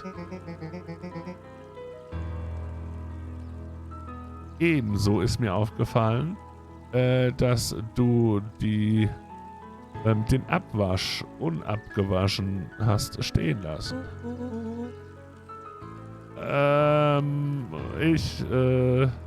I'm gonna level with you. Whatever. Ich bin es satt, immer wieder die Karotten fertig zu machen.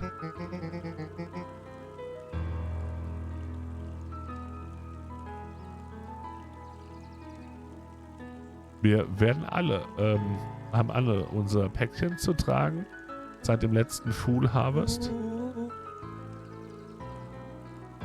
Fast jede Karotte, die ich aufnehme, ist schon verrottet. Und alle anderen schauen so aus, als ob sie von dem Hank Atomic Shrink Array geschlagen worden ist. Schlechte Ernte, ja. Das weiß ich. Also das dachte ich mir auch gerade. Schon mal. Dass sie das immer groß geschrieben hatten. Dass das eben auch so ein großes Ereignis war für die hier. Offensichtlich. Alles nur noch mehr Gründe für dich, weiter nach ihnen zu suchen und sie zu ernten. Aber es muss doch noch muss doch noch mehr geben als Karotten im Leben.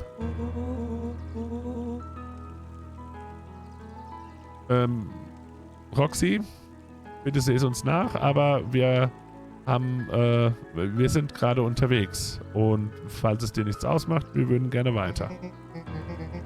Oh, es macht mir was aus. I'm not gonna catch hell again because of you. Ich werd nicht nochmal den ganzen Scheiß alleine machen. Wenn wir das richtig verstehen. Entweder machst du dich jetzt nach Hause und tust die Karotten ernten. Oder ich werde dich nach Hause hauen. Oder bringen. Oder wie Rollo auch immer. froze as Roxy took a step toward him, cracking her knuckles. Luca knew he had one chance to save his friend from being dragged home.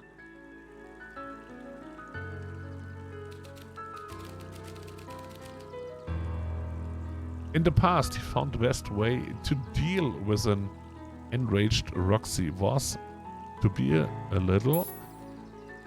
Und bisher haben wir nur die eine Auswahlmöglichkeit. Hat sie uns ja schon angekündigt. Mal gucken, wann wir da wieder zurückgehen können und wann wir da andere Möglichkeiten haben. In the past, he found the best way to deal with an enraged Roxy was to be a little chill. Das funktioniert eher nicht.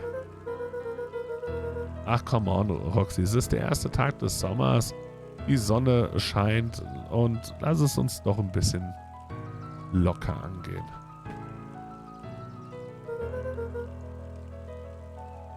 Lass die Probleme von morgen sein.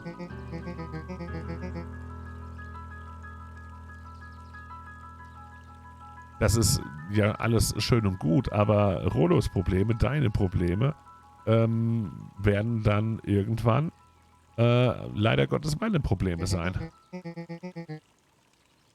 Und Vater sagt immer, die Arbeit vom Morgen hat man am besten schon gestern erledigt.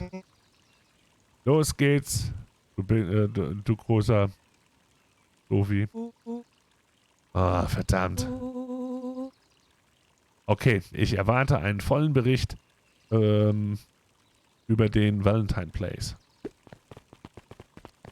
Einen vollen Bericht. Investigiere das Valentine Warehouse alleine.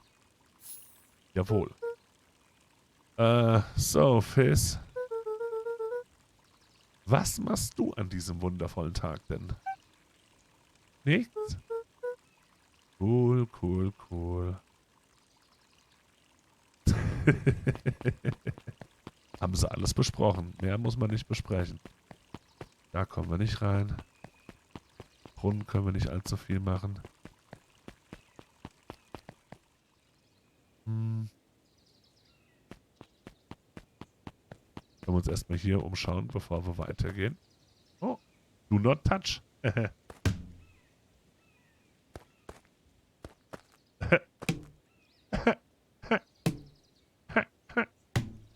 Geht das irgendwann kaputt?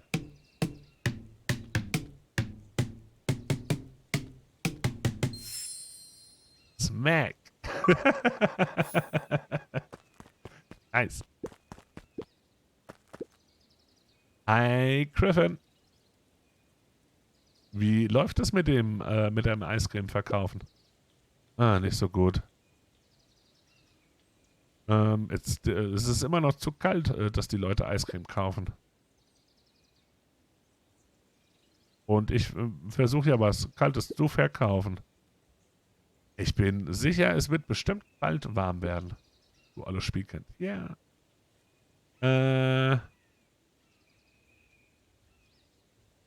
Ist not at... Mr. Tollivers ist nicht an seinem Verkaufsstand gerade. Er ist irgendwas fürs Festival vorbereiten, vermute ich. Okay. Hallo. Hey, Bird. Hey, Luca. Ich mache ein paar Fact-Checks über die Geschichte unserer Stadt. Ja. Ich bin nur hier oben, um das Licht anzubringen. Aber wusstest du das, wenn the town was founded, das wurde nur von 7 Einwohnern gegründet, der Ort. Und sie haben alle für die Mining Company gearbeitet. Und es gab nur eine alte, dreckige Straße, beziehungsweise ein Feldweg, der hier in das Dorf reingeführt hat. Und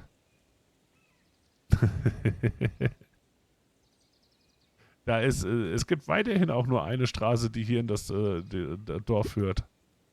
Oh, richtig. Eine Straße rein, eine Straße raus. Ich fühle ihn da oben, da unten dann die ganze Zeit einen Klugscheißer stehen zu haben, der einem alles Mögliche erzählen will, was er weiß. Alles, was er weiß.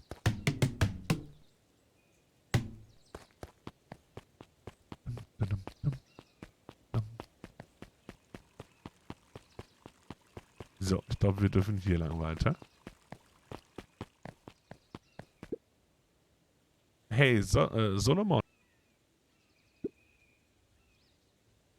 Entschuldigung, ich habe keine Zeit für Plauderei.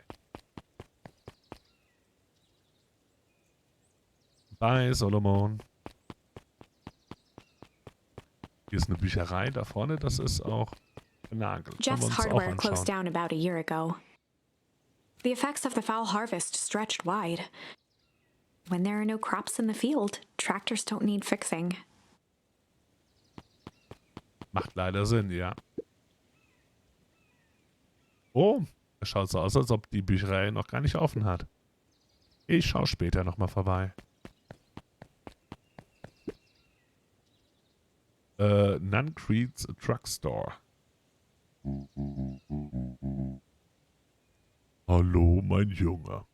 Warte einen Augenblick. Oh, Mr. Nuncreed. Ich war gerade auf dem Weg zum... I just sold the last jar of your grandmother's preserves. Ich kann gar nicht schnell genug die Regale füllen, so wie sich das...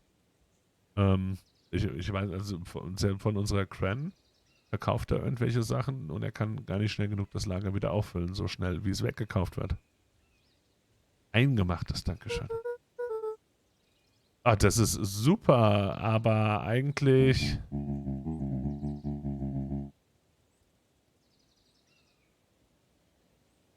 Ich denke, Juniper, wer auch immer das sein möge, wird noch ein bisschen was abholen müssen von ihrem sehr leckeren, wahrscheinlich Gelee oder so. Eingemachtes. Aha. Na dann, lass dich nicht von dem alten Mann hier weiter aufhalten. Erinnere Sie nur bitte daran, dass sie mir immer noch diesen Pfand schuldig ist. A promise Gran regretted the second it was made. Muss noch mehr bringen, okay. Mache ich. Ah, Juniper ist der Name von unserer Granny. Okay, dann verstehe ich den Satz auch. Sie ist eine sehr, sehr feine Dame. Ja, sie ist absolut cool, vermute ich mal. Eine wirklich feine Frau. Warum sagst du uns das so? Ich muss mal los. Süßer als irgendein eine Marmelade auf der Welt. Du bist gar nicht komisch. Aber hast natürlich The recht. phone booth was brand new, part of Perennial Harvest's Beacon Pines Reborn initiative. Ja, wer weiß es nicht. Jedes Dorf ist nur komplett mit einer hochmodernen Telefonzelle. It didn't see much use. Und wir eigentlich auch hier reingehen? Nee, nur weiter. Er steht offensichtlich auf Gran, absolut. Hey Luca. Hey Joey. Wie funktioniert die Käferjagd? Nicht so gut heute. Nee, die ganze Woche sind die Käfer irgendwie schon ganz schüchtern. Käfer können schüchtern sein? Ja, natürlich. Käfer sind gar nicht so unterschiedlich zu anderen Menschen. Oder zu Menschen. Manchmal wollen sie einfach nur alleine sein. Wenn du jetzt hier in den Weepwood rein möchtest, pass bitte auf, wo du hintrittst.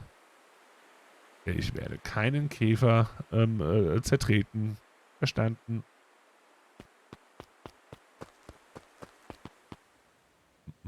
Oh, was haben wir hier? After the foul harvest destroyed their wealth and reputation, the Valentines shuttered off their estate from the rest of town.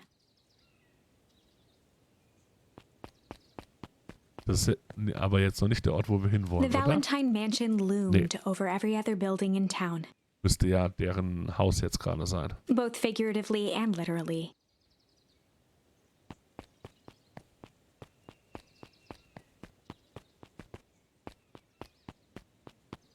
Da können wir nichts gucken. Da können wir aktuell auch noch nicht rein. Okay.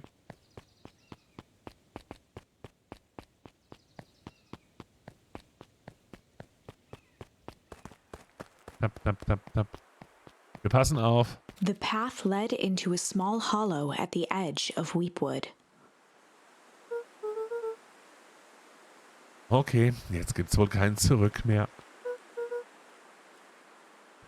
Vorsicht, elektrischer Zaun. Ist das Zeichen neu? The fence thrummed with a gentle electric buzz.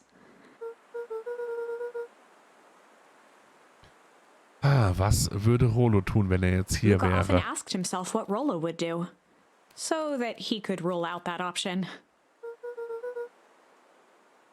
Ich werde es auf jeden Fall nicht anfassen. Guter Anfang. Haben wir da? Oh.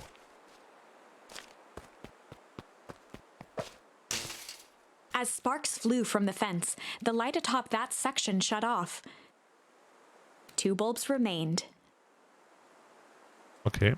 Muss ich dafür sorgen, dass die Bulbs ausgehen? Das war die zweite. Okay, Sekunde. Gibt's hier noch irgendwas anderes? Luca knew that if he gave up now, he'd never hear the end of it from... Ich wollte ja auch nicht zurückgehen.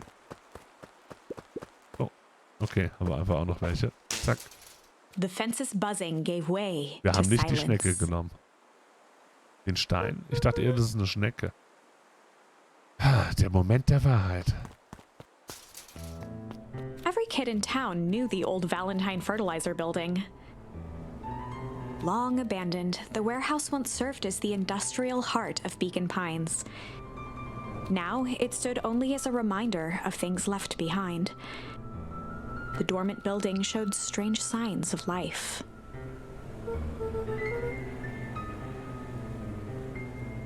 Okay. Rollo hat nicht übertrieben. Das eine Mal. Was passiert hier There nur? was only one way to find out. Oder was ist hier nur passiert? The hose emitted a subtle sound. It was actively draining some kind of liquid. Okay, da läuft Flüssigkeit raus. Was soll daran schon schief gehen? Und die Bäume sehen aber auch alle echt schon sehr fies aus. Ah, verdammt. Das riecht ja widerlich. Ah, zu blöd, dass Rollo nicht dabei ist. Er hätte überhaupt kein Problem damit, jetzt hier sich umzuschauen. In dem Müll. Wahrscheinlich. Haben wir eine Tür. Gucken natürlich auch mal hier. Da können wir nicht näher ran. Da haben wir nichts. Dann haben wir hier die Tür. Aufgabe erledigt. Verschlossen. Luca thought he heard faint sounds coming from the other side of the door. He pressed his ear against the cold metal to hear better. Zipper? Fuß, Schritte? The sound of footsteps grew louder. Schritte werden lauter.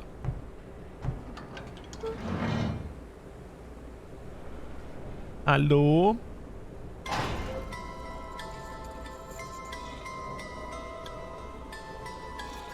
WTF? Shit. Cool. The heavy steel door knocked Luca to the ground. Disoriented, he looked up to see an imposing figure silhouetted in a green glow. It lunged toward him. He tried to scramble away, but felt a gloved hand latch onto his ankle. Luca watched his fingernails leave trails in the dirt as the hand slowly dragged him back through the door, into the lab, into the green light. Das ist eine Geschichte über Wechsel. This is a story about change. It was far from the sort of change Luca imagined for himself. But change is, after all, a dangerous animal. The end? I probably should have warned you about this. Ja, bitte. There are many paths that our story can take. Most will end in tragedy. But don't let that discourage you. We will find the ending that this story deserves. I just know it. From here on out, a charm will have a checkmark when it's been used to its full potential at a given turning point. Now, let's try something different.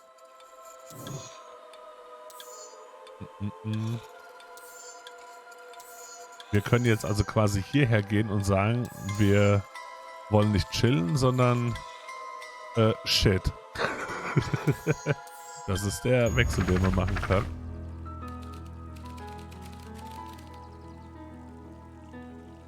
In der Vergangenheit. Was?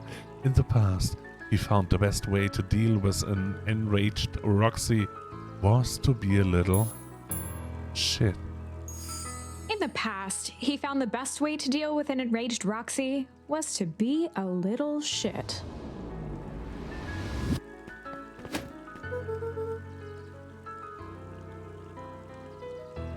Mach mal eine Pause. Was hast du getan?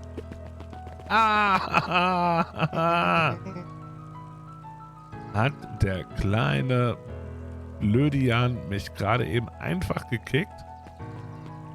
Treten. Lauft nur weg, ihr beiden. Irgendwann werdet ihr schon wieder nach Hause kommen. Sorry. Und jetzt haben wir auch wieder den vorherigen Job. Okay. Sorry, wegen dem gerade eben. Rollo kann manchmal ein bisschen übereifrig sein. Solomon Valentine, current ward of and future successor to the Valentine fortune, huffed as he brushed off his pants.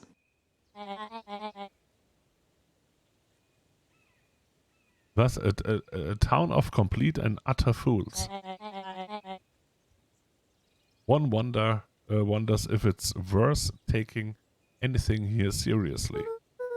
Man wundert sich, ob man hier irgendetwas ernst nehmen kann. Wie auch immer, es tut mir wirklich leid. Mach dir keine Gedanken. Wie geht es dir? Mir? Ja. Mit all den Sachen, die rund um deine Mutter und was nicht noch alles. Oh, ich komm zurecht. Immer noch kein Wort von ihr. Du hast immer noch nichts von ihr gehört. Ich glaube nicht, dass sie tot sein soll. Also zumindest nicht in dem, was die Leute hier denken. Sie ist erstmal nur verschwunden. Weil wir das vorhin so kurz hatten. Weil die reden eher davon so, als ob sie verschwunden sei. Ich meine ja nochmal. Nein, immer noch nichts von ihr. Das ist wirklich eine Schande. Schande.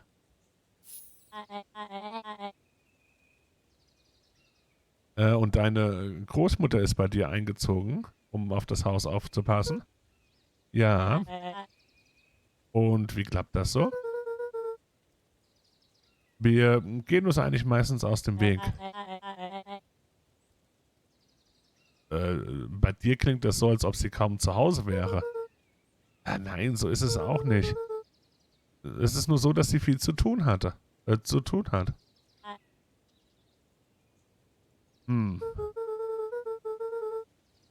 Sie ist immer noch am Einziehen und versucht herauszufinden, how to make ends meet. Indeed. In der Tat. Count your blessings.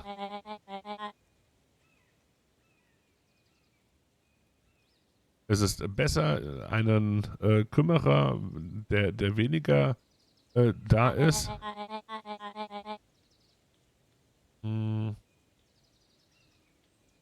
als jemand, der viel zu sehr deine Aufmerksamkeit erfordert. Oder so. Das klingt gar nicht so schlimm. Keine Ahnung. Vertrau mir, wenn ich das so wie ich es gesagt habe. Es ist das Beste für dich. Familie hat die Möglichkeit, mehr Probleme zu schaffen, als zu lösen.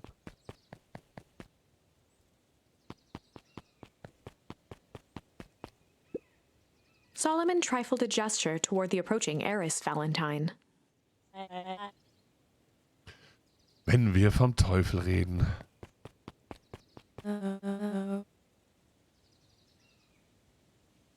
Es ist besser, einen Vormund zu haben, der sich selten kümmert, als einen, der einen immer mit Aufmerksamkeit bedenkt. Okay. Lauf nicht einfach weg. Nicht einfach so weg. Ich bin viel zu beschäftigt, die ganze Zeit nach dir zu schauen. Verzeihung, Heires. Ich bin einfach nur runter ins Dorf gelaufen. Strolls are for commoners. Okay. Und du bist jetzt ein Valentine.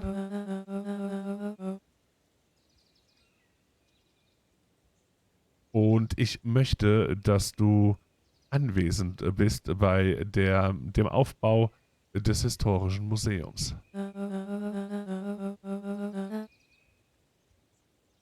Die Zukunft dieses Ortes wird getragen von der Fähigkeit, dass sie sich an unsere Familie großartige Vergangenheit erinnert. Natürlich.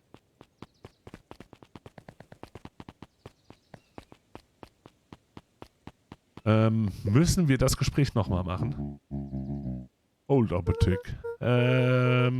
Wir sind gerade ein bisschen beschäftigt. Okay, wir dürfen direkt weiterrennen. Ah. Der Junge hat so viel von seinem Vater.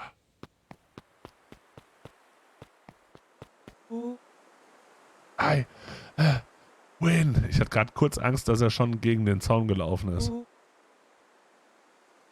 Bisschen Hilfe? Dann komm hoch. Ich bin der Champion. Haben wir ein Rennen gemacht? Ist die Straße enger geworden? Als ob sich hier jemals irgendetwas ändern würde. Sie hat länger gewirkt. Du bist nur gerade außer Atem von dem ganzen Rennen.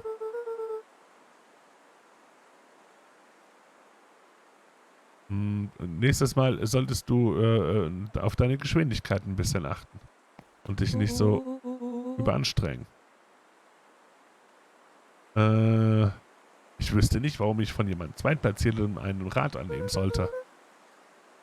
War denn dieses Schild schon immer hier oben? Was? Warte. Vorsicht, elektrifizierter Zaun. Nein, das ist auf jeden Fall neu. Creepy. Und wie kommen wir um diesen elektrischen Zaun herum? Oder durch? Ah, mach dir keine Sorgen, ich habe da schon eine Idee.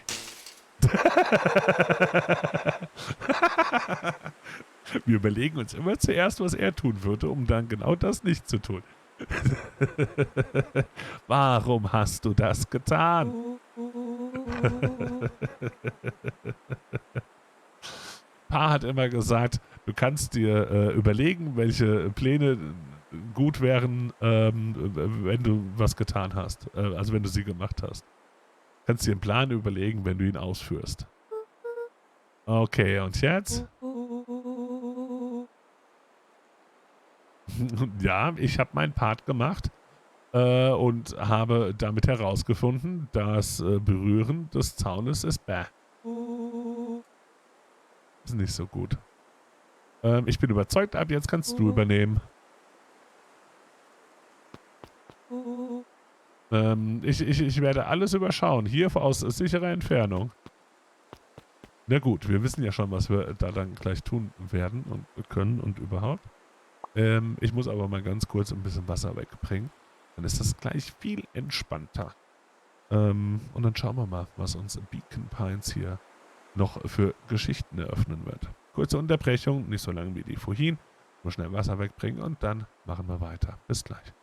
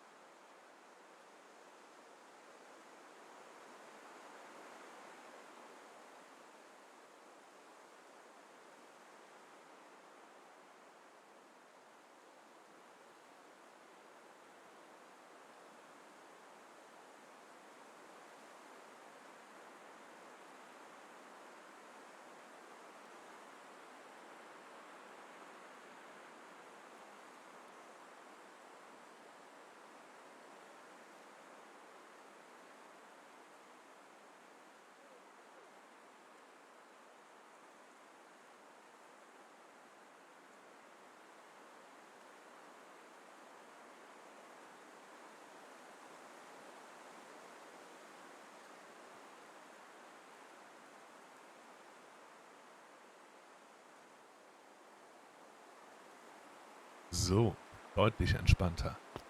Na dann, wollen wir es mal versuchen. Wow, das war ja genial. Danke. Fast. Hat gereicht. Ich glaube, das hat geklappt. Luca. Du, you never fail to impress. Du überzeugst wie immer. As the glowing windows of the old warehouse came into view, Rollo began to bounce excitedly.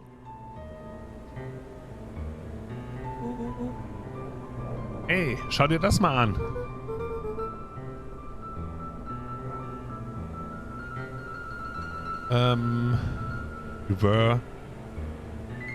Du hast die Wahrheit, also du hast nicht übertrieben. Hattest du da jemals dran gezweifelt? Das müssen wir auf jeden Fall untersuchen.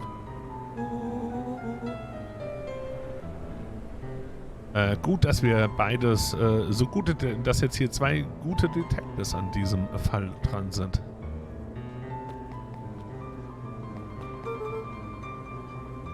Aber das ist komisch. Das ist super. Das ist komisch. Rumble. Hast du das auch gespürt? Was? Das Excitement in der Luft? Du kannst deinen Arsch drauf wetten, dass ich das gespürt habe. Schau dir diese Pfütze hier an. Ist das so schlau, dass er jetzt mitten durch diese Pfütze da läuft? Die ist aber nicht normal. Und and this hose. Die Aufregung, ja. Excitement. Oh, verdammt, die Tür ist abgeschlossen. Versuch's nochmal. Keine Chance.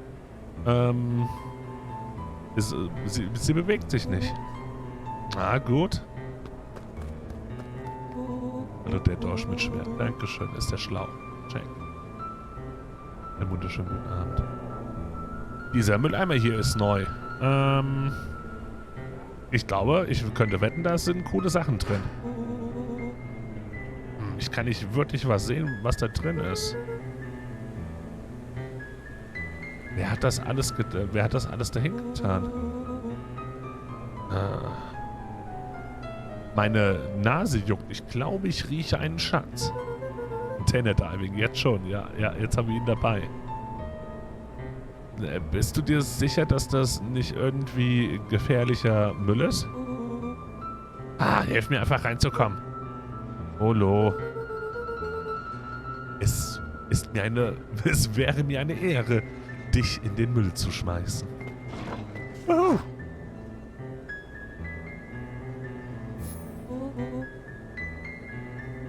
Na, come on. Glück. Lass mich jetzt nicht. Und, was ist da drin? Lass sehen. Da ist ein Squishy Bag of Squish. Wow. A good inch of stagnant sludge. Deine natürliche Umgebung. Oh, warte. Halt das. Ja. Warte einen Moment. Warte 2 Momente. Und nun schau dir diese beiden bösen Buben an. Sind das Walkie-Talkies? Das sind so ähnlich. Die heißen, das sind Hank Atomic Communicators. Walkie-Talkies. Und wie funktionieren die? Run Command to Hank Atomic. Hank, kannst du mich lesen?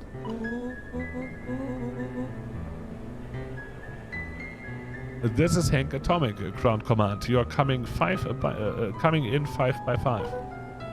Okay, wir kommen also, wir sind gut zu verstehen. Nun,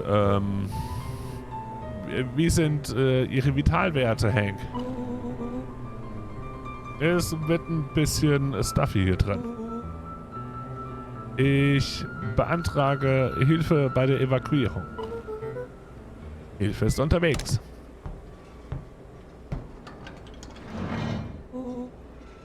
Warte, was war das? Jemand ist da kommt jemand. Gib mir deine Hand. Ich versuch's, aber meine Hände sind voll mit diesem ganzen Squish. Mach Platz, ich komm rein.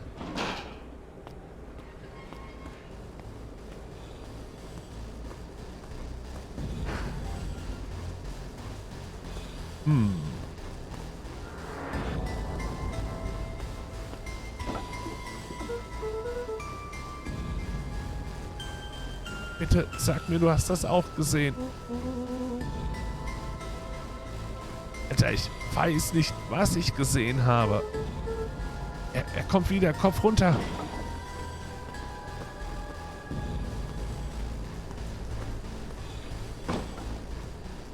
Ich weiß nicht, ob wir da drin sein wollen.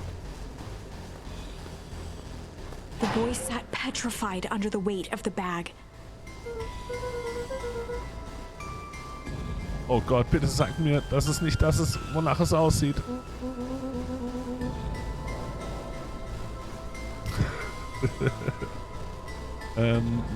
Luca, weißt du was? Ein separater Run-of-the-Mill Detectives from Ace. Weißt du, was der Unterschied ist von 2 Rennen um dein Leben Detectives und 2 Spitzen-Detectives ist? Ein komischer Hut? Okay, dann war es doch nicht das, was ich dachte. Wenn die Chips are down, je schlimmer das Problem, großartige Detectives gehen noch tiefer für die Beweise. Gewöhnlich ein Erstklassiker. Check. Rollo felt around at the large sack which burdened them. Aha. He snapped off a tag from just within a small zipper opening in the bag.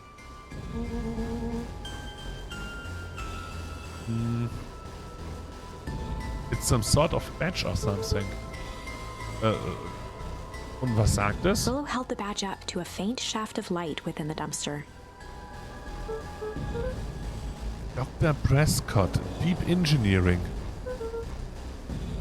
Es ist ein Namensanklipser.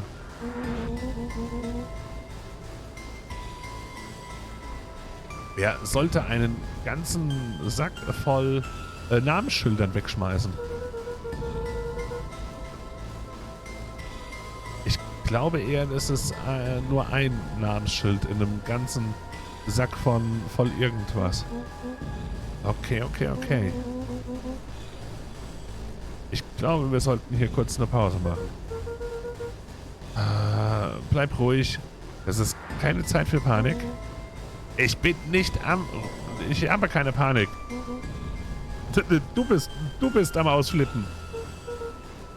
Rollo, komm runter. Bleib cool. Du musst auch meine Hand gar nicht so festdrücken.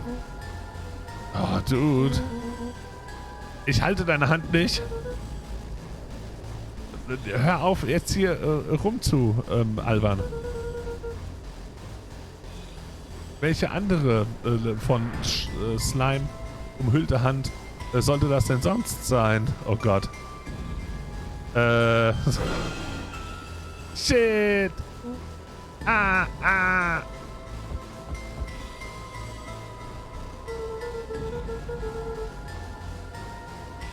Ich fange langsam an, die Vorteile deines Renn um dein Leben Plans zu verstehen.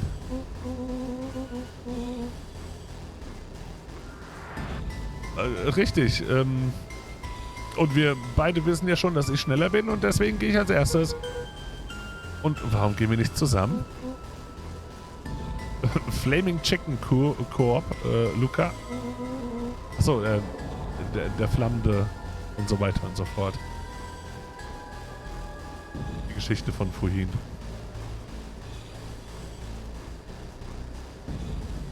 Auf dein Punktekonto bekommen. Ich gehe nur sicher, dass der Weg frei ist. Und nachdem ich losgelaufen bin, zähle bis 100. Und wenn du mich schreien hörst, renn. Und wenn du mich nicht schreien hörst, dann rennst du auch. Egal wie, Hauptsache renn und beweg deinen Arsch. Okay, Rollo, ich vertraue dir. Du wirst bestimmt einen wunderbaren Weg finden, diesen Sommer zu starten. Oh ja. Das ist, was ich tue. Okay. Ab hier geht's los. Alles oder nix. Lucas sat in the dark, tracking the sound of Rollo's footsteps as he ran. 1, 2, 3. He pressed his ear to the dumpster wall, straining to hear Rollo's footsteps as they faded away. 15, 16, 17. He tried not to think about the contents of the dumpster as he counted. 35, 36, 37. The thick stench made it hard to breathe. Screw it, that's long enough. Luca carefully lifted the lid and peered out. Kurz mal gucken. Nothing. No sign of Rollo. No sign of the man in the yellow suit. Time to haul ass. Luca clambered from the dumpster, stumbling to his knees. He was up like a shot and running, sprinting toward home as fast as he could. Beacon Pines flew by, blurred by the tears that welled up in his eyes. He wouldn't remember getting home at all that night. Throwing his front door open, storming up the stairs to his room and surrendering to sleep almost as abruptly as he hit his pillow. Chapter 3. Finding a friend. The next morning, it was quieter than usual at the breakfast table. Wir kamen jetzt besser raus aus der Szene, als ich erst gedacht hätte. Mal gucken, wann wir vielleicht dann irgendwann auch noch Entscheidungen treffen können, dass wir da dann entweder da schon oder mit der Zeit dann später hinaus dann noch ein bisschen investigieren können. Gucken wir mal. Immerhin war da ein Arm drin. Das war schon ein bisschen crazy. Only the sound of silverware and chewing interrupted the awkward silence.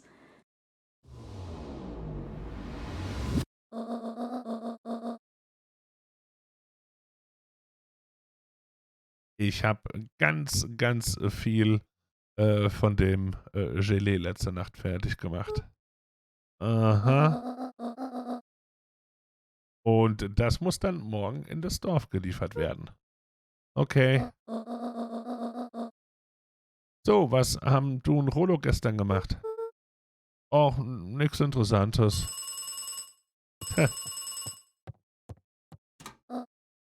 Hallo? Das kann ich leider nicht lesen. Entschuldigung. Immer mit der Ruhe.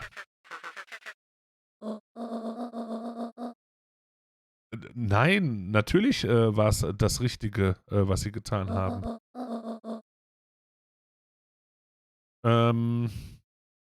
Fangt schon mal an, ich bin gleich da.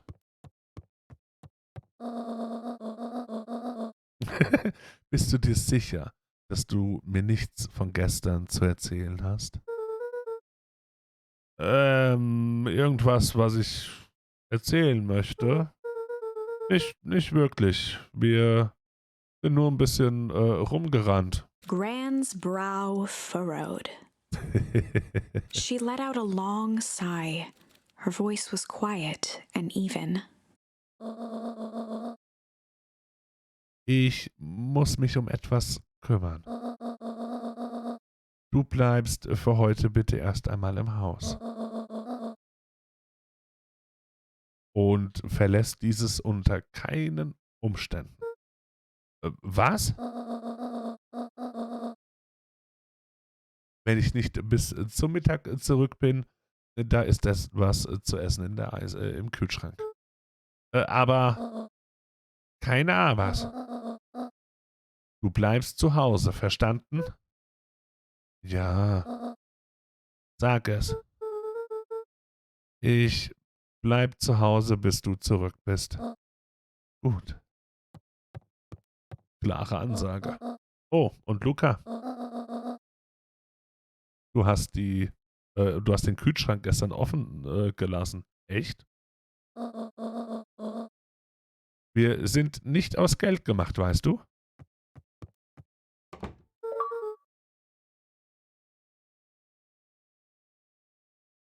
Wir haben die Fridge offen gelassen. Das war sogar gerade ein Achievement. Ah, okay, das war gerade komisch. Aufs Wasser hatte ich geachtet, dass es ausgemacht hat. Okay, wir passen natürlich auf, dass wir hier, also, wir sind nicht aus Geld gemacht. Können wir draußen ein bisschen spielen? Ist nur einer von beiden, die wohnen nicht zusammen. Das sind keine Gebrüder, das sind ja Freunde. Der andere, Rollo, wird bei sich zu Hause sein.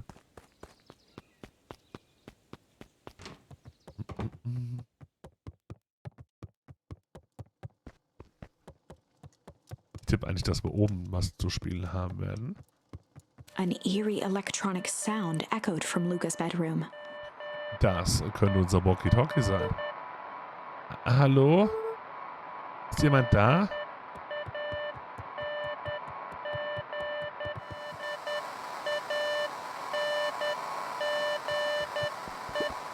Rolos Schwester der Anruf. Wir werden es herausfinden. Das SOS, ja. Hallo? Rollo, bist du das?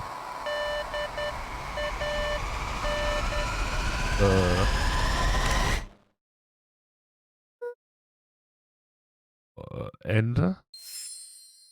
Strange. Das ist wahr. Das war strange.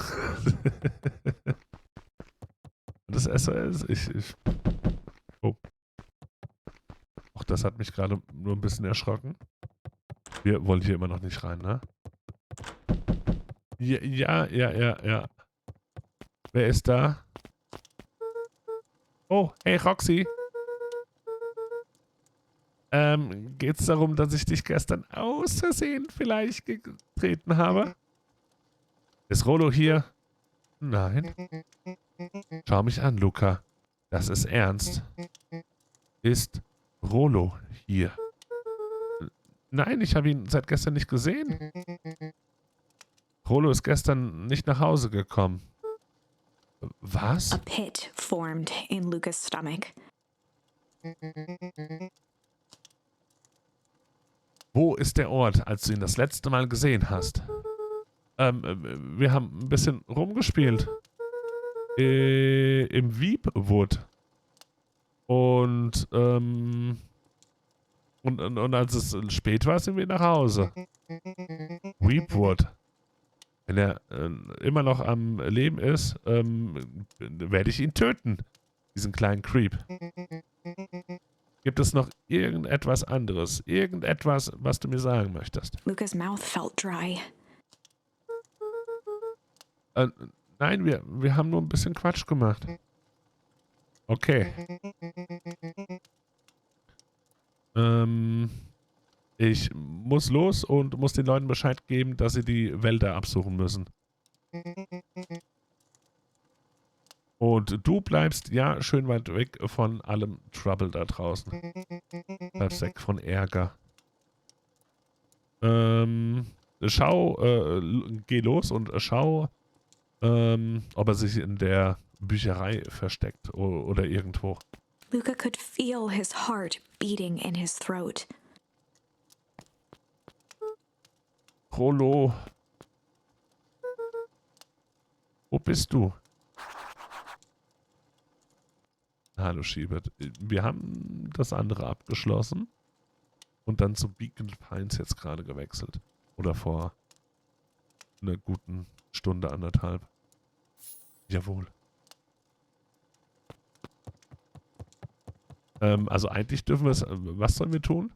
Okay, wir dürfen aber doch das Haus nicht verlassen. Wir sollen nicht raus. Die habe ich nicht geändert. Hatte ich auch vorhin gesagt, mir fällt jetzt auf die Schnelle nichts anderes ein, weil ich selbst gerade nicht weiß, was uns hier erwarten wird. Genau. Das stimmt. Aber Spiel habe ich geändert. Immerhin.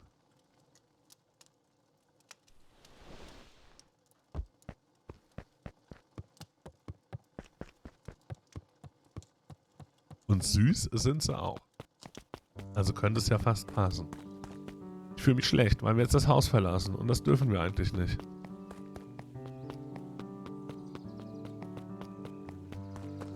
Immer diese Entscheidung.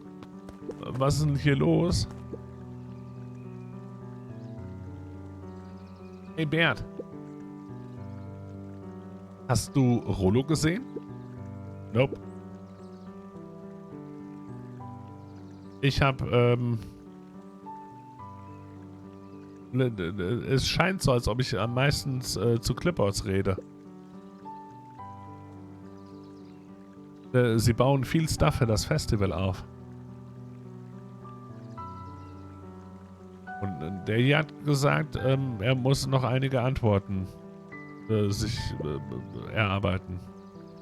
Ich habe ihm gesagt, dass alles okay ist. Ich warte hier, bis er zurückkommt.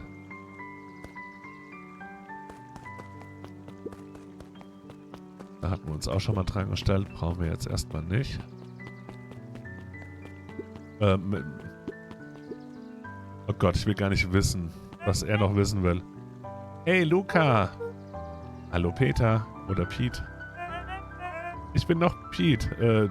Du Silly, du verrückte Gans. Was? Ich bin Tobi. Huch, da habe ich dich wohl verwechselt. Du willst mich doch für blöd verkaufen. Aber hey, das ist doch kein Problem. Das Wichtigste ist, dass wir es lieben, alle deine Gedanken zu hören. Ja, ich bekomme langsam ein Gefühl dafür. Wir sind alle Teil eines tollen, großen Ganzen. Von irgendetwas Besonderem, Luca. Und alles beginnt mit... Alles beginnt hier in Beacon Pines. Ich hab's verstanden. Toby looked up from the clipboard excitedly. Das ist richtig. So, wie sieht's aus? Wollen wir nicht starten, indem du mir sagst... hör mal, also ich möchte dich jetzt hier nicht zu sehr angehen, aber ich muss mich gerade um meinen eigenen Stuff kümmern. Ah, du kleiner Joker, du Witzbold. Wir sind doch alle Teil von diesem Ganzen hier zusammen.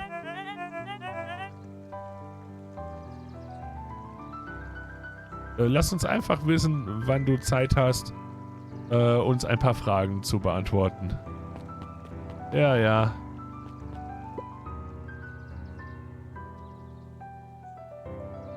Wir müssen wirklich wieder an die Arbeit gehen. Nur ein paar Minuten noch.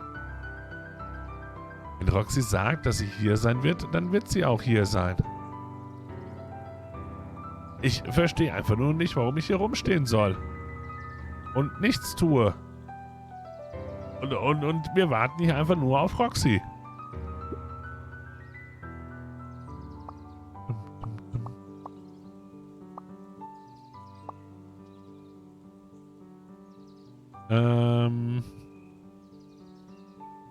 Wenn ich die ganze Zeit nur herumstehen könnte und nichts tue und dafür bezahlt werde.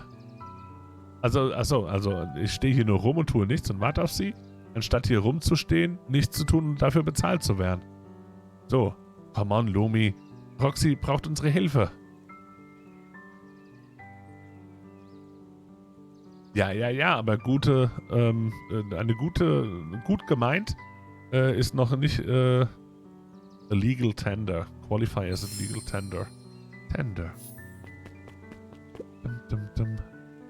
Ah, meine Eltern wollen nicht auf mich hören. Ich meine es jetzt nicht böse, aber ist Rollo... hat er nicht die ganze Zeit irgendwie ein bisschen Ärger? Aber irgendwas ist anders diesmal. Was können wir tun, um dir zu helfen? Wir müssen da nachschauen, wo die Erwachsenen nicht sind oder es nicht nachschauen.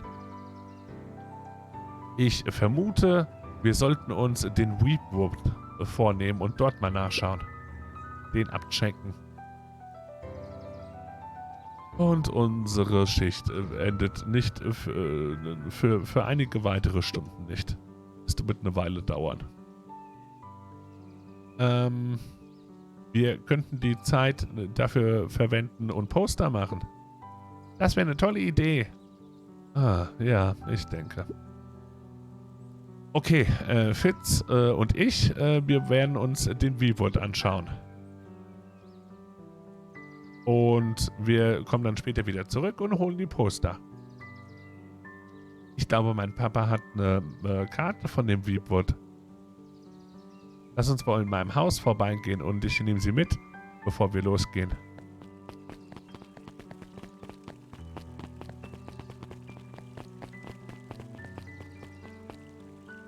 Okay, die fangen also auch an zu suchen. Aus Interesse will ich einfach mal dann hier oben vorbeischauen. Hi Luca, was ist los?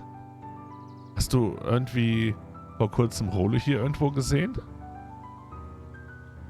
Er kommt nicht oft hier oben herum.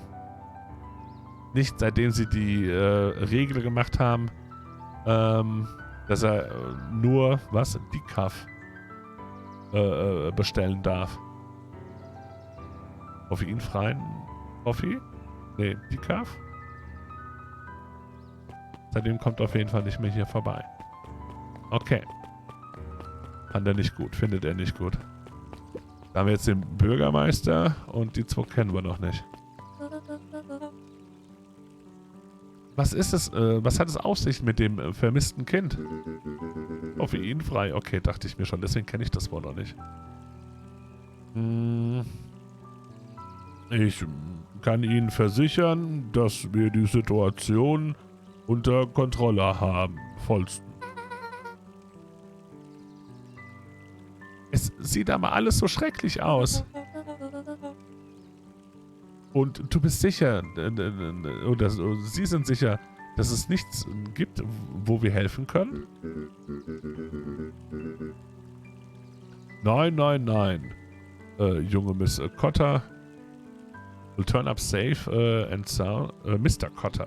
Der junge Mr. Cotter wird gesund und munter wieder auftauchen, da bin ich mir sicher. Sie können sich einfach auf Ihren Einzug konzentrieren. Oder so.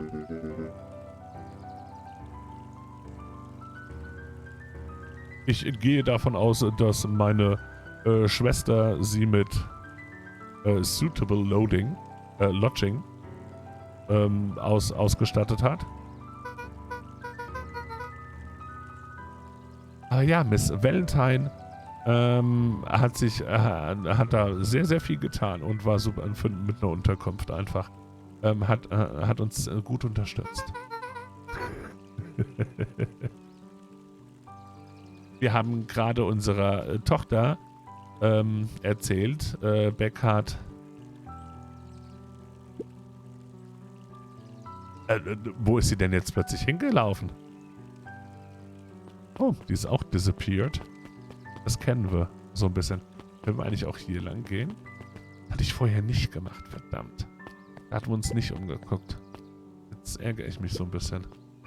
Ich wusste das mit dem Last Chance Dinner. Ich glaube, Mr. Ferretti macht sich gerade fertig für das Festival. Salma von Scooby-Doo. Können wir den anquatschen? Hey, Dawn. Ist es wahr, was Sie über Rollo sagen? Ja, er ist nicht nach Hause gekommen gestern Nacht. Ich frage mich, ob das in Verbindung steht. In Verbindung mit was? Ich habe hier Reports gelesen. About increasing activity around höheres Aufkommen, Aktivitäten, was auch immer, rund um die Stadt. Welche Art von Aktivitäten? Fensterlose Trucks, mechanische Geräusche, komische Lichter. Dieses typische shady Zeugs. Wer würde denn das alles tun und warum? Ich habe ein paar Vermutungen. Die Valentine-Familie ist immer suspekt. Perennial Harvest ist, sollte auf jeden Fall die Ressourcen dazu haben. Und hast du denn überhaupt irgendeine Idee, wo man Rollo finden könnte? Der beste Ort, um nach ihm zu schauen, ist der Ort, wo die Spur von ihm anfängt, kalt zu werden. Wo hast du ihn das letzte Mal gesehen? Wir waren in Weedwood. Direkt bei diesem Valentine's Fertilizer. Bei der Firma. Okay, ich check den Weedwood, sobald meine Schicht zu Ende ist, aus. Ich bin nachts am das glaube ich dir sofort. Nachts bin ich am besten, was meine Arbeit betrifft. Wir werden sowas von Ärger bekommen. Aber sowas von. Oh ja, hier unten bin ich auch nie lang. Doch, da bin ich einmal lang. Kennen wir uns schon? Hey, Ilson. History Museum. It's laughable, really. Hast du Rollo irgendwann hier gesehen? Nein, nur den Schatten einer Familie. Cleaning, keine Ahnung. On to a town, cleaning, on to the past. Also da geht es wahrscheinlich wieder um die reiche Familie, die wir auch vorher kennengelernt haben. Kling. Feel free to check for yourself. Aber erwarte nicht, dass es dein Mind blown wird. Wir haben auf jeden Fall was Neues gelernt. Ich hoffe, wir haben da bei dem oben quasi nicht vorher irgendwas übersehen. Anhänglich. Okay. Haften. Hast du was Neues zu erzählen?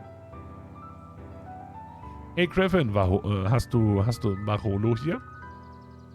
Ich habe ihn den ganzen Tag nicht gesehen. Alle Spielkind, ja. Ich finde es super, dass sie unterschiedliche Töne dafür verwendet haben. Und es reagiert echt ganz okay gut. Ich bin sicher, er wird irgendwann wieder sicher und gesund auftauchen. Und wenn er das tut, sag ihm, dass es hier einen Strawberry Chocolate Double Scoop auf ihn wartet. Am Haus. Er wird das sehr mögen. Steht not touching. Was? Ich kann nicht lesen. Merkt man, oder? Hier und da. So ein bisschen.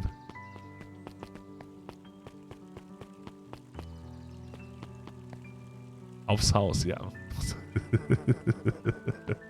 Sagt man das im Englischen genauso? Damit habe ich gerade nicht gerechnet. Offensichtlich. Oh, wen haben wir hier? Sharper Valentine, founder of Beacon Pine. Never underestimate what a great man can do given time. Sharper Valentine. A bit much, if you ask me. Indulgent. Das hätten wir vielleicht auch schon eher sehen können. Krimmel. Na gut. Hier wollen wir hin diesmal. Wir reden erst. Passt. Kato volunteered at the library during the summers. He wasn't very social, so he'd dedicate each summer to becoming an expert in a single subject, making him a reliable source of very particular knowledge. If you were to ask Kato something he didn't know, he'd escape into the dusty old bookshelves and return with just the right thing. Oh, das ist praktisch. Hey, Kato. Kato was lost in his reading. Luca crooked his neck to see the title, Introduction to Melitology.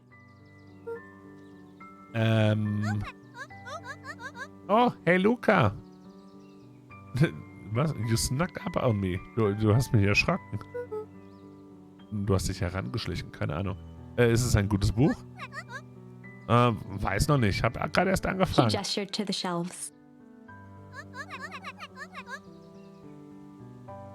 Ich komme wirklich langsam an den Punkt, dass ich kein Buch mehr hier finde, was ich nicht schon gelesen habe.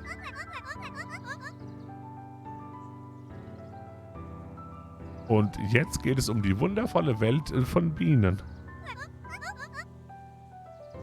Es stellt sich heraus, dass Bienen voll cool sind.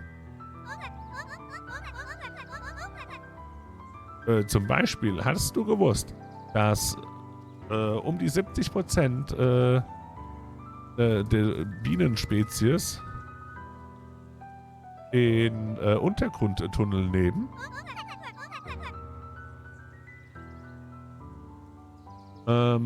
Oder dass es da 2 Königinnen in einem Bienenstock gibt. Die kämpfen bis zum Tod für die Herrschaft. Fight. Nice. True Fact, okay. Das ist interessant, aber hast du irgendwie vor kurzem Rollo hier irgendwo gesehen? Nicht seit gestern. Okay, hab ein Auge darauf. Auf ihn, okay? Na klar.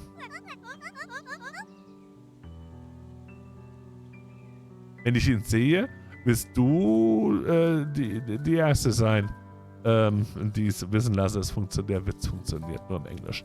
You'll be the first to know. Okay, Library.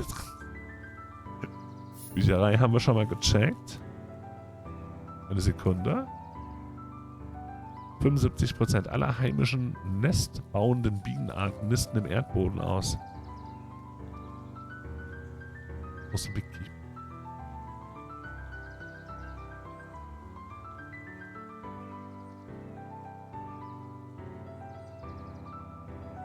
So, was getrunken, war wichtig. Dann schauen wir uns hier mal um. Mycological phosphorescence.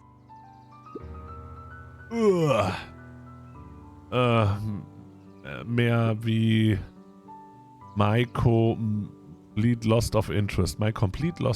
kompletter Verlust des Interesses. The bottom corner shelf was a dusty array of thick science books. Only one binding was clean enough to read. Cellular Biology and the Chemistry of Mitosis. Boring. Langweilig. Hey, Jace. Oh, hey, Luca. Hast du Rollo gesehen? Nö. Ich war tatsächlich überrascht. Er ist normalerweise sehr früh am Morgen da, wenn irgendetwas Neues reinkommt. Rollo ist der größte Fan von Hank Atomic, den ich kenne. Abgesehen von mir, natürlich. Naja, wenn er normalerweise vorbeikommt. Wenn er vorbeikommt mit tell him to meet me, you know where. Ich weiß aber nicht wo. Nein, aber er weiß wo. Oh. Okay, geht klar. Roger that, Space Cadet. New Editions. Was ist denn Neues angekommen? There were barely any actual new editions. Simply a variety of existing content rotated into the front display each week.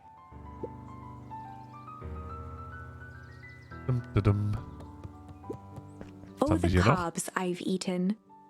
A salad-centric travel guide for the mildly adventurous. Yum, yum, yum. Yuck. Sally Seashore's simple, succulent sundries. Luca brushed off a smudge of dust. Or maybe it was flour. 30 recipes so easy you'll doubt it's even edible.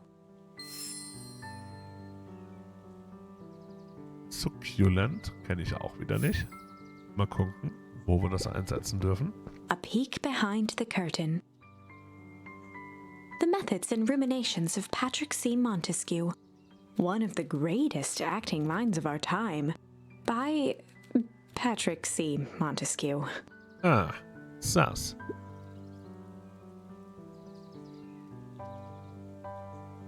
Okay, können wir auch da hinten noch hochgehen? Da haben wir nichts. Da können wir noch hochgehen. The entire top level of the library was devoted to comics. Yay, Comics. Sind das nicht fleischfressende Pflanzen? Ich weiß es nicht, keine Ahnung. Wirklich. Most of which were Hank Atomic and the myriad of lesser revered spin-offs. Okay, alles voll mit Hank Atomic. So, unseren Job hier haben wir ja auch schon getan.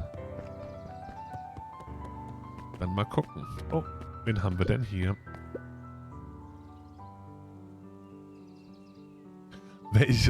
Welches Monster packt Süßigkeiten hinter eine verschlossene Tür?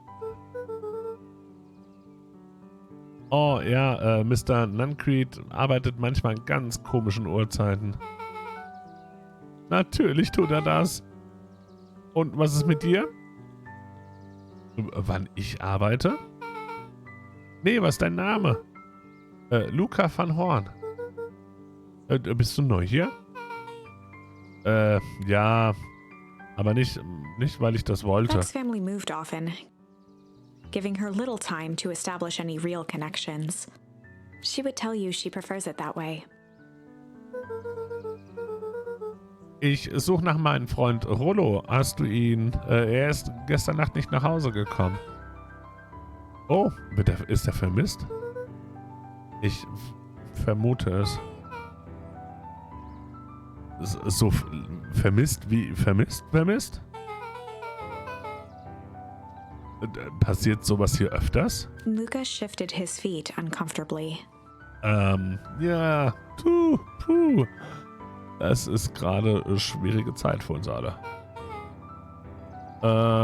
Okay, das stinkt. Ja. Okay, ich sollte vielleicht weitergehen. Hey, warte mal. Was denn? Beck pulled a coin from her pocket. Ich komme mit dir. Was? Das hat gerade eben der unglückliche Penny entschieden. Oder gesagt.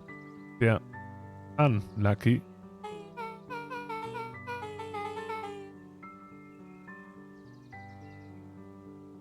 Naja, technisch, eigentlich ist es einfach auf Kopf gelandet. Leave this kid to finish his friend. Lass das Kind alleine und gebe nicht nach. Aber ich tue immer genau das Gegenteil. Oh, das ist ja fast so wie ich und Rollo. Ich vermute, Rollo ist mein Unlucky Penny. Eine Person sollte niemals ohne einen Unlucky Penny sein. Also, lass uns ihn gemeinsam finden. Der Name ist übrigens Beck. Super angenehm, dich kennenzulernen, Beck. Ich vermute, ich könnte wirklich einiges an Hilfe gebrauchen. Versuch, an mir dran zu bleiben. Lass dich nicht abhängen. Achso, du kommst jetzt automatisch mit uns. Können wir hier nicht auch runter? Nein.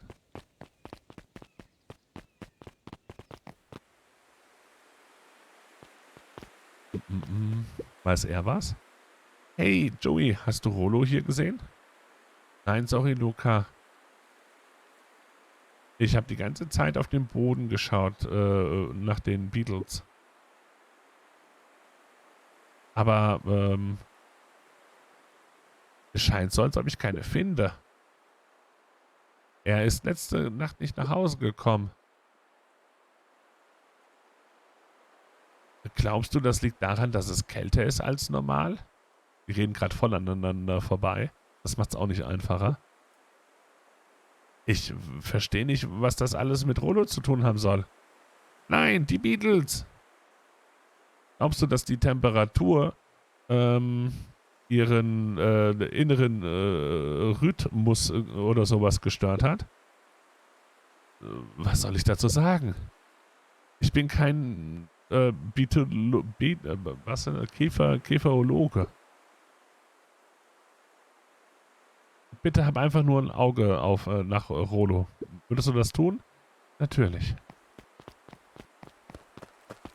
Wir gucken auch mal hier. Hier waren wir zwar nicht, aber wir gucken trotzdem nochmal gemeinsam hier.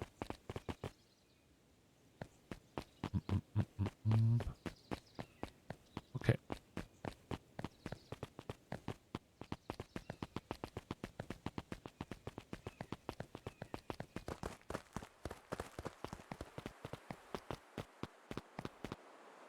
Oh. Oh, das ist neu.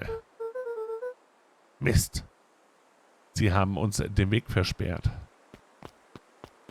Aber es ist weiterhin kein Strom drauf. Das ist auch schon mal was. Oh. Und hier haben wir einen Weg, den wir vorher so noch nicht hatten. Und Wasser, was hier runterläuft. Luca felt a chill as he approached Beck. Her eyes were locked on the strange green liquid. The nearby grass was coated in a fine layer of frost. Ist das normal hier in der Gegend? Weil Pfützen von irgendwelchen leuchtenden Flüssigkeiten sind definitiv nichts, was ich an diesem Ort erwartet hätte.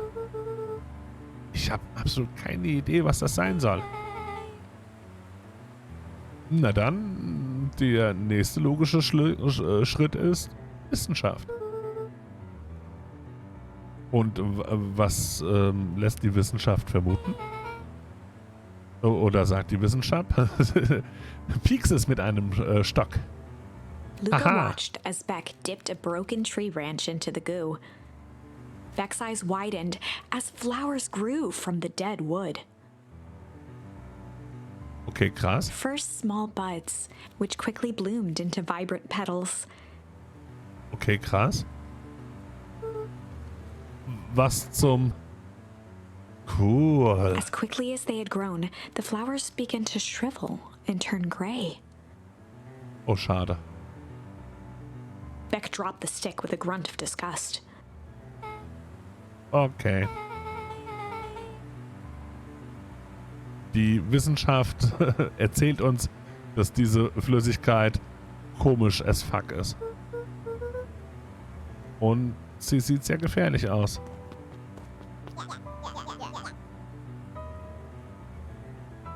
Hey Tisch, guck mal, welche Katze wir hier aufgetan haben. Yep. Ich habe gerade keine Zeit dafür, Iggy. Oh, sag das doch nicht einfach so. Das verletzt Tischs Gefühle. Habe ich nicht recht, Tisch? Jupp. Also für mich sieht sie eigentlich noch ganz gut aus. Ach, hallo. Ich glaube, wir beide wurden uns noch gar nicht richtig vorgestellt. Mein Name ist Iggy und ich bin der Idiot? Was? Nee, Compatriot? Nee. Und das ist mein Kompagnon Trish. Jupp. Du hast wahrscheinlich schon von uns beiden gehört. Ich kann das nicht wirklich bestätigen. Nein, nein, nein, nein, nein. Ich vergebe dir das eine Mal. On account of your being, weil du noch neu hier bist. Warum willst du denn da mit diesem Dude da abhängen?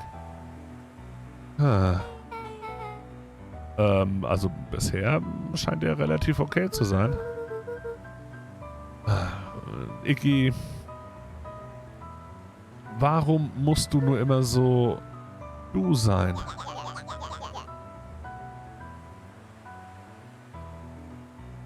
Hat er dir schon erzählt, dass seine Eltern ihn verlassen haben? Ach, halt die Fresse. Es ist wahr. Sie sind müde geworden, die ganze Zeit mit so einem pathetischen Kind gelebt zu haben und haben ihn verlassen. Iggy, ich sag das wirklich jetzt nur noch ein einziges Mal. Nicht reden über meine Familie. Gute Nacht, Glückskindl. Dankeschön fürs Dasein. Schlaf gut. Unfälle passieren, Kuro. Unfälle passieren. Na, schauen wir mal, wem doch hier das Rückgrat gewachsen ist. Jetzt, wo ein Mädchen hier dabei ist. First is Pops croaked. Okay.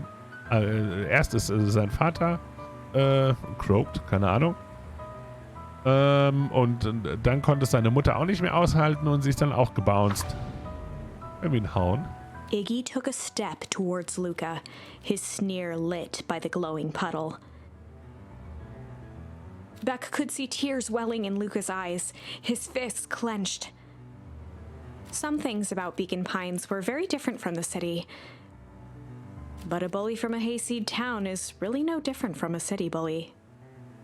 Beck took a deep breath and thought.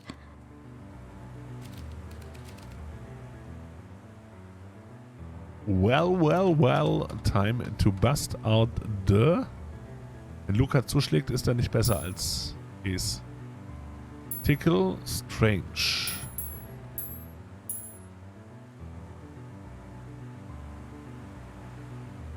Strange. Ist es Iggy? Ja, das dachte ich mir schon. Ich glaube Strange. Tickle wäre ja dann, das würde so, also ich glaube Strange. Well, time to bust out the Strange. Wir können ja zurückschalten. Alright, Luca. Es sieht so aus, als ob du einen Matschbart brauchst. Was ist falsch mit dir, neues Kind? Wir sind dabei, deinen Freund zu hauen. Beck stared in silence, the only sign of life being the twitch of an eye. Es ist komisch, wenn Leute nicht reden. Jupp. Hör auf, so weird, so komisch zu sein. Hallo. Are you some kind of wackadoo? Bist du ein Wackadoo? Keine Ahnung. Macht Sinn, diese Wackadoos reisen zusammen in der Regel. At the sight of Iggy taunting Beck, something in Luca snapped. Iggy's smirk shifted to a look of shock as Luca launched himself into his stomach. Ah! Iggy's clothes were drenched in the glowing ooze. Du Blödmann! Meine kleinen Klamotten sind ruiniert. Ich werde... Iggy's voice began to slur as he struggled to get up. Oh. Struggle. Ich fühle mich nicht so gut. Hilfe! Oh Gott. Es tut mir leid, ich war nur... Oh, verdammt.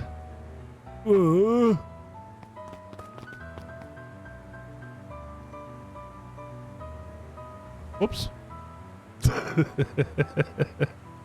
Interesse halber könnte man doch jetzt schon gucken. Quasi.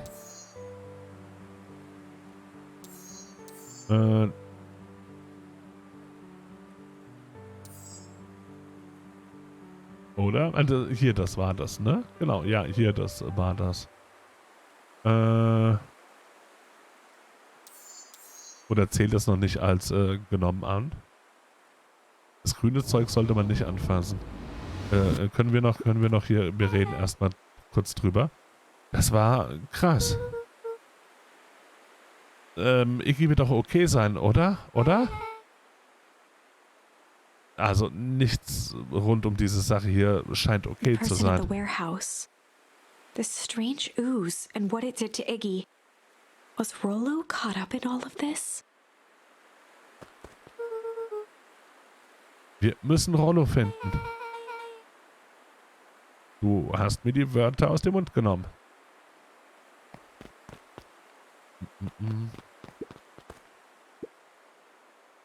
Eigentum of Valentine Dünger Company. Das scheint sehr alt zu sein. Da kommen wir nicht drüber. Oder irgendwo noch hin. Hier. So auch nicht. Bin natürlich jetzt unsicher, ob wir das andere natürlich vielleicht noch hätten machen wollen.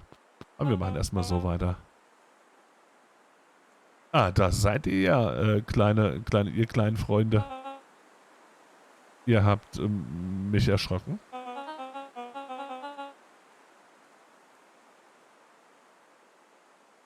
Was zur Hölle macht ihr denn in diesem Teil des Dorfes? Wir helfen nur, suchen nach Rollo. Ah, habt ihr nicht die guten Nachrichten gehört? Rollo ist sicher und wohl wieder vor einer Weile zurückgekommen. Wirklich? Und wo war er? Das ist wirklich lustig. Er hatte einen kleinen... er ist im Kreis gelaufen im Wald. So Wälder können einen ganz schön desorientiert machen, weißt du? Wieso glauben wir dem nicht? Ja, ich bekomme so langsam ein erstes Gefühl dafür. Rollo ist jetzt bei sich zu Hause und hat seine wohlverdiente Ruhe. Ah, was für ein Glück. Ihr beide solltet lieber jetzt auch weitergehen, bevor ihr auch noch verloren geht. Ja, los geht's, Bank. Ich kann es gar nicht erwarten, dir Rollo vorzustellen. Ah, und das erinnert mich. Luca, deine Großmutter hat nach dir geschaut. Hat sie? Sie war sehr, sehr besorgt. Du solltest direkt nach Hause gehen. Ah, ich verstehe. Und Beck, deine Leute werden sich auch sicherlich schon Sorgen machen. Ich bring dich nach Hause. Ich muss mit Nelly über die Arbeit reden, so oder so. Beck glanced toward Luca. Okay, dann denke ich, war's das für heute. Und das ist ja gut ausgegangen. Ich stelle dich dann morgen Rollo vor. Na klar. Ich bin froh, dass es ihm gut geht. Das ist kein Kinderspiel. Rollo was safe. A wave of relief washed over Luca, which was quickly replaced by a sense of dread. Gran is going to kill me. Oh ja. If he hurried, he might just make it home before sundown. Chapter 4. Wissen wir noch nicht, ob es ihm gut geht? Nee, nicht wirklich, finde ich persönlich. Also wir haben es jetzt nur gehört bisher. Aber wir gehen einfach erstmal davon aus. Our harvest awaits. Luca took a deep breath and gingerly opened the door, steeling himself for Gran's wrath.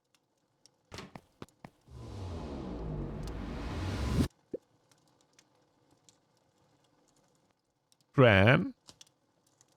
Ich bin so doppelt am Überlegen. Irgendwie wird es mich auch, also Strain, okay, das hat noch, das Change hat jetzt, da ist ein Häkchen dran, da ist an allen Häkchen dran, da auch. Da wäre bei Struggle noch kein Häkchen. Was war das? House of Horrors. Ach, wir haben es gechanged, weil wir zu zweit da waren. Deswegen hat sich das geändert. Okay. Und hier kennen wir die Konsequenz noch nicht. Von daher macht es eigentlich auch noch keinen Sinn, ob wir da in irgendeiner Form noch das Pickerl ausprobieren direkt. Wir haben auch schon was anderes bekommen. Schauen wir mal. Hallo Goa. Warum sind die Schranktüren offen? Da unten. Fran? Bin zu Hause. Alles ist okay. Fran? Jetzt habe ich Angst. Waren die vorher nicht offen? Beim Sessel auch, ja.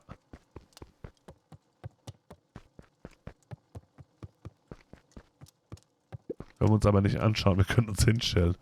Ah, alles in bester Ordnung. Die Welt ist gut. Solange wir hier liegen, ist die Welt wunderbar. Ich meine ja nur mal. Aber wir dürfen nicht liegen bleiben. Fran? Ich weiß, ich durfte eigentlich nirgendwo hingehen. Aber ich habe nur geholfen, nach Rollo zu gucken.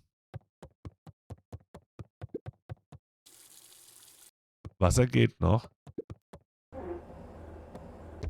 Essen ist auch noch da.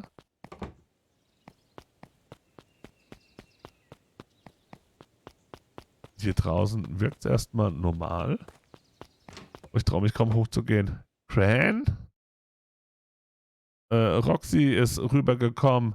Sie war sehr besorgt um ihn. Und deswegen habe ich gedacht, es wäre okay, wenn ich auch helfe, nach ihm zu suchen. Und es hat sich herausgestellt, dass Rollo wohl jetzt sicher ist und gut zu Hause.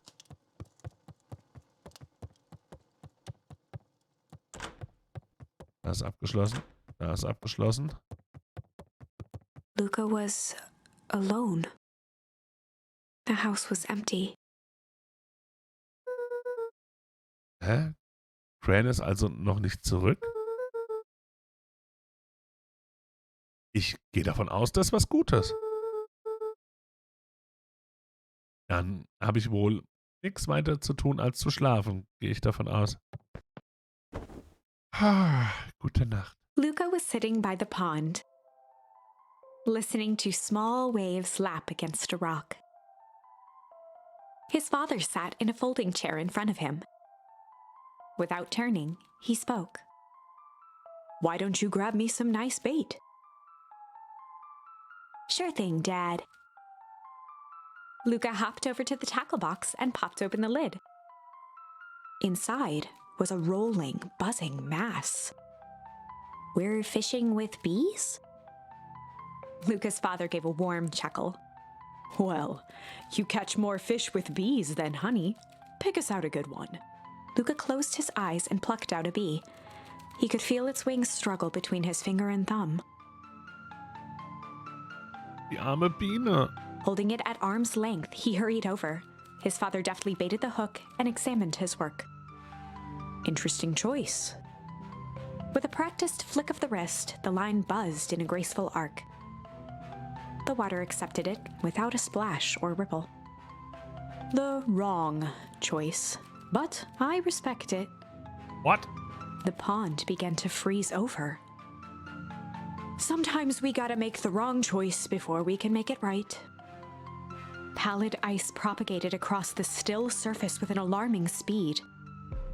Luca scrambled back as the ground beneath him turned cold. "Dad, I don't understand." "Sorry, kiddo. Understanding isn't always part of the deal." The relentless ice shot through the fishing line toward his father. "Dad, look out!" His father casually wound the reel. "None of it's your fault, you know. Never was." Dad, we have to go. Luca grabbed his father's shoulders, trying to pull him away. Please, you have to run. The ice crackled as it spread across his father's hands.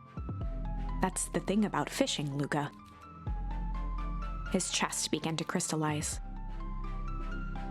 You toss your hook in, and you never know what you're gonna pull out.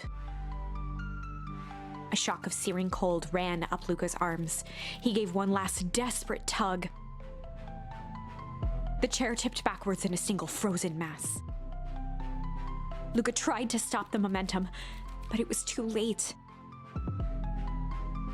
He watched the icy form of his father slam into the hard ground, shattering into 1,000 pieces that crowded around his feet. Dad, I don't understand. What does all this mean? The gentle rustle of leaves was the only reply.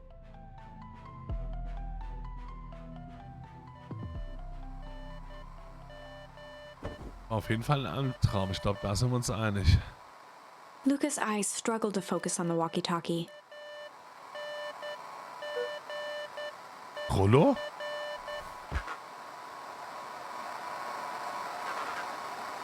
Und was wird gesagt? Aber wir können es nicht verstehen. Faintly, he could hear Rollo amongst the noise. Luca! Rollo, bist du das? Luca! Der? Rollo, es ist mitten in der Nacht. Oh, Luca! Zum Glück, Gott sei Dank. Hör mir zu.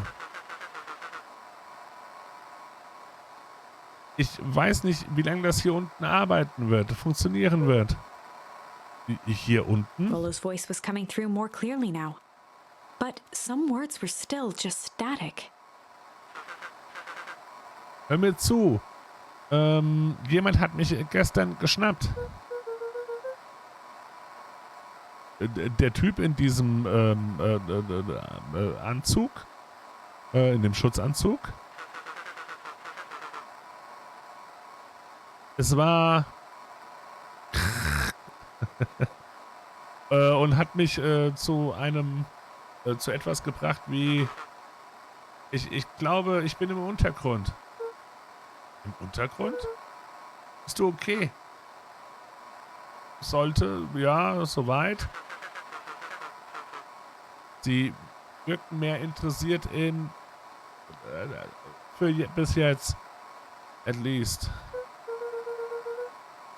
Mr. Kerr hat gesagt, dass du sicher zurück nach Hause gegangen bist. Kerr? Nein! Vertrauen! Er ist... Warte! Jemand kommt gerade. The signal went silent.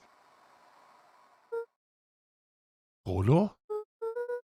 Rollo, wo bist du? Luca held still, waiting for a response. His pounding heartbeat marking the passage of time. Oh, okay, ich glaube, sie sind wieder weg. Es wird immer schlimmer. Ich kann dich nur noch ganz schlecht verstehen. Rollo's voice began to fade. Ich verliere das Signal. Nicht viel Zeit. Mission Control. Ausrufezeichen. Du musst tun beim Treehouse oder irgendwas mit dem Treehouse. Wir müssen zum Treehouse. The Treehouse. With that, the signal died for good. Und damit ist das Signal verstummt. Was hat er versucht zu sagen über das Baumhaus zu sagen? Was ist am Baumhaus? Die Antenne. Er möchte, dass ich die Antenne von unserem Baumhaus benutze, um ein besseres Signal zu bekommen. Rollo, du bist ein Genie. Luca grabbed the walkie-talkie and sprinted to the treehouse.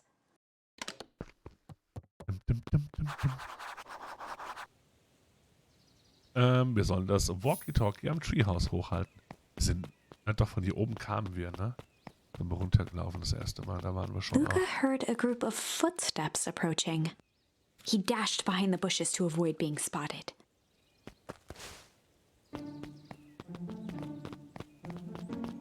Nein. So, wir alle verstehen unsere Rollen. Hier, du kannst auf mich zählen. Ich glaube immer noch, dass wir mehr Zeit benötigen. Das war nicht der Originalplan. Mr. Tolliver paused, shifting his eyes to one side. Wir sind alle in Gefahr jetzt.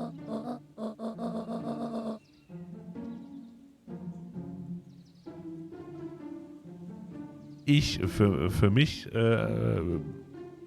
möchte nicht einfach nur still rumsitzen und nichts tun, während diese Gefahr heranwächst.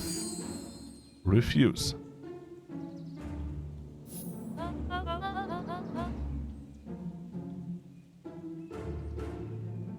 Hiram, kümmere dich einfach um deine Sachen. Mr. Tolliver took one long, quiet breath.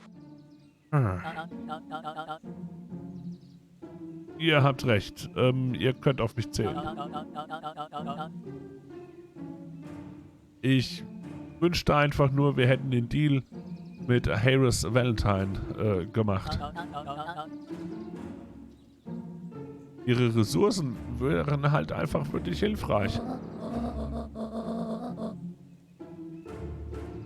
Wie schon gesagt, ich hatte noch keine Zeit, sie anzurufen oder zu kontaktieren, seit einem Anruf heute Morgen. Und Pläne ändern sich. Und wie hält sich Luca bisher? Er ist okay.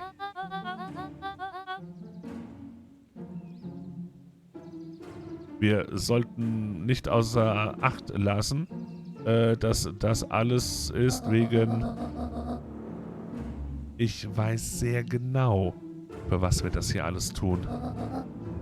Wir haben keine Wahl. Operation Sparkplug hat ein neues Ziel. Sind wir uns einig? The three shared a determined look. Sehr gut. Wir reconvenen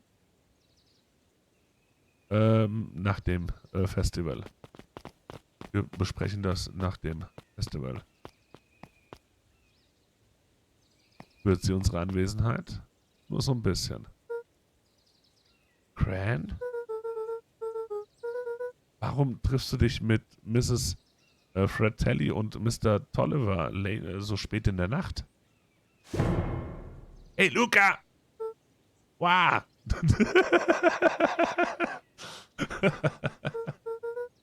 Oh, du hast mich erschreckt. Wie lange bist du schon da? Nur ein paar Minuten.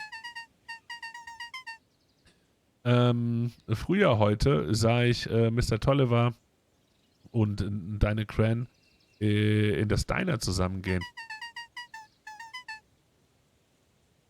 Und als meine Schicht dann in dem Newsstand zu Ende war, waren sie immer noch da drin.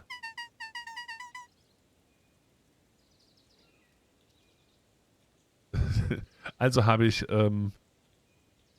das großartigste Tool, Hilfswerkzeug eines investigativen Reporters genutzt. Ihre Ohren? Zeit. Okay, oder das. Entschuldigung.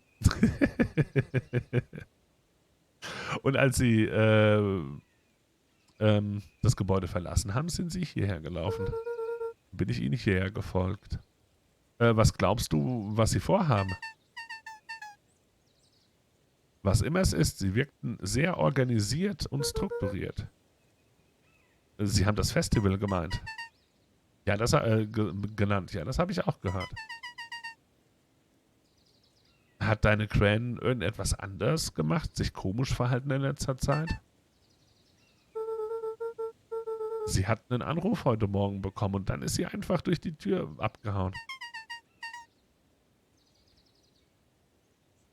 Der Anruf muss von Hiram Tolliver gewesen sein. Wirkt auf ihr, scheint also gewesen zu sein. Und sie war sehr, sehr aufgewühlt und auch ein bisschen beängstigend. Oder beides. Luca, pass auf dich auf.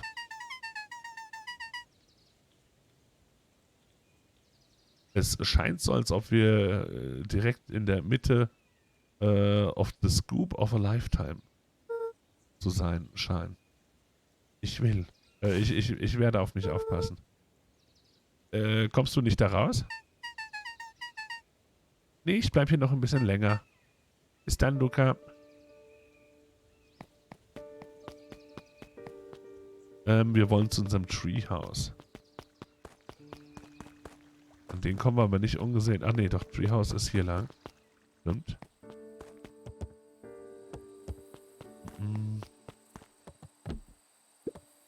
Und da haben wir das Radio.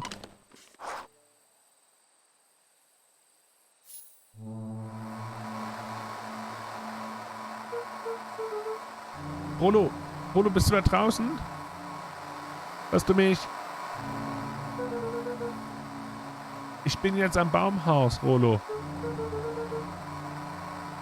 Mr. K. hat gesagt, du wärst in Ordnung.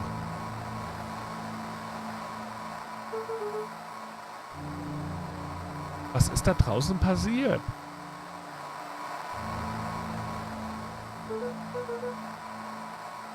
Ah, verdammt nochmal, Rolo, wo bist du?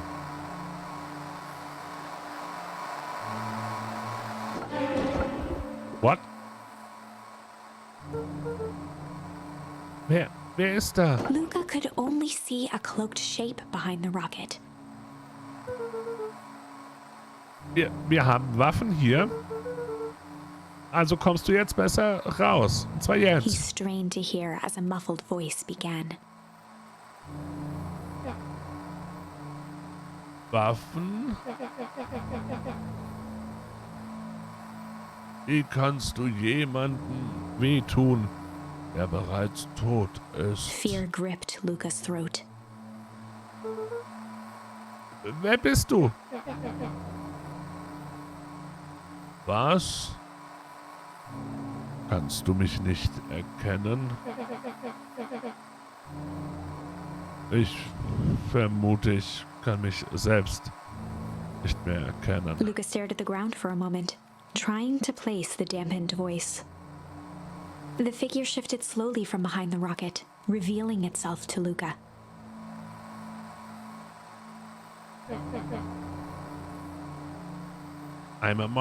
Ich bin ein Monster. Das ist der andere Dude. Und jetzt jagen sie mich wie das andere Monster. Oder Biest. Iggy? Luca reached over empathetically. Iggy's tone jolted to dejected anger. Fass mich nicht an. Das ist alles deine Schuld. Luca slumped to the ground, overwhelmed by guilt.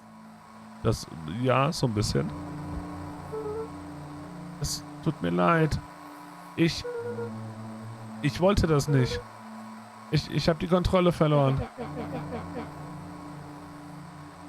So, du hast dich also für eine Sekunde mal nicht unter Kontrolle gehabt. Und ich sehe nun so aus wie immer. Aber da muss es doch eine Möglichkeit geben, das wieder okay zu bringen. Also das okay zu machen. Oh, und du wirst mein Retter sein? Der perfekte kleine Luca hat mal wieder den Tag gerettet. Mit seiner positiven Ausstrahlung und der Kraft der Freundschaft. Nichts davon hat noch Bedeutung. Es gibt keine... There's no time. Ich habe keine Zeit. Sie sind hinter mir her. Die haben mich durch den ganzen Wald Weepwood gejagt. Und ich bin nur hierher gekommen, um mich zu verstecken. Vor wem zu verstecken? Wer ist hinter dir her? Luca! Luca! Rollo? Es ist nicht sicher, Luca. Rollo, wo bist du? Das Baumhaus. Ich bin im Baumhaus, Rollo. Wo bist du? Nein, Luca, das Baumhaus ist nicht sicher. Sie haben gesagt, Sie gehen jetzt zu dem Baumhaus. Ich habe versucht, dir zu sagen, dass du wegbleiben sollst von dem Baumhaus. Und wer hat gesagt, dass er jetzt zu dem Baumhaus gehen möchte? Die Clipboards.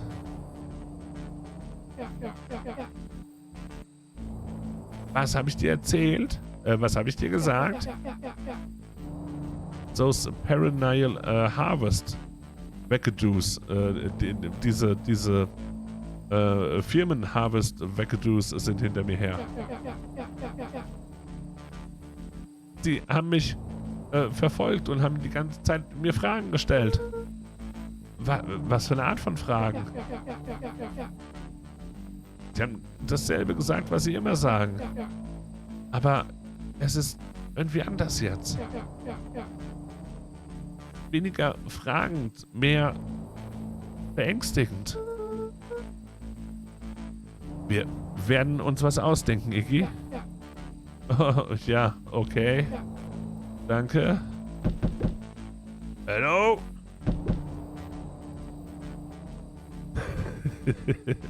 Ist irgendjemand an diesem anwesend? In diesem Domizil? Verdammt, sie haben mich gefunden. Luca, was passiert da? Keine Panik. Du bleibst hier und ich schau mal, was ich tun kann. Was sie wollen. Oh, lol.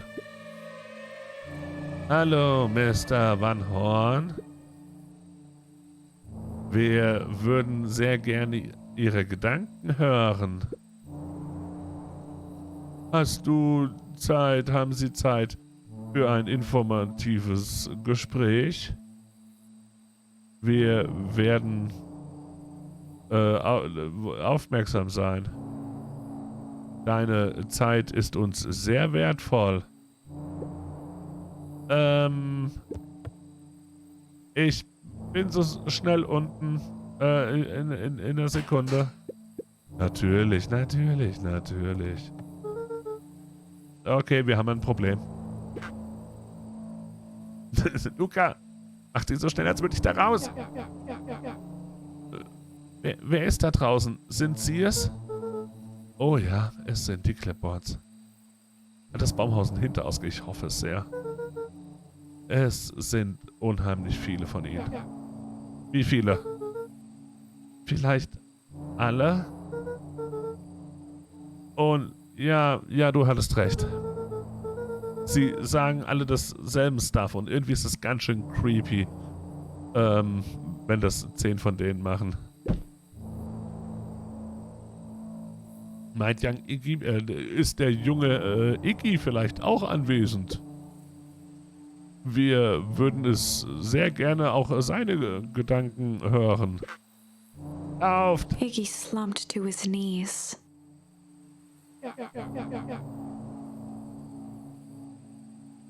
Ich weiß nicht, was ich tun soll. Ich bin so müde. Luca, was tun wir? Was sollen wir tun? Luca grabbed the walkie-talkie and headed for the window. Folge mir. Luca and Iggy climbed up the back of the treehouse to its roof, where Rollo had constructed his MCDC. MCDC? The Mission Control Defense Cannon. Oder so. From behind the crowd of clipboards, William Kerr strode forward, a warm smile on his face.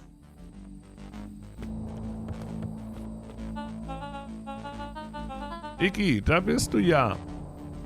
Du hast uns allen einen ganz schönen Schrecken eingejagt. Geh weg. Lass mich einfach in Ruhe. Es tut mir leid, Iggy, aber das kann ich nicht tun. Macht euch keine Gedanken. Wir sind hier, um zu helfen. Helfen? Warum verfolgt ihr mich dann? Warum jagt ihr mich dann?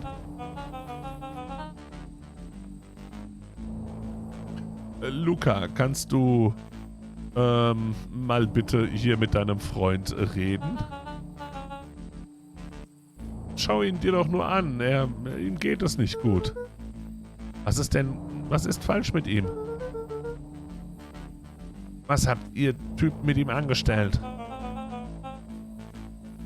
Das ist eine wirklich hupend große Frage. Oder so ähnlich, Luca.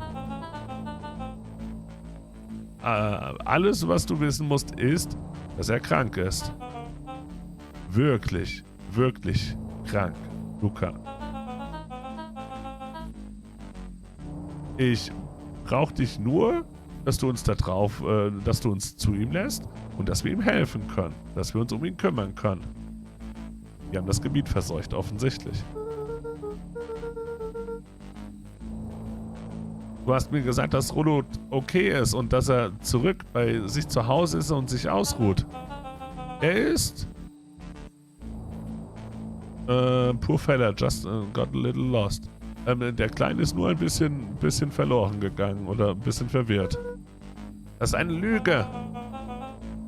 Das ist jetzt aber nicht nett zu sagen, Luca. Ich dachte, wir wären Freunde.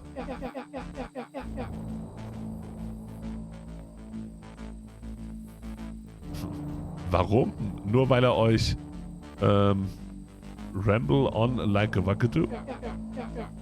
Niemand kann euch leiden, du Creep. Kerr's smile faltered. Niemand. Warum kommst du nicht hier quasseln? Okay. Warum kommst du nicht hier herunter und sagst mir das ins Gesicht?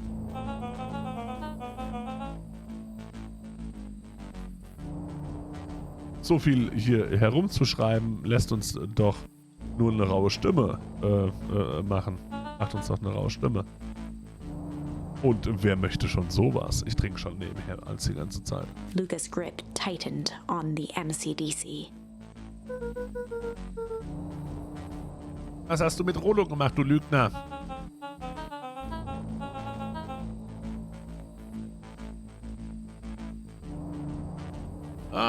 Weißt du, Luca, die einzige Klitzekleinigkeit, die ich dir gesagt habe, also dass er zu Hause sei, das könnte ein bisschen falsch sein. Aber er ist wirklich am Ausruhen und er ist absolut sicher aktuell. Für jetzt. Was mit ihm als nächstes passiert, das liegt ganz an dir, Luca. Schau dich um.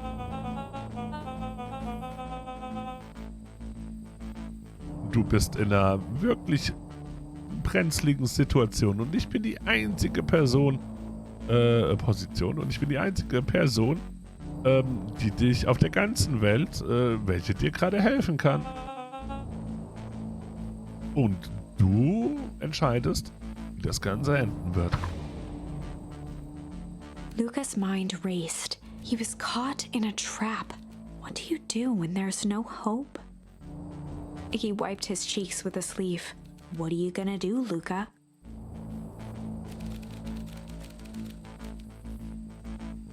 Luca drew himself up and decided to take the only option they had left.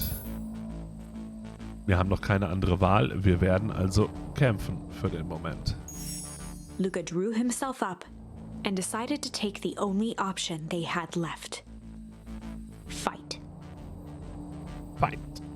He swung the mission control defense cannon around, aiming it confidently at the smirking face of William Kerr.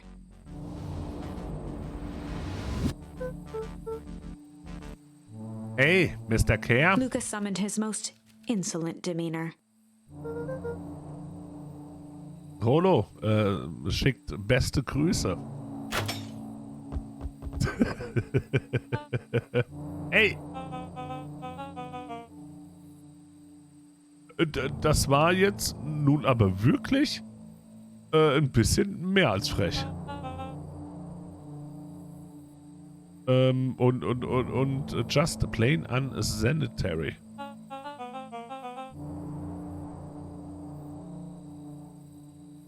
I really did. Luca, ich habe wirklich, wirklich gedacht, unhygienisch vielleicht. Ich habe wirklich gedacht, dass wir gute Freunde sind. Das ist eine Schande, dass das jetzt hier so, so enden muss. Kerr turned his back on the two boys. Beendet dies. With a nonchalant wave of the hand, he made his exit.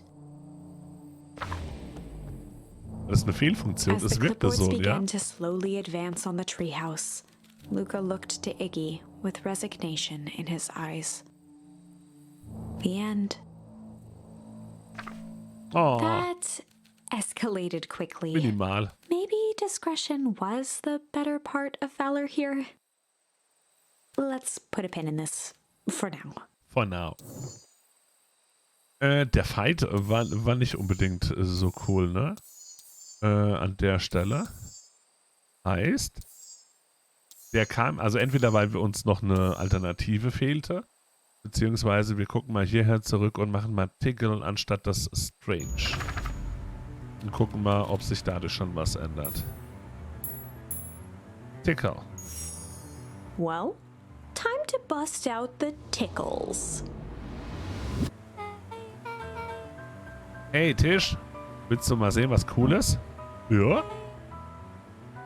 Schau dir das an. Beck lunged forward and began to tickle under Tish's arms. Oh, oh. Was du... Tisch, ist sie... kitzelt sie dich? Ja. Hey up. Hey up. Tears began to form in Tish's eyes as she gasped for breath between gales of laughter. Hey up, hey up, hey up. Beck redoubled her efforts until Tish finally had had enough. Oh. Was ist gerade passiert? Sie scheint sehr nett zu sein. Entschuldige, meine... dass ich dich unterbrochen habe.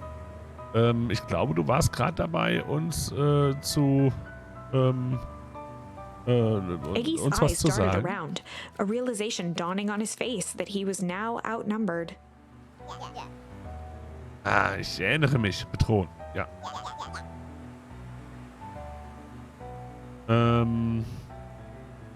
Ich muss woanders. Ich habe gerade irgendwo zu sein. Wir sehen uns, neues Iggy Kind. kicked at the puddle before making his escape.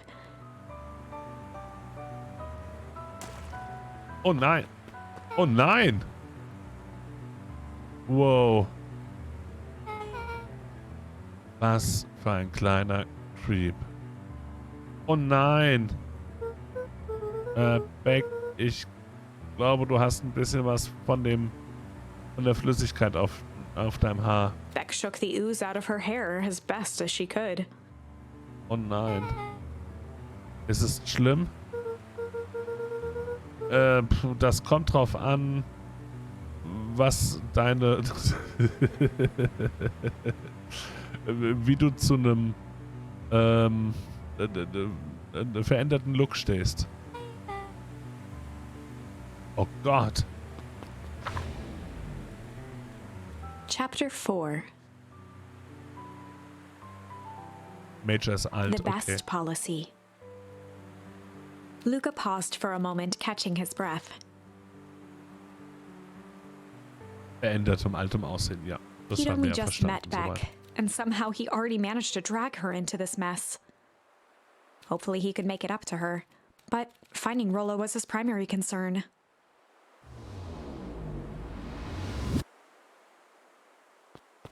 Okay, wir gehen, glaube ich, dann... Oh. Hey, Luca, was zur Hölle machst du hier? Und warum ist da dieses Kind mit den grauen Haaren in Panik an uns Roxy vorbeigelaufen? and Fitz looked drained. It was clear they'd spent all day searching. Danke, Beck. Mir ist doch egal, wer sie ist.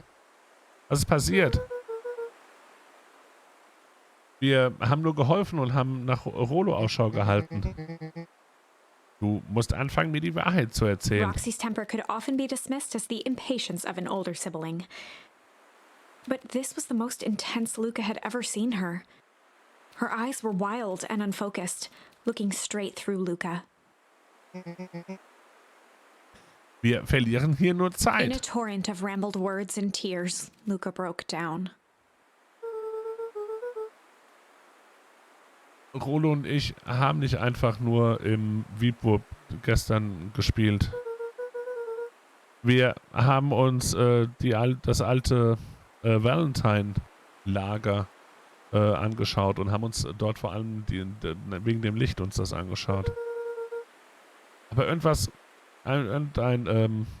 irgendjemand war dort in einem seltsamen Anzug. Wir haben uns im Dumpster versteckt. Und die haben ein schweres Sack auf uns geschmissen. Ich glaube, es war ein Körper. Und dann sind wir losgerannt, aber wir haben uns aufgeteilt. Und ich bin nach Hause gerannt. Das ist alles meine Schuld. Und jetzt wird mein bester Freund vielleicht niemals wiederkommen. Wow. Wow. Roxy, still exhausted and angry, softened briefly as her eyes hunted the ground in thought. With a determined sigh, she looked up at Luca. Es ist nicht dein Fehler, Luca. Rolo wird okay sein, ich verspreche es. Roxy drew herself up. Ich werde das in Ordnung bringen. Luca, geh nach Hause. Aber ich möchte helfen. Es ist zu gefährlich für ein Kind. Ich kann aber nicht einfach nur herumsitzen und nichts Roxy tun. tried to think of the safest place to send Luca. Du gehst zurück zu diesem Baumhaus, wo ihr zwei immer gespielt habt. Warte dort. Vielleicht schaut Rolo ja dort vorbei. Klingt wie ein Plan. Luca wiped his cheeks and gave a quick nod. Du hast das Richtige getan, mir die Wahrheit zu sagen. Und jetzt, los. Du glaubst wirklich an seine Story? Welche andere Option haben wir? Es gibt komische Dinge hier und sie alle, komische Dinge hier sind hier passiert und sie alle zeigen oder führen zu diesem Festival. Mein Vater hat auch echt komisch in letzter Zeit sich verhalten. Also komischer als sonst. Looking into the puddle, Roxy rubbed her arms to warm up. Warum ist es so kalt hier? Was? This place gives me the willies.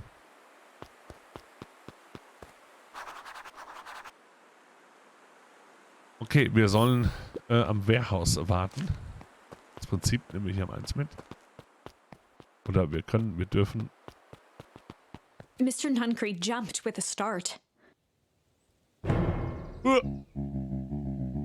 Wow.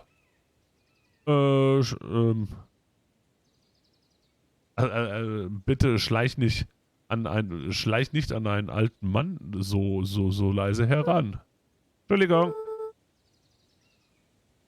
Mit wem haben Sie geredet? Was?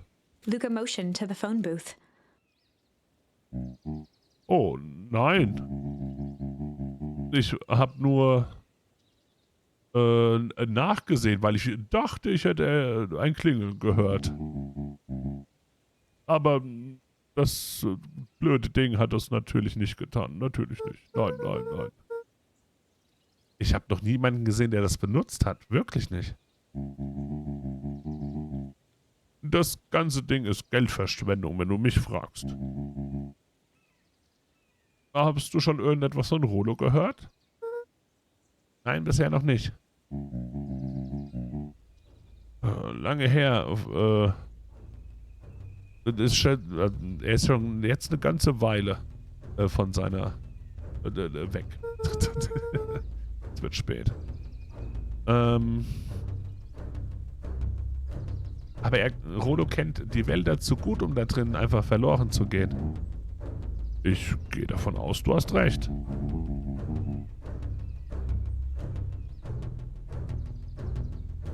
Dem verrückten Jungen seine Ausflüge haben den ganzen Ort schon immer ein bisschen in Sorge bereitet. Antics? We all know Rollo likes to play his little pranks. Wir alle wissen, dass Rollo seine kleinen Späße gerne spielt. Du glaubst, das ist ein Spaß? Was für eine andere Erklärung könnte es denn sonst sein? Er macht hier nicht irgendeinen Prank he didn't get lost. Jemand hat ihn entführt, ich weiß es. Wie solltest du denn davon wissen? Das denn wissen? Warum weißt du das denn? Egal. Luca, gibt es da etwas, was du sonst noch weißt? Mr. Nuncreed gently placed one of his substantial hands on Luca's shoulder.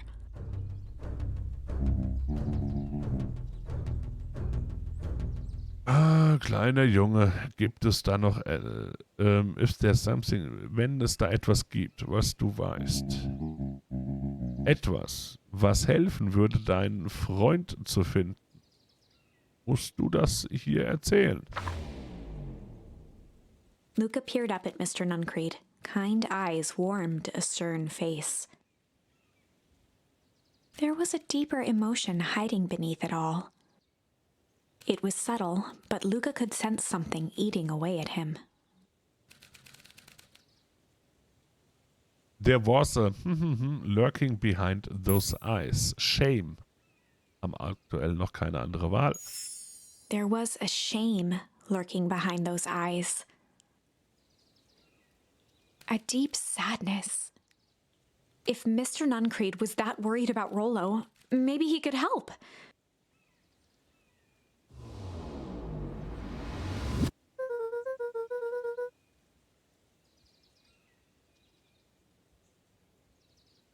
Gestern haben Rollo und ich uns an dem alten Valentine-Lagerhaus herumgetrieben. Mr. Nuncreed raised an eyebrow.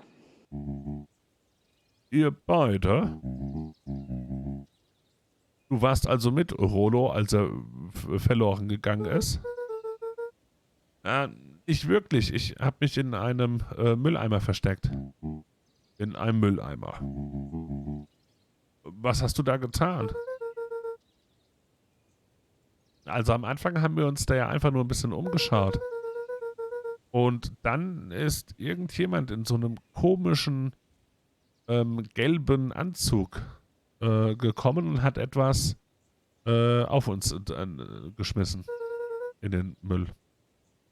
Und wir beide haben uns erschrocken und sind weggerannt. Das war das letzte Mal, als ich ihn gesehen habe. Du hast dich erschrocken vor ein bisschen Müll? Okay, das ist auch dann der Grund, warum man eben sich nicht einfach in irgendwelchen anderen Leuten ihren Müll versteckt. Aber es war kein Müll.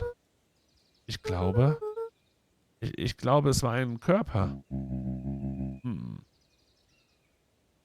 Ich bin sicher, es war nur irgendein ganz gewöhnlicher Müll. Nein, da war auch ein Namensschild. Und das hat gesagt Deep Engineering. Mr. Nuncreed's shoulders slumped. Ich wünschte, du hättest das nicht gesagt. A deep sigh bellowed from his chest. Warum hast du nur... Ich hab's versucht, Luca. Gott weiß, ich hab's versucht, dich in Sicherheit zu halten. Luca attempted to take a step back, but Nuncreed's hand clamped down on his shoulder. Du Nacht, Kuro. Danke fürs Dasein. Nee, das Kapitel nur noch.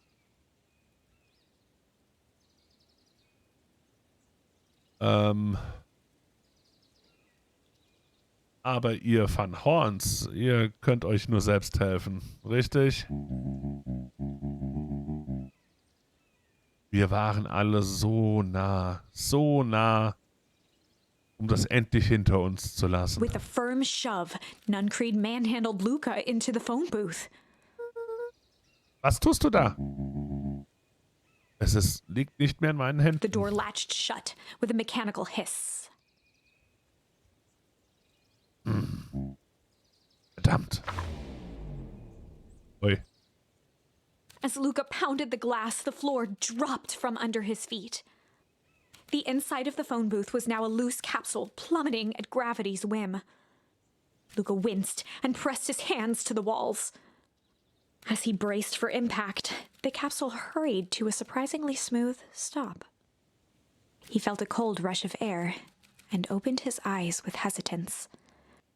2 large figures in hazmat suits occluded his view. Luca heard the deep, resigned voice of Mr. Nuncreed over an intercom. He knows too much. The end. The end. Wait. No. Nein. This isn't the end. Nein. I know there's still much more. Somehow this went wrong. Okay, let's try something else. Okay. Shame. An dieser Stelle. Da haben wir noch was anderes. Theoretisch. Das wäre dann im Warehouse Struggle. Können wir da in irgendeiner Form dann vielleicht noch wählen? Das gucken wir. Nein. Das gucken wir uns beim nächsten Mal dann auch an. Ich gehe davon aus, wir haben hier saved 2:03 Uhr. Ja, wir haben es hier saved. Dann passt das nämlich ganz gut. Oh, also es zieht auf jeden Fall an. Kruma, du hattest auch mal geschrieben, es wirkt zwar erstmal wie ein Kinderspiel, aber es ist nicht unbedingt ein Kinderspiel. Wirkt nicht so. Die scheinen schon auch mal böse zu werden. Hatte ich mir auch ein bisschen erhofft. Aber es ist echt cool gemacht. Es ist sehr, sehr cool gemacht. Mir gefällt es sehr, sehr gut. Hallo Kauf, einen wunderschönen. Soll mir mal in Steam die Bewertung an. Ich weiß, ich habe mir die auch schon mal angeschaut, aber es sind schon zu lange her. Das war jetzt dann heute eben so, okay. Also der Gedanke, ich starte jetzt gleich, was könnte ich machen, wenn wir zu schnell fertig sind? Und da war halt Beacon Pine. Jetzt davon. Little Miss Fortune an. Sieht aus wie das ist definitiv auch kein Kinderspiel, da bin ich bei dir. Schöner Start, beziehungsweise ein bisschen über den Start hinaus. Interessante Mechanik. Ich bin gespannt, was wir noch so herausfinden werden, was wir noch verändern können durch diese kleinen Wörteränderungen. Auf jeden Fall nochmal ein schönes Reingucken. Oh ja. Aber für heute, ich bin müde. Ich kann nicht mehr übersetzen. Ich will nicht mehr übersetzen. Ich will nicht mehr reden. Wir switchen einmal hier rüber. Musik, bleibt die an? Also ganz leise. Muss ich noch runterdrehen. Das heißt hier einmal hin und zack, zack. Damit ich die runterdrehen kann. Einmal dort. Einmal Musik. Sonntagsstream. Wie immer. Bis dann. Wir fliegen einmal rüber, meine ich. Null, das klappt jetzt nicht, weil wir im falschen Modus sind. Nochmal, wir fliegen einmal rüber. Jetzt. Das hat funktioniert. Amateur. Wo ich mich an dieser Stelle ganz herzlich bedanken darf fürs Einschalten, fürs Dabeisein, fürs Mitmachen im Chat. Hilfe, Tipps, Tricks, Unterstützung. Bereits bei unserer Reise durch Noir Lives, als auch jetzt hier gerade noch bei Beacon Pines. Beim Reinschauen. Vielen lieben Dank. Vielen lieben Dank. Mittags und abends oder nur abends? Wir haben unterschiedliche Mittagszeiten. Ich bin bis 16 Uhr auf jeden Fall familiär unterwegs und erstmal gebunden. Und wird dann auch schauen Richtung 17, 18 Uhr, je nachdem, wie ich dann mit Abendessen noch durchkomme, würde ich ganz gerne auch morgen schon ein bisschen zeitiger starten, tatsächlich. Ähnlich wie heute. So dass wir dann eben da noch ein bisschen das Ganze auch ausnutzen können und ja, ein bisschen länger streamen können. Wie wir es auch heute gemacht haben. War ein schöner Start, war ein schönes Ende auch vorher schon. Wie schon gesagt, aber das Fazit hatten wir vorhin ja quasi auch schon uns beim Abspann schon ein bisschen drüber gequatscht. Hier, wie gesagt, ja, gefiel mir gut. Ich wusste, es ist in Englisch. Ich hatte mich schon drauf eingestellt. Und es war auch okay. Mit On-the-Fly übersetzen, wie immer, dadurch, dass man das so selten macht, tue ich mir dann definitiv ein wenig schwer. Aber ich glaube, wir haben im Großen und Ganzen schon meistens den Sinn verstanden, um was es dann gerade geht. Manchmal fehlen auch einem einfach, man versteht es, aber es fehlen einem einfach in dem Moment die Wörter fürs Übersetzen. Aber ich denke, das passt schon. Wir helfen dir, ja. Ich denke, wir sind gut durchgekommen. Ich glaube, wir haben ganz gut verstanden, worum es bis dato so ging. Nun aber, habt noch einen wunderbaren Abend. Ich weiß gar nicht, ist noch jemand online, wo wir nochmal vorbeischauen können? Schlafen.